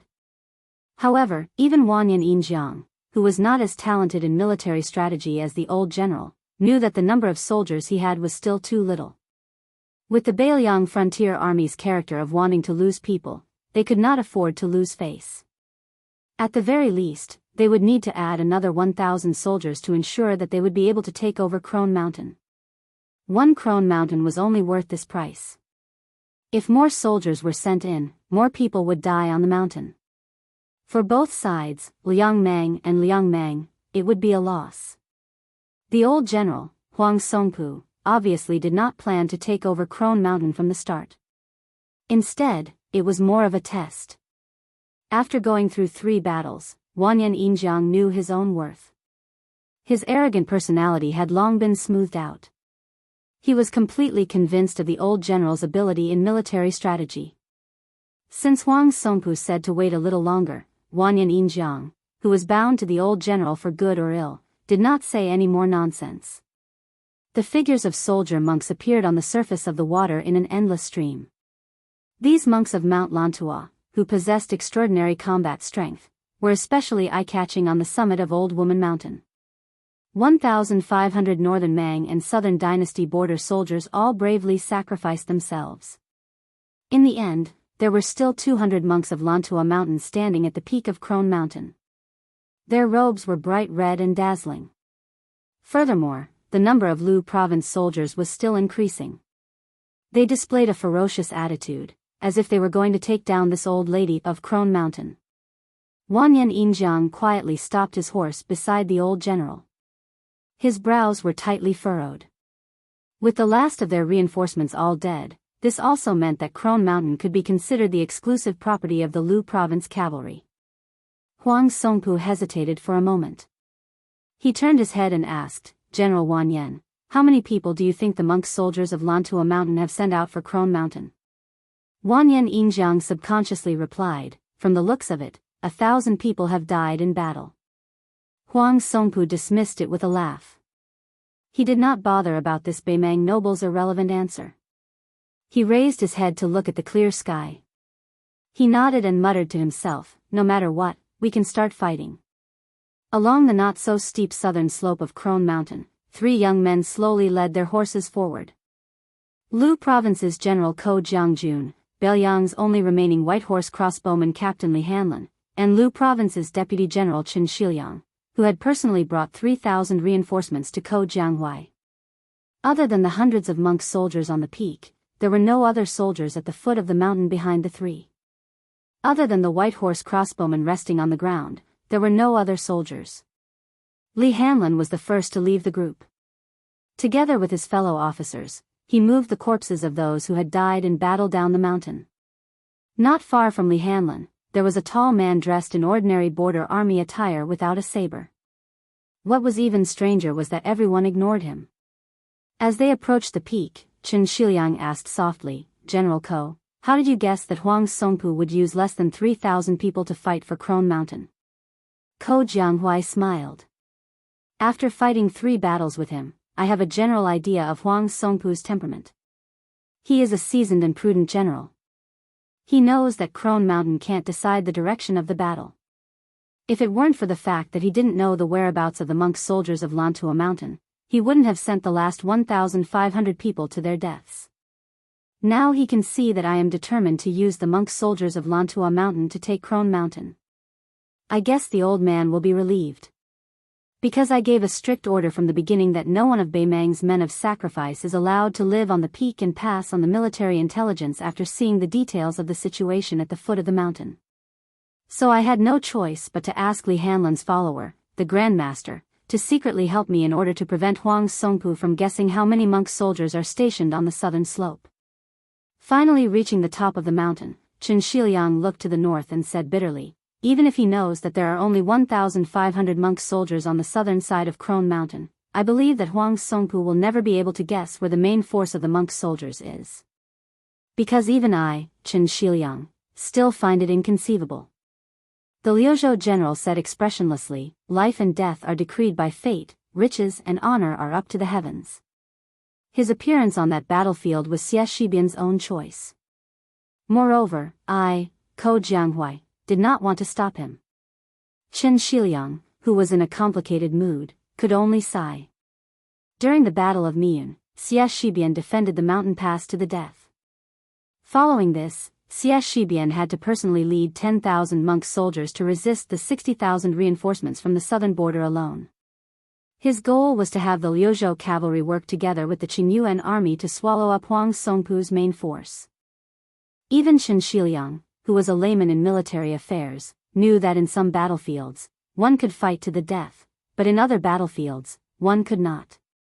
Chen Shiliang could not understand. Ko Jianghui did not personally give the order, but Xie Shibian had already taken the initiative to bring up this matter. At that time, everyone, including Su Longxiang, Li Mofen, and Liuzhou provincial governor Yang Guangdou, were hesitant. This was because everyone knew that even if all 20,000 of the Lantua mountain monk soldiers were added together, in the young king's mind, they were not as important as Xie Shibian, who he had personally taken away from West Chu.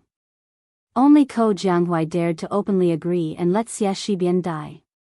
In the rugged area west of Crone Mountain, Xie Shibian stopped his horse. Behind him were more than 10,000 monk soldiers.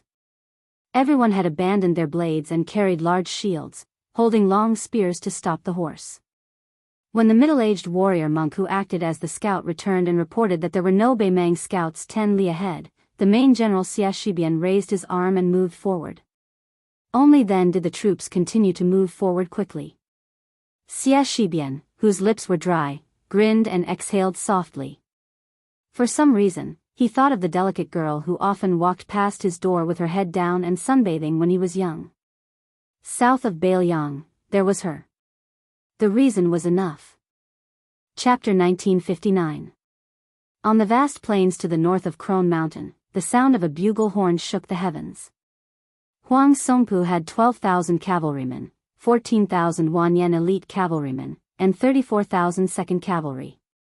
Among them, there were also 500 to 600 rare heavy cavalrymen who were fully equipped with armor. The northern Mang cavalry that had been accumulating power and waiting to set out stretched out 5 or 6 li in length, continuing without end. Compared to Bailiang's Liuzhou border army, which only had 30,000 cavalry, Beimang's morale was not inferior. Their military strength was far superior. Commander Huang Songpu did not purposely try to win by surprise.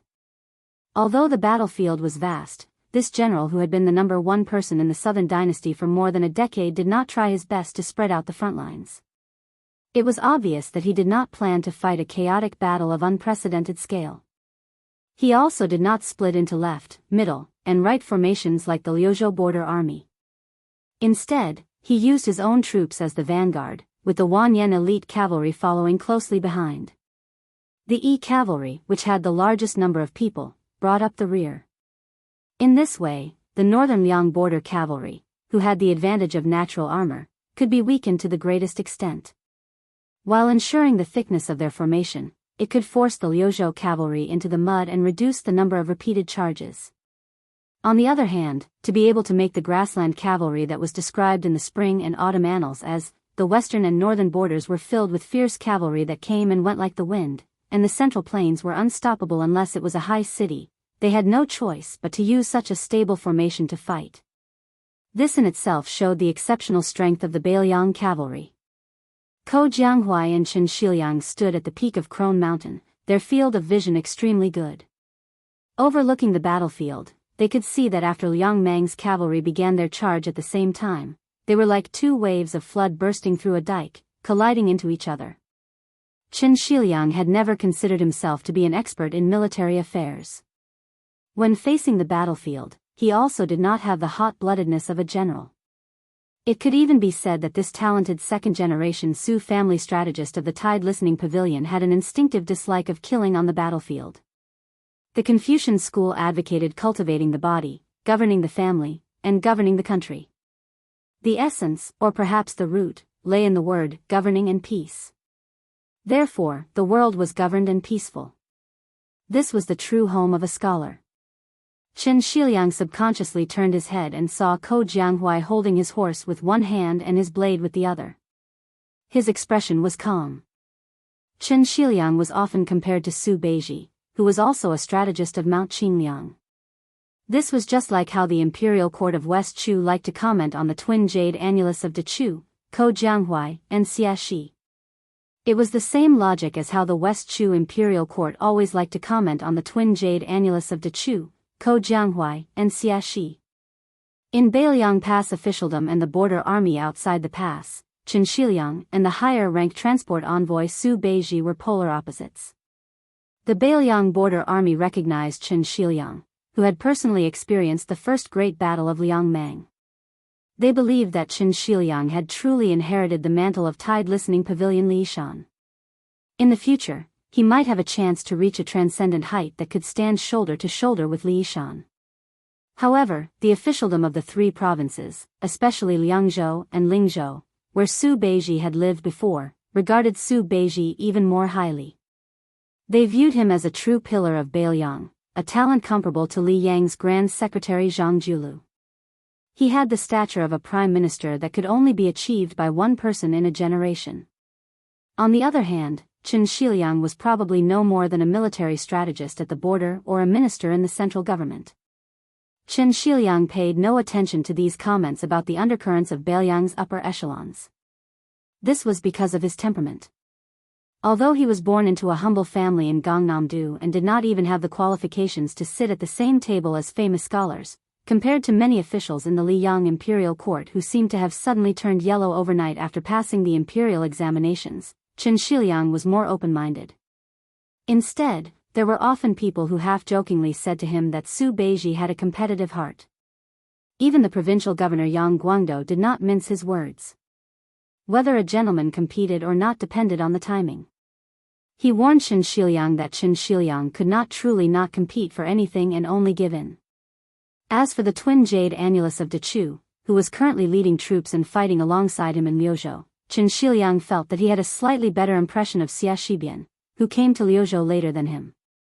He and this person, one was scholarly and one was martial, but their backgrounds were similar. They were both at the bottom of the marketplace. Moreover, compared to the proud and arrogant Guangling Dao descendant Ko Jianghu, Xia Shibian was more in line with the image of a scholar as a gentleman.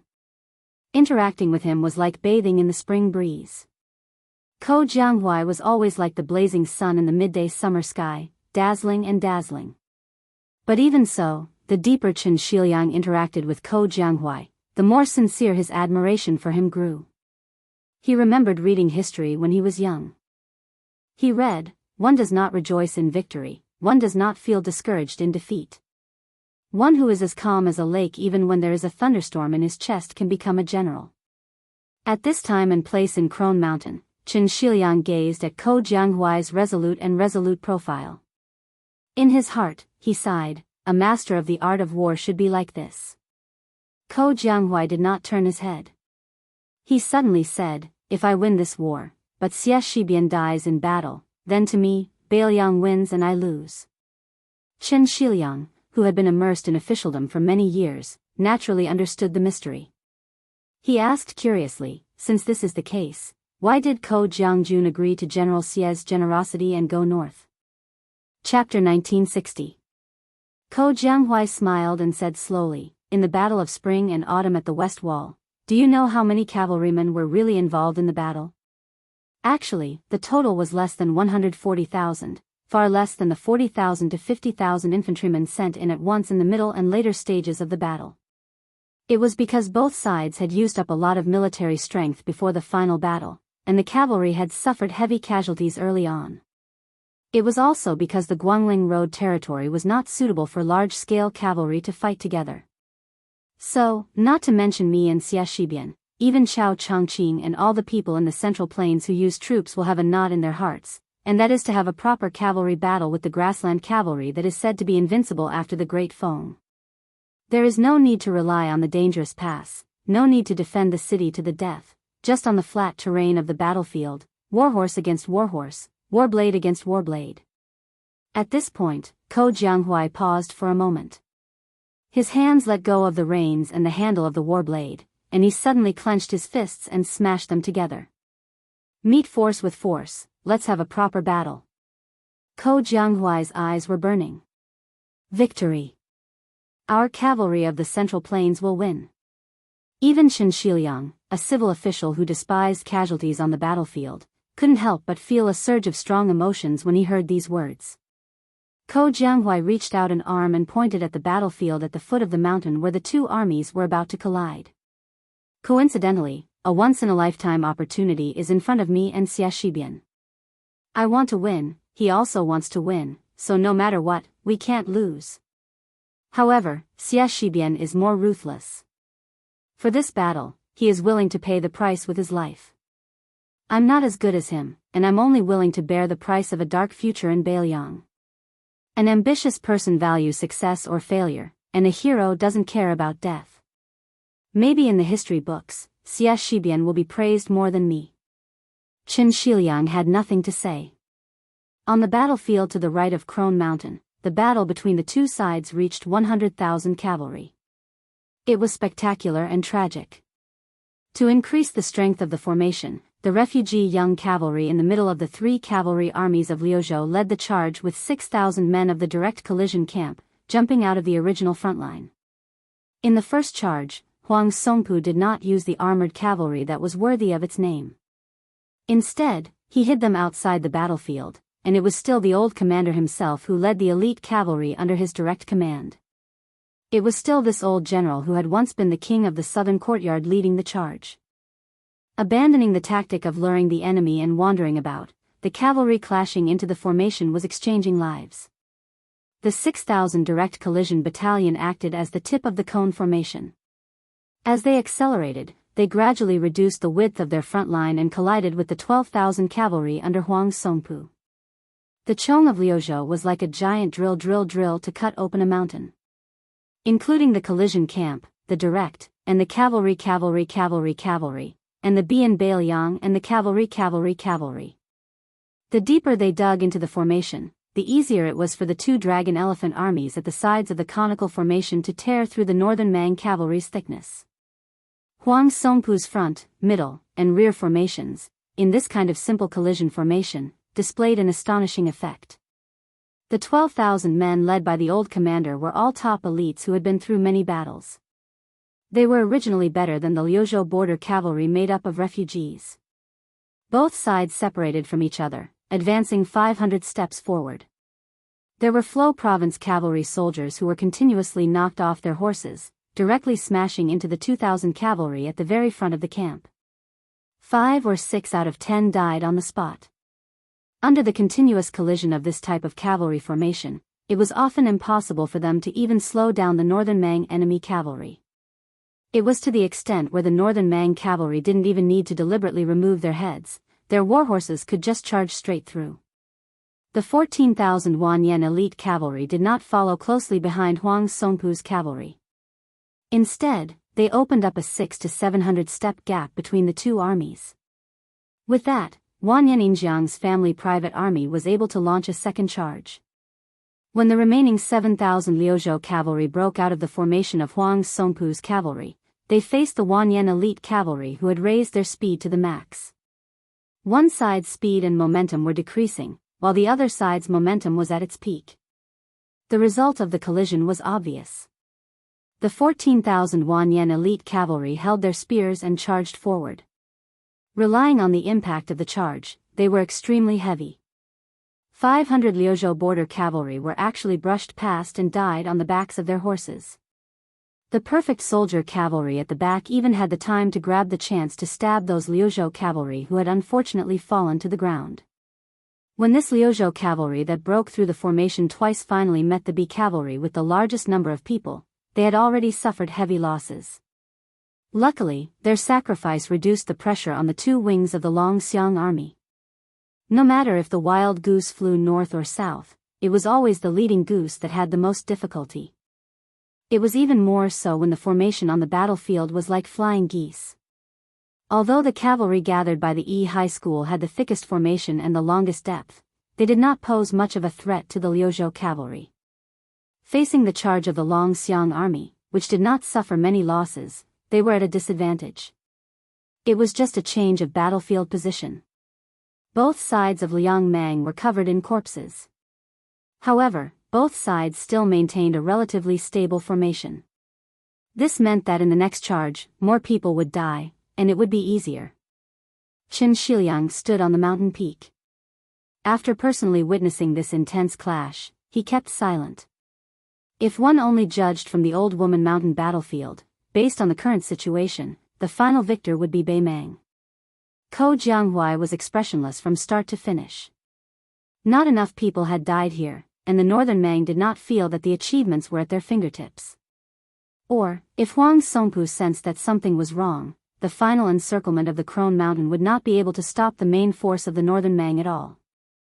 After all, this was not the Calabash Pass of Yuzhou that was blessed by nature, and there were no terrifying troops like the Great Snow Dragon Cavalry and the two Northern Liang Heavy Cavalry responsible for blocking the retreat. Ko Jianghuai turned his head and looked toward the southeast. Chapter 1961. Northern Liang Path's two new relay routes within Lu Province's territory were both horizontal, separately leading to Liang and Ling provinces, far less meticulous than the path's inner province's 3 provinces.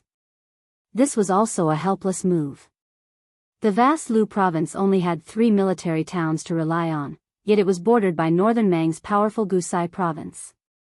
That was why building longitudinal relay routes within Lu province could only make it easier for the grassland cavalry to drive south. This was a move that destroyed one's own border.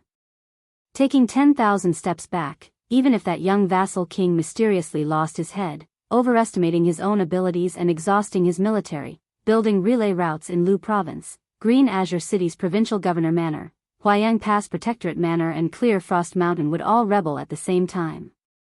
The plains on the right side of Crone Mountain was the most suitable terrain for cavalry outside of Qingsang City.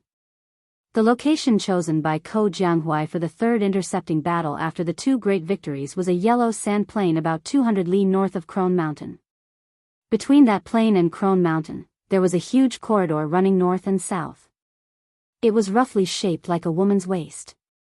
If the grassland cavalry were to advance from north to south, although this wasn't a path they had to pass through to reach the battlefield of Crone Mountain, compared to taking a detour, it could shorten the distance by 60 li.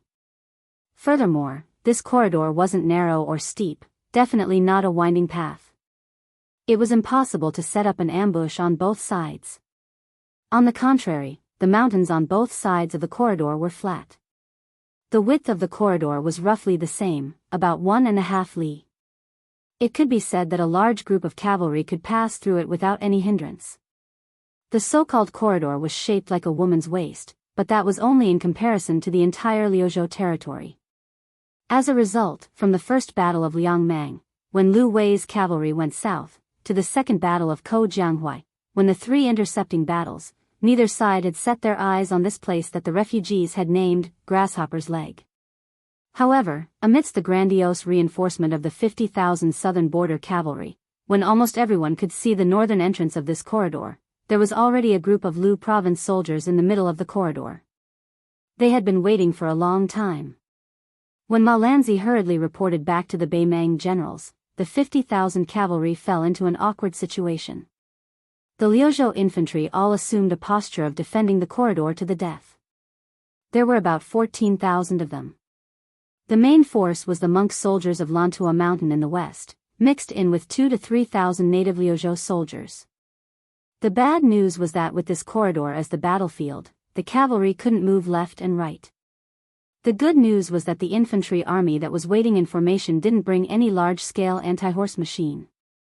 Once the cavalry army that already had the absolute advantage in terms of military strength smashed through the infantry army and forced them to retreat in panic, forget about 17,000 to 18,000 infantry, even if their military strength was doubled, it still wouldn't be enough for this cavalry army to cut down with their blades.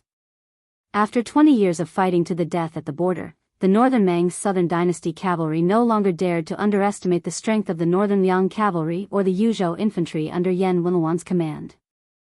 However, if it was any other troop, they really wouldn't think much of it.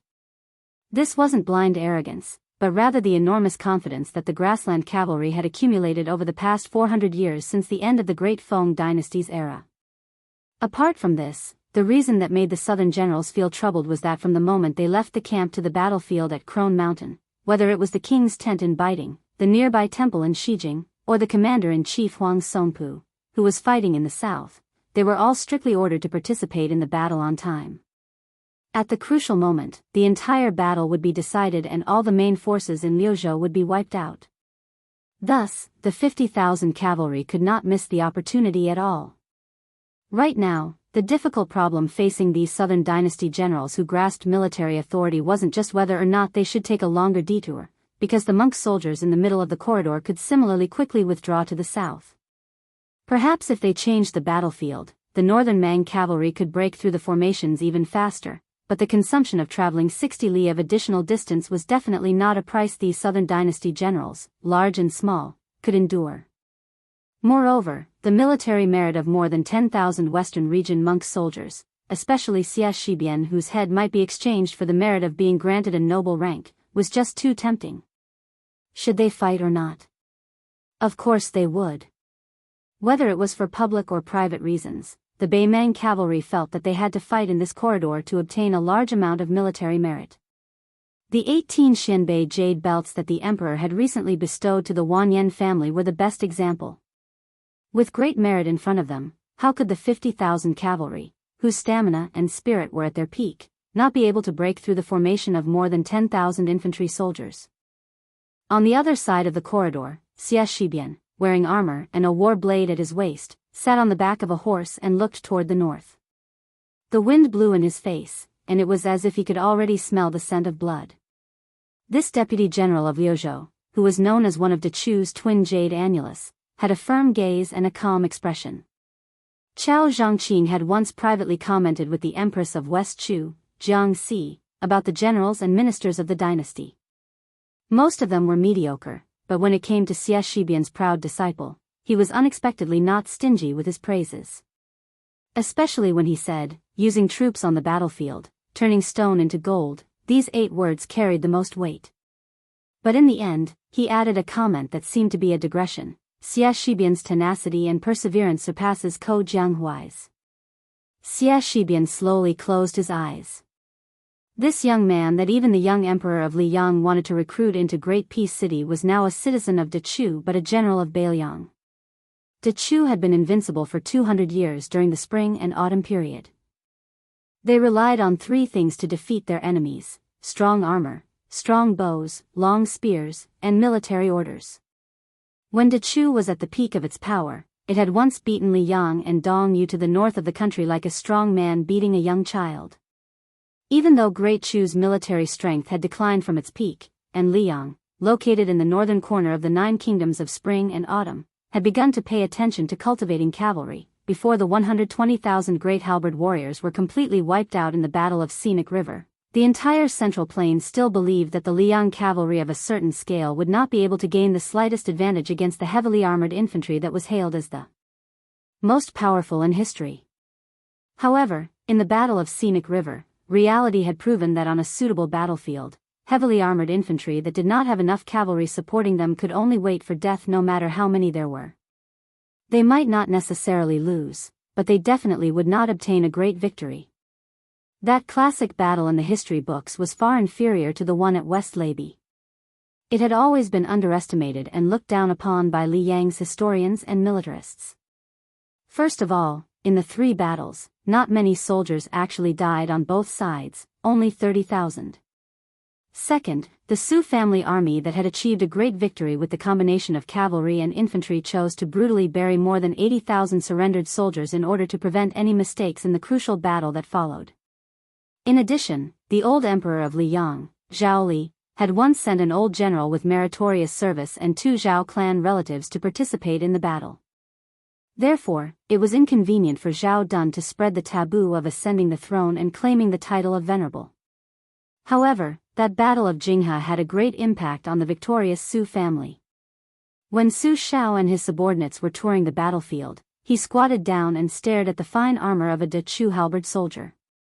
Long sabers hacked and spears stabbed, but it was still mostly intact. He sighed, the person is already dead, but the armor is still intact. If I had armor like this, how many people would die? We can't continue to be so poor.